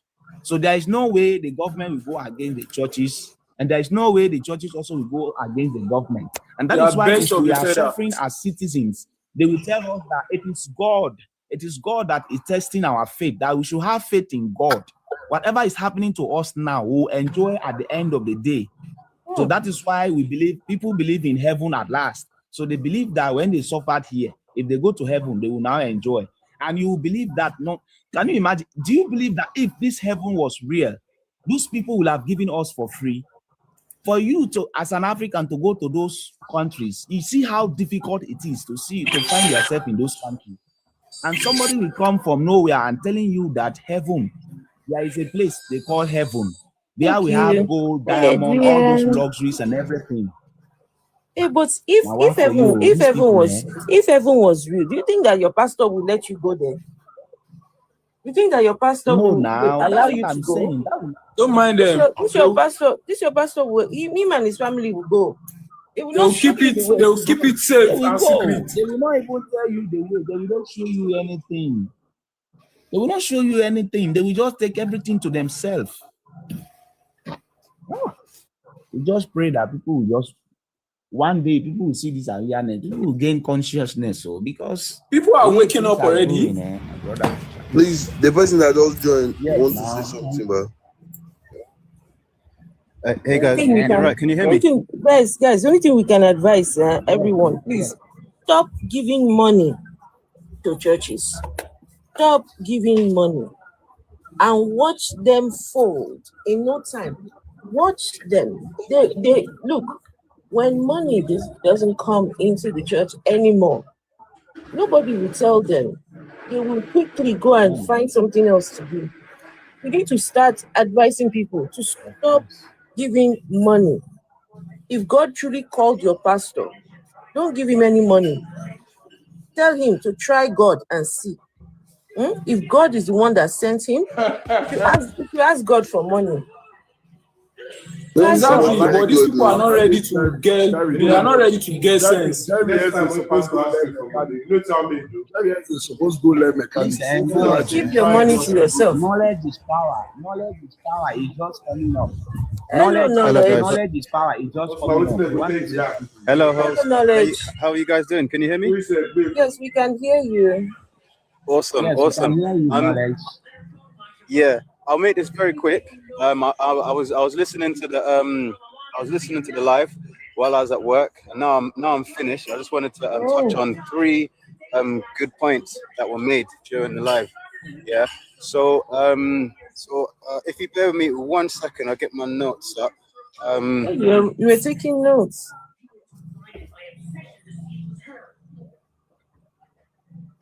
Okay. So the first one was God commanding slavery and everything. One of the believers, they were denying vehemently that God supported slavery.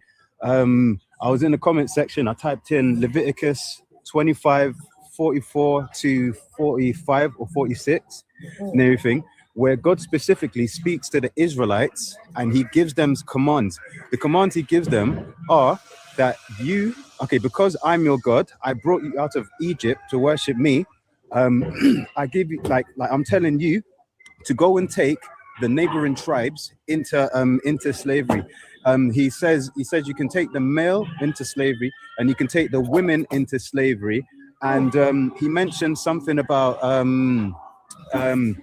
I also give you permission to pass them down to your children as possessions, basically. Another word for that is chattel slavery, where you pass them on to your children as, and I think it's the King James version. It says and have them as your property. Joker, can you mute yourself, please? Sorry, Joker. I don't know. I can't. So just for that 1 point that the guy was making. The Christians want to believe that God did not condone slavery or whatever. Leviticus 25:44 to 45 or 46 specifically gives a descriptive account of God given instructions on how the Israelites should practice slavery. He also says, but you should not enslave your other fellow Israelites. He applies some different laws for them, but he directly commands them to enslave all of the neighboring tribes and everything. Just across that point, there was another young man earlier on. He was saying something about Abraham and Isaac and Jacob are his ancestors and everything. This is like I said it before, it's religious identity crisis. Like black people want to be so involved with this story that's got nothing to do with them. They're basically saying that, like, okay, these Israelite people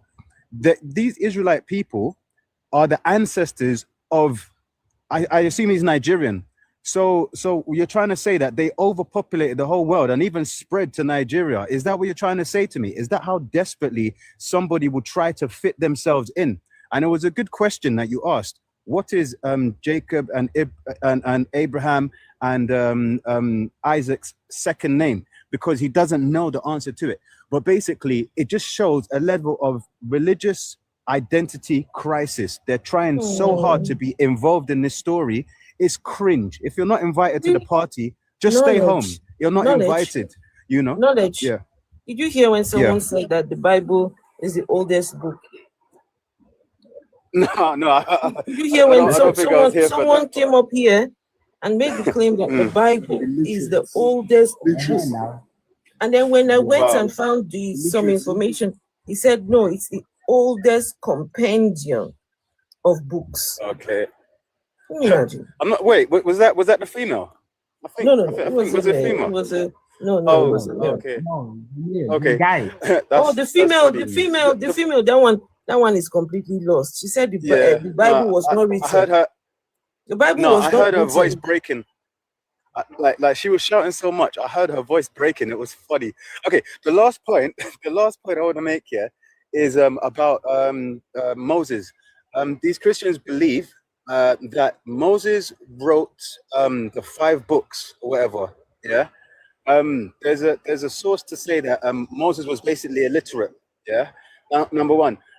Also, the weird thing that I found upon researching it is that Moses is claimed to be alive within the 15th or 16th century BCE, which means that he would have been alive 1,500 years or 1,500 years or 1,600 years. Yeah. Now, the 5 books of Moses was completed at 6th century BCE or 5th century BCE. That means that this ninja had to be alive from 1500 to 600. So what's the maths? Like he was alive for like 1,000 years or something like that. Like it's a major gap in age, and it doesn't make sense.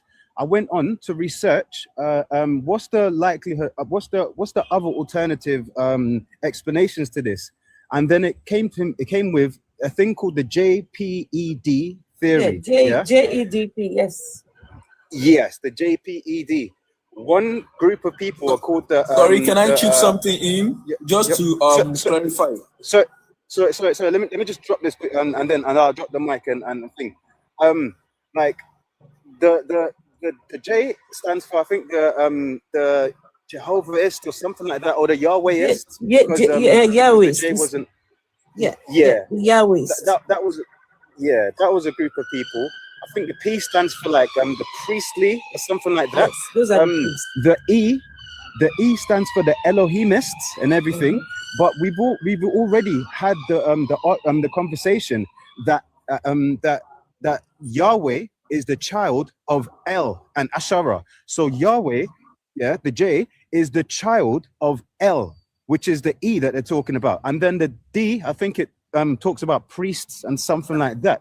So the conclusion is this: the 5 books of Moses were not written by Moses. They were written over 1,000 years from 4 completely different groups of people that likely just reiterated the story and added. And you said about how could Moses write about his own death? This is why you see other people writ that in to add to the story. That's all I have to say. Wow, well done. All this you did while you were at work. Hello. That makes a lot of sense. Sorry. Yeah, so Christians don't research. They know they research anything. I have a question or contribution. Talking about Moses' age and the intervals. So there was a time I tried to make research. The Bible calendar those years are actually different. So I do not actually know how you made your calculations and the research. Do you understand? Yeah? Sorry, did you say? Sorry, did you hear? We can't hear you. We can't hear you now. You're sounding far off. Oh no. What's the last thing you heard me say?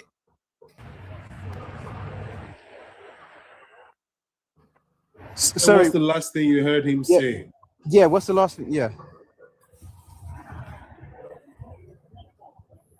No, we heard everything else until just now. Just whatever you said just now. Oh, what was the last thing? What was the last thing we heard you say? That was the last thing. But you were so low. Oh, sorry. The last thing that I said was from conclusion, you can see that the 5 books of Moses were not written by Moses.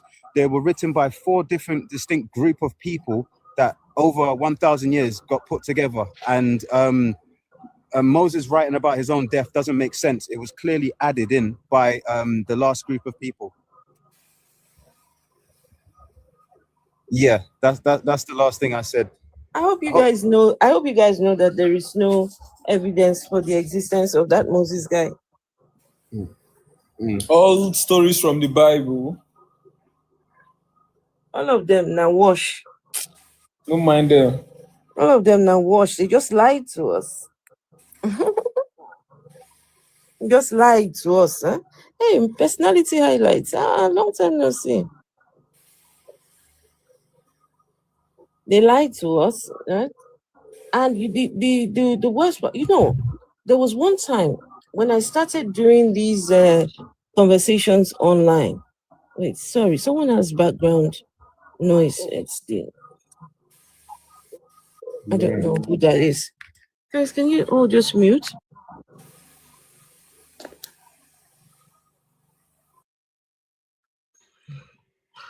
When I first started having these conversations online, the church I was going to, well, the church that I walked away from when I became an atheist, Church of England, quite nice people, very very easygoing people.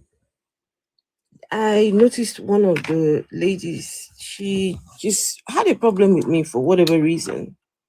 And she came in my comments on Instagram and she said, just letting me know that when they were taught the story of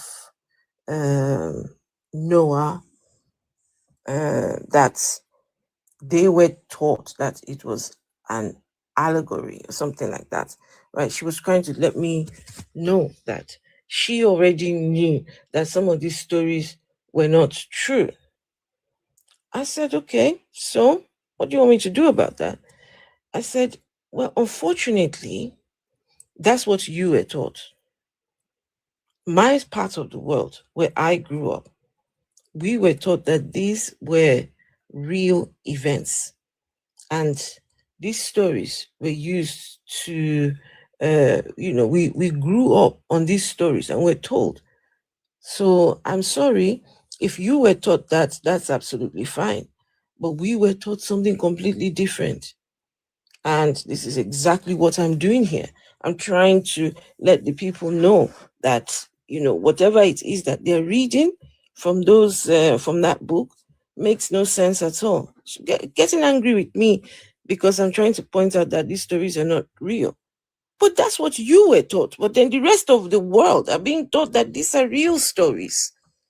It's like, what is going on here? I'm not the one you should be getting angry with. Go and get angry with the folks that wrote the books, not me. I'm not your problem. I am not your problem. Your problem is right there, the authors of the book and the people who teach you this nonsense to believe. In 2026, people are still doing believing. But anyway, anybody want to say something? Hey, Rich. There, bro. Jesus is the way. There was a time I heard, though all these things, sometimes I'm the type that I do not really believe everything I read, even if it's for research. I try to think and use my own reasoning to find out some other things. Like I have my own brain, you understand? And most times, all these things we read online, Google, Safari, and all these sites are something that there are people behind it. You understand? I'm talking about like something like reading all these big men investment and their net worth. There are things that you can actually discuss and they will fuck with the figures. Sorry for my words. So I was like, all right. So they said the King Solomon that wrote those KIV, or what was it called? King James version of the Bible. there was a time that he raped or slept with his mom or something like that. And I tried to find out. Google was trying to hide it because normally there are things that what you read on Google is what they want you to actually see.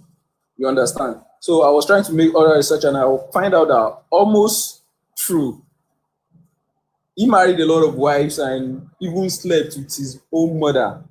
And he's the man that translated the Bible or wrote some part of the Bible. So I was like this thing said the matter long. He never translated anything. He didn't. No, he didn't translate. He just other people translated it, and he just put his rubber stamp on it. He didn't translate anything. He was too busy with his personal life to be translating anything. Okay, so his affiliation with the Bible. So what was his role? Why was the Bible named after him? That's what I'm saying. So his affiliation with the Bible is just like his name, yes, because he was the king. He commissioned it. Can you imagine? He commissioned it. He commissioned the people to translate the text at that time. He wanted to consolidate. There was like 3 or 4 Bibles at the time in England. He wanted to consolidate them all. He wanted to consolidate his power. He wanted to get rid of those other Bibles. So he consolidated all of them into the one Bible. There were several Bibles in England at that time.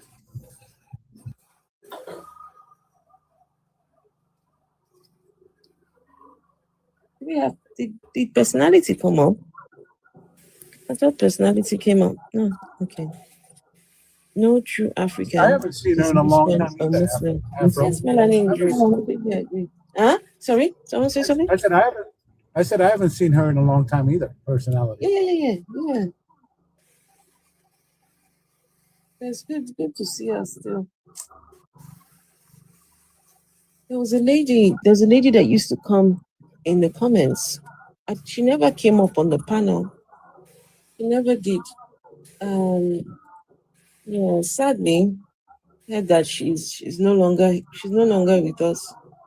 And it's ironic. It's ironic that one of the last videos she did on her page, she was talking about Adeboye. She was saying, Adeboye was saying, all the people mocking him are going to die. Right? But look at it. She's not died just yet. Right? Even after what he said. I don't know how I feel about that. I don't know how I feel about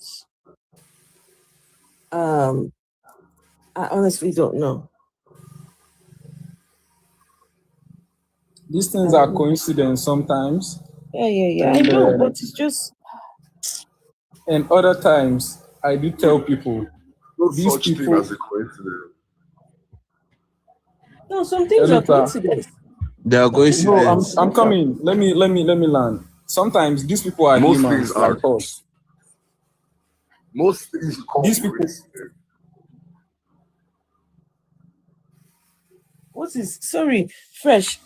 Just hang on to your points there. Let him finish, then you can tell us what you're saying. Go on. All right, thank you. So I was saying these people are human. They have blood just like you and I in them. And now with the level of fame they have attained, I think I'm a Yoruba, and there is this thing that they call, even all this nonsense that they are performing for us and all that, we know that they are not clean. There is this thing, I believe, they call Madarikon and all that. There are things those people are doing. And sometimes it's coincidence. I cannot say maybe if he's wishing people fighting him dead, it's actually something he can do against them. You understand? Or that if it's not coincidence, like it happened. There are times people like just read mind and try to come up with prophecy like that. And it will happen something like as if it's something actually supernatural. No, it's just a math that smart people put together. You understand?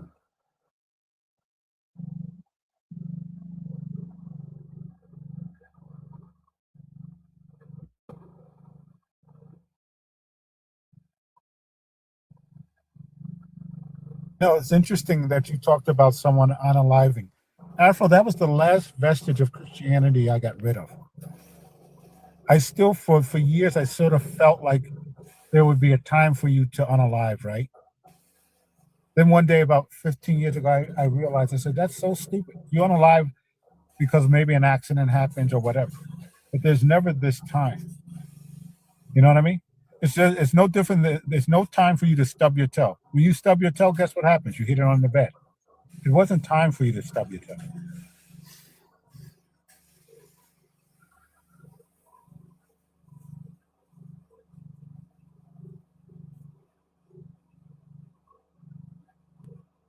Sorry, can you say that one more time? I was saying that one of the last things I got rid of is this time for people to unalive. You know, like, well, when it's your time comes. You know that old saying, like it was. A time to be born and a time to die. Yeah, all that stuff. None of these things are planned. Whenever they happen, they just happen to happen. You know what I mean? That's right. Yeah. And I said it's like stubbing your toe. There's no plan for you to stub your toe. You just hit it on the damn bed. You know? It's a silly notion.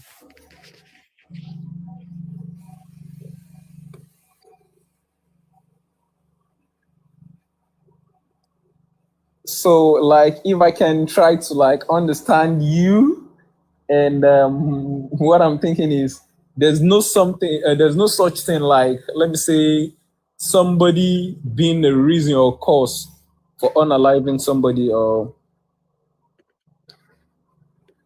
Yeah, well, no. When you're alive, you do whatever it may be. An accident, you got sick, whatever happened. Yeah, you just. I understand. Even somebody is affiliated to your death.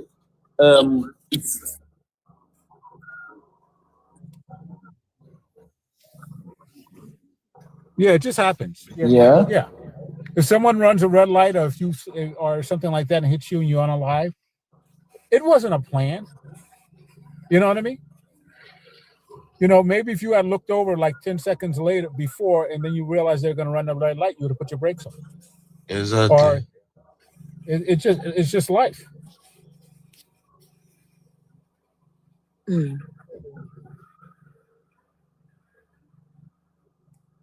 People get caught up in these things. There's nothing planned. There's no nothing. It just is. And until it happens, it wasn't supposed to happen. Exactly. And someone in the comments is saying, exhibiting your spiritual ignorance. The spirit controls the physical, believe it or not. It's not a matter of believing. It's not a matter of believing. You can't prove that nonsense. You cannot prove that nonsense of spiritual controlling the physical. And why? Why is the spiritual controlling the physical? Why? You sometimes you make all these stupid claims that don't hold any water at all. This one he just lands this one newly. So one sec. Okay, you can't. It doesn't hold water to say, oh, the spiritual controls the physical. What would make you say something like that? Have you been to this spiritual place before?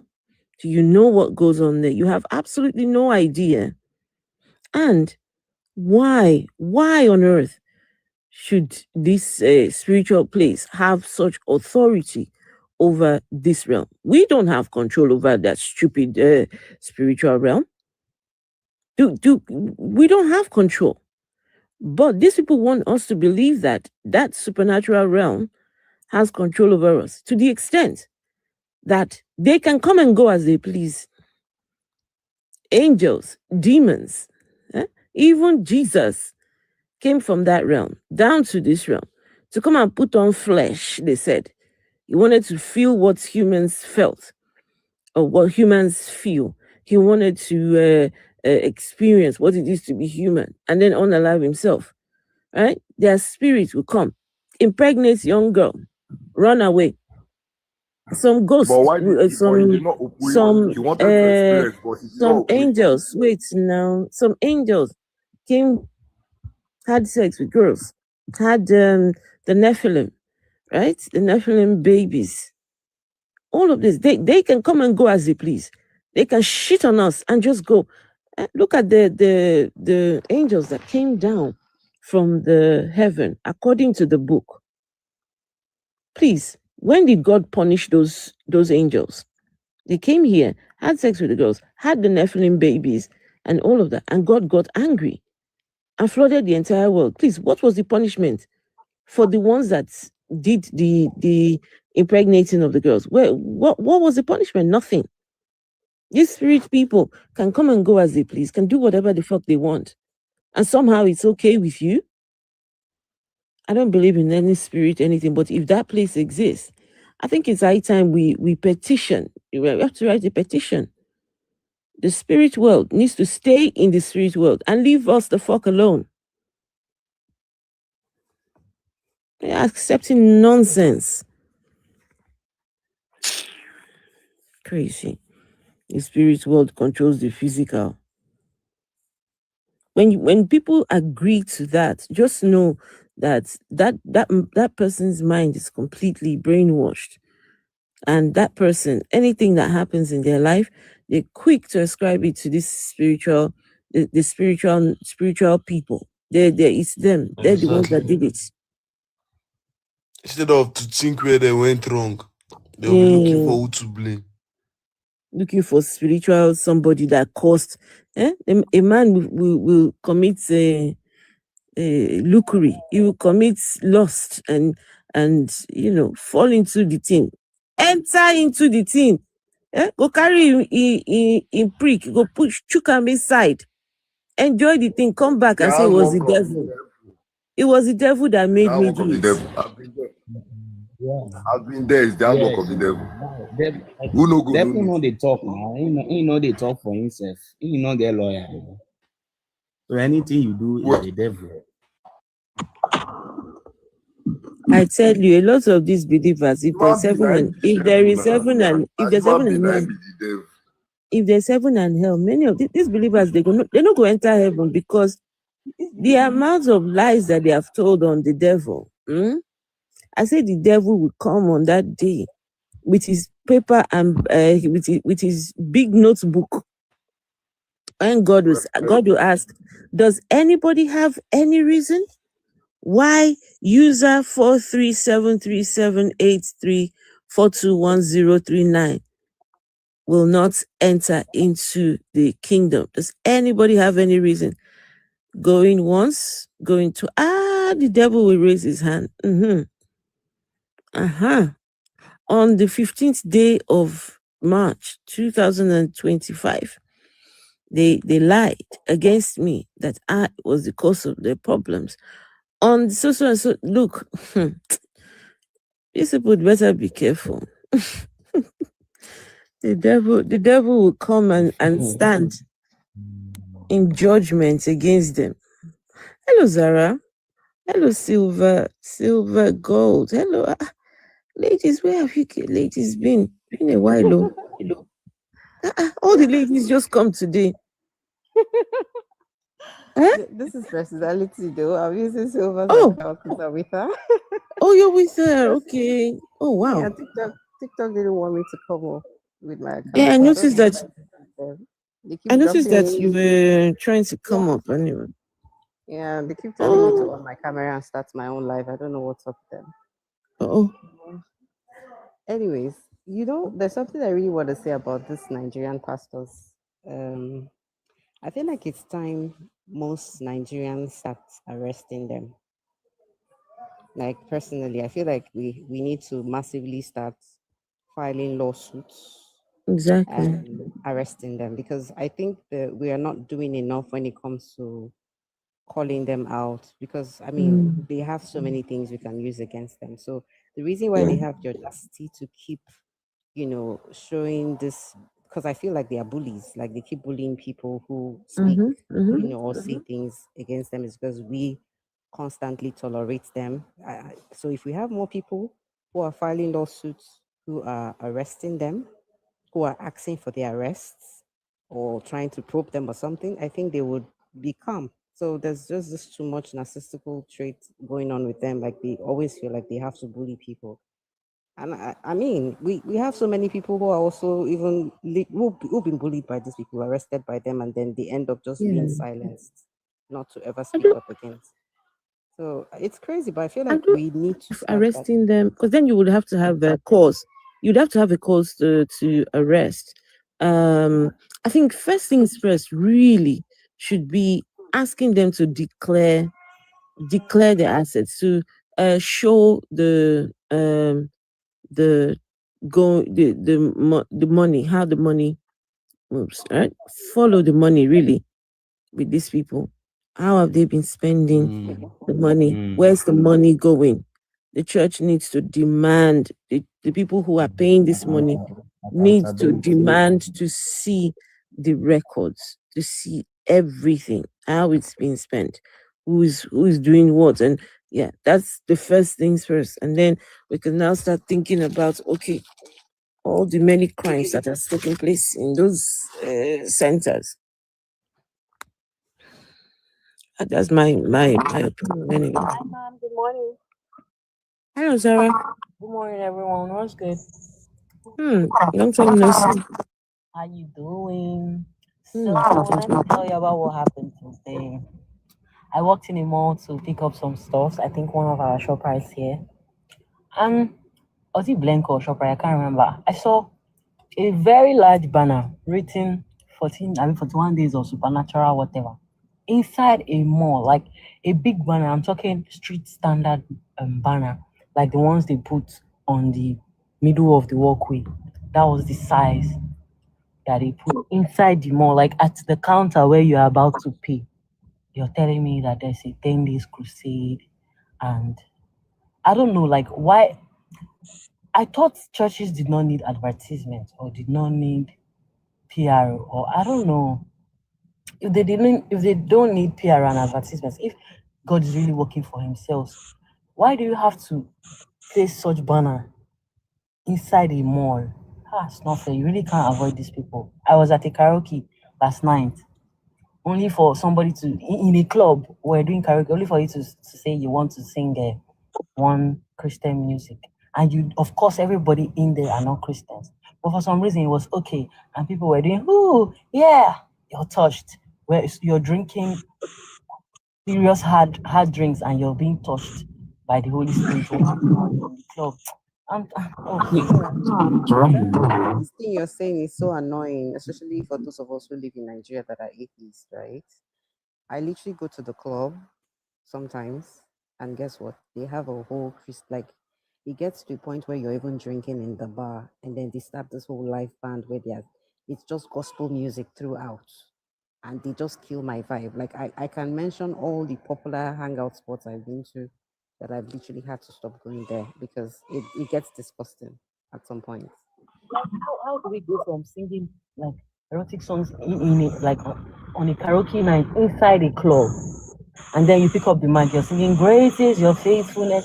What should we be doing? Like, should we be twerking? I don't get.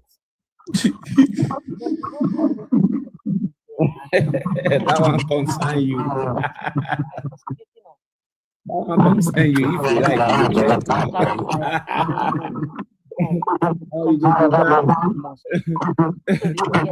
are we the only religion? Because you are the only religion that will not rest. It's not like Muslims are not, they don't have their own. But you don't see them going out there to be sharing. Nobody say their own good, but you know, go see them, they go, they share flyer, they put flyer inside mall. How do I go to buy maybe something that, maybe an alcohol in a mall, and I'm seeing David Biomi looking at me while I'm about to swipe my card? It's not fair. It's really not fair. Personality talking. Valentine's Day is almost here. Yeah, Rich is me talking. Yeah, I know your voice from anywhere. It's nice to hear from you. It's been a while.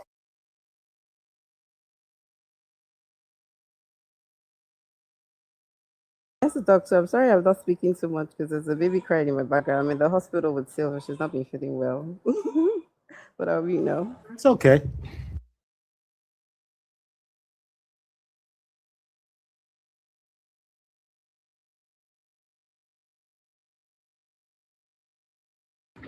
So my mama is like, oh, she hasn't seen me on here talking about Christians. Pissed me off. Like, how dumb can you be? How? It hurts me that my parents and everybody I love are in this category. So nobody can ever understand my plight. That's why I don't. I don't even blame parents, but when I see youth believing in this nonsense, it hurts me. All those parents they have been in this shit for long. But youths coming up, you'll be shouting Gen Z, but you believe one year story. And you have your mobile phone. You are seeing things every day. It's a matter of time. Now. It's a matter of time. Their eye goes in clear. I used to have a friend like that. He doesn't believe, like, he used to see me as a full-time atheist and all that. As time passes, like over 2-3 years, he don't go church now. He don't pass. Now he said, "Good tell me say, oh my waiting and they do for dear." Like he don't really wise now. I be like, no worry. I do. Anytime we do lab, I do remind him. You remember when I start this madness? You would insult me. Now you say, don't they wise. So with time, everybody their eye go open. Now waiting with the talk. So all those big firms waiting and they build. Now theater I go data turn to. Definitely. My people, I'm going to love and leave you all though. Very late here. I shall be back again on tomorrow. We will do this again, my people. So thank you all so much. Some of you are not following me. Please make sure to give me a follow. Right? Please make sure to give me a follow. Yeah. If you're not following, make sure. Get Big Stepper followed me. Follow back. Yep. Let's see who else. All right, everyone. Did you say you were with Silver Gold? Afro. How is she? I haven't seen you. You ladies, everybody just came up at the same time. What happened? How come? I'm with her phone. Like, I've been struggling to come on the panel. So I'm literally I've been handling her phone yesterday. So I'm like, let me come in with her own phone. Handling her phone? How? What do you mean handling her phone? No, she's not been well. She had the surgery. She had the major surgery. Oh, I think I heard something. I heard something along those lines. I think. I'm not entirely sure. I think. Yeah, and there's been rumors that her health is fake and all of that. So that her health is what? Yeah, there's been rumors, according to Success, that she's well, that she doesn't need to go for a surgery. So there's a whole big conversation. No, he was the one. I think it was him that made me understand that she wasn't well. Yeah, I think that's where I heard it from. Yeah, he's been trying to. I don't know. He just literally went on his own and hosted lives with her medical reports. Yes, that's where I saw it. I think I saw. Yeah, and I think she eventually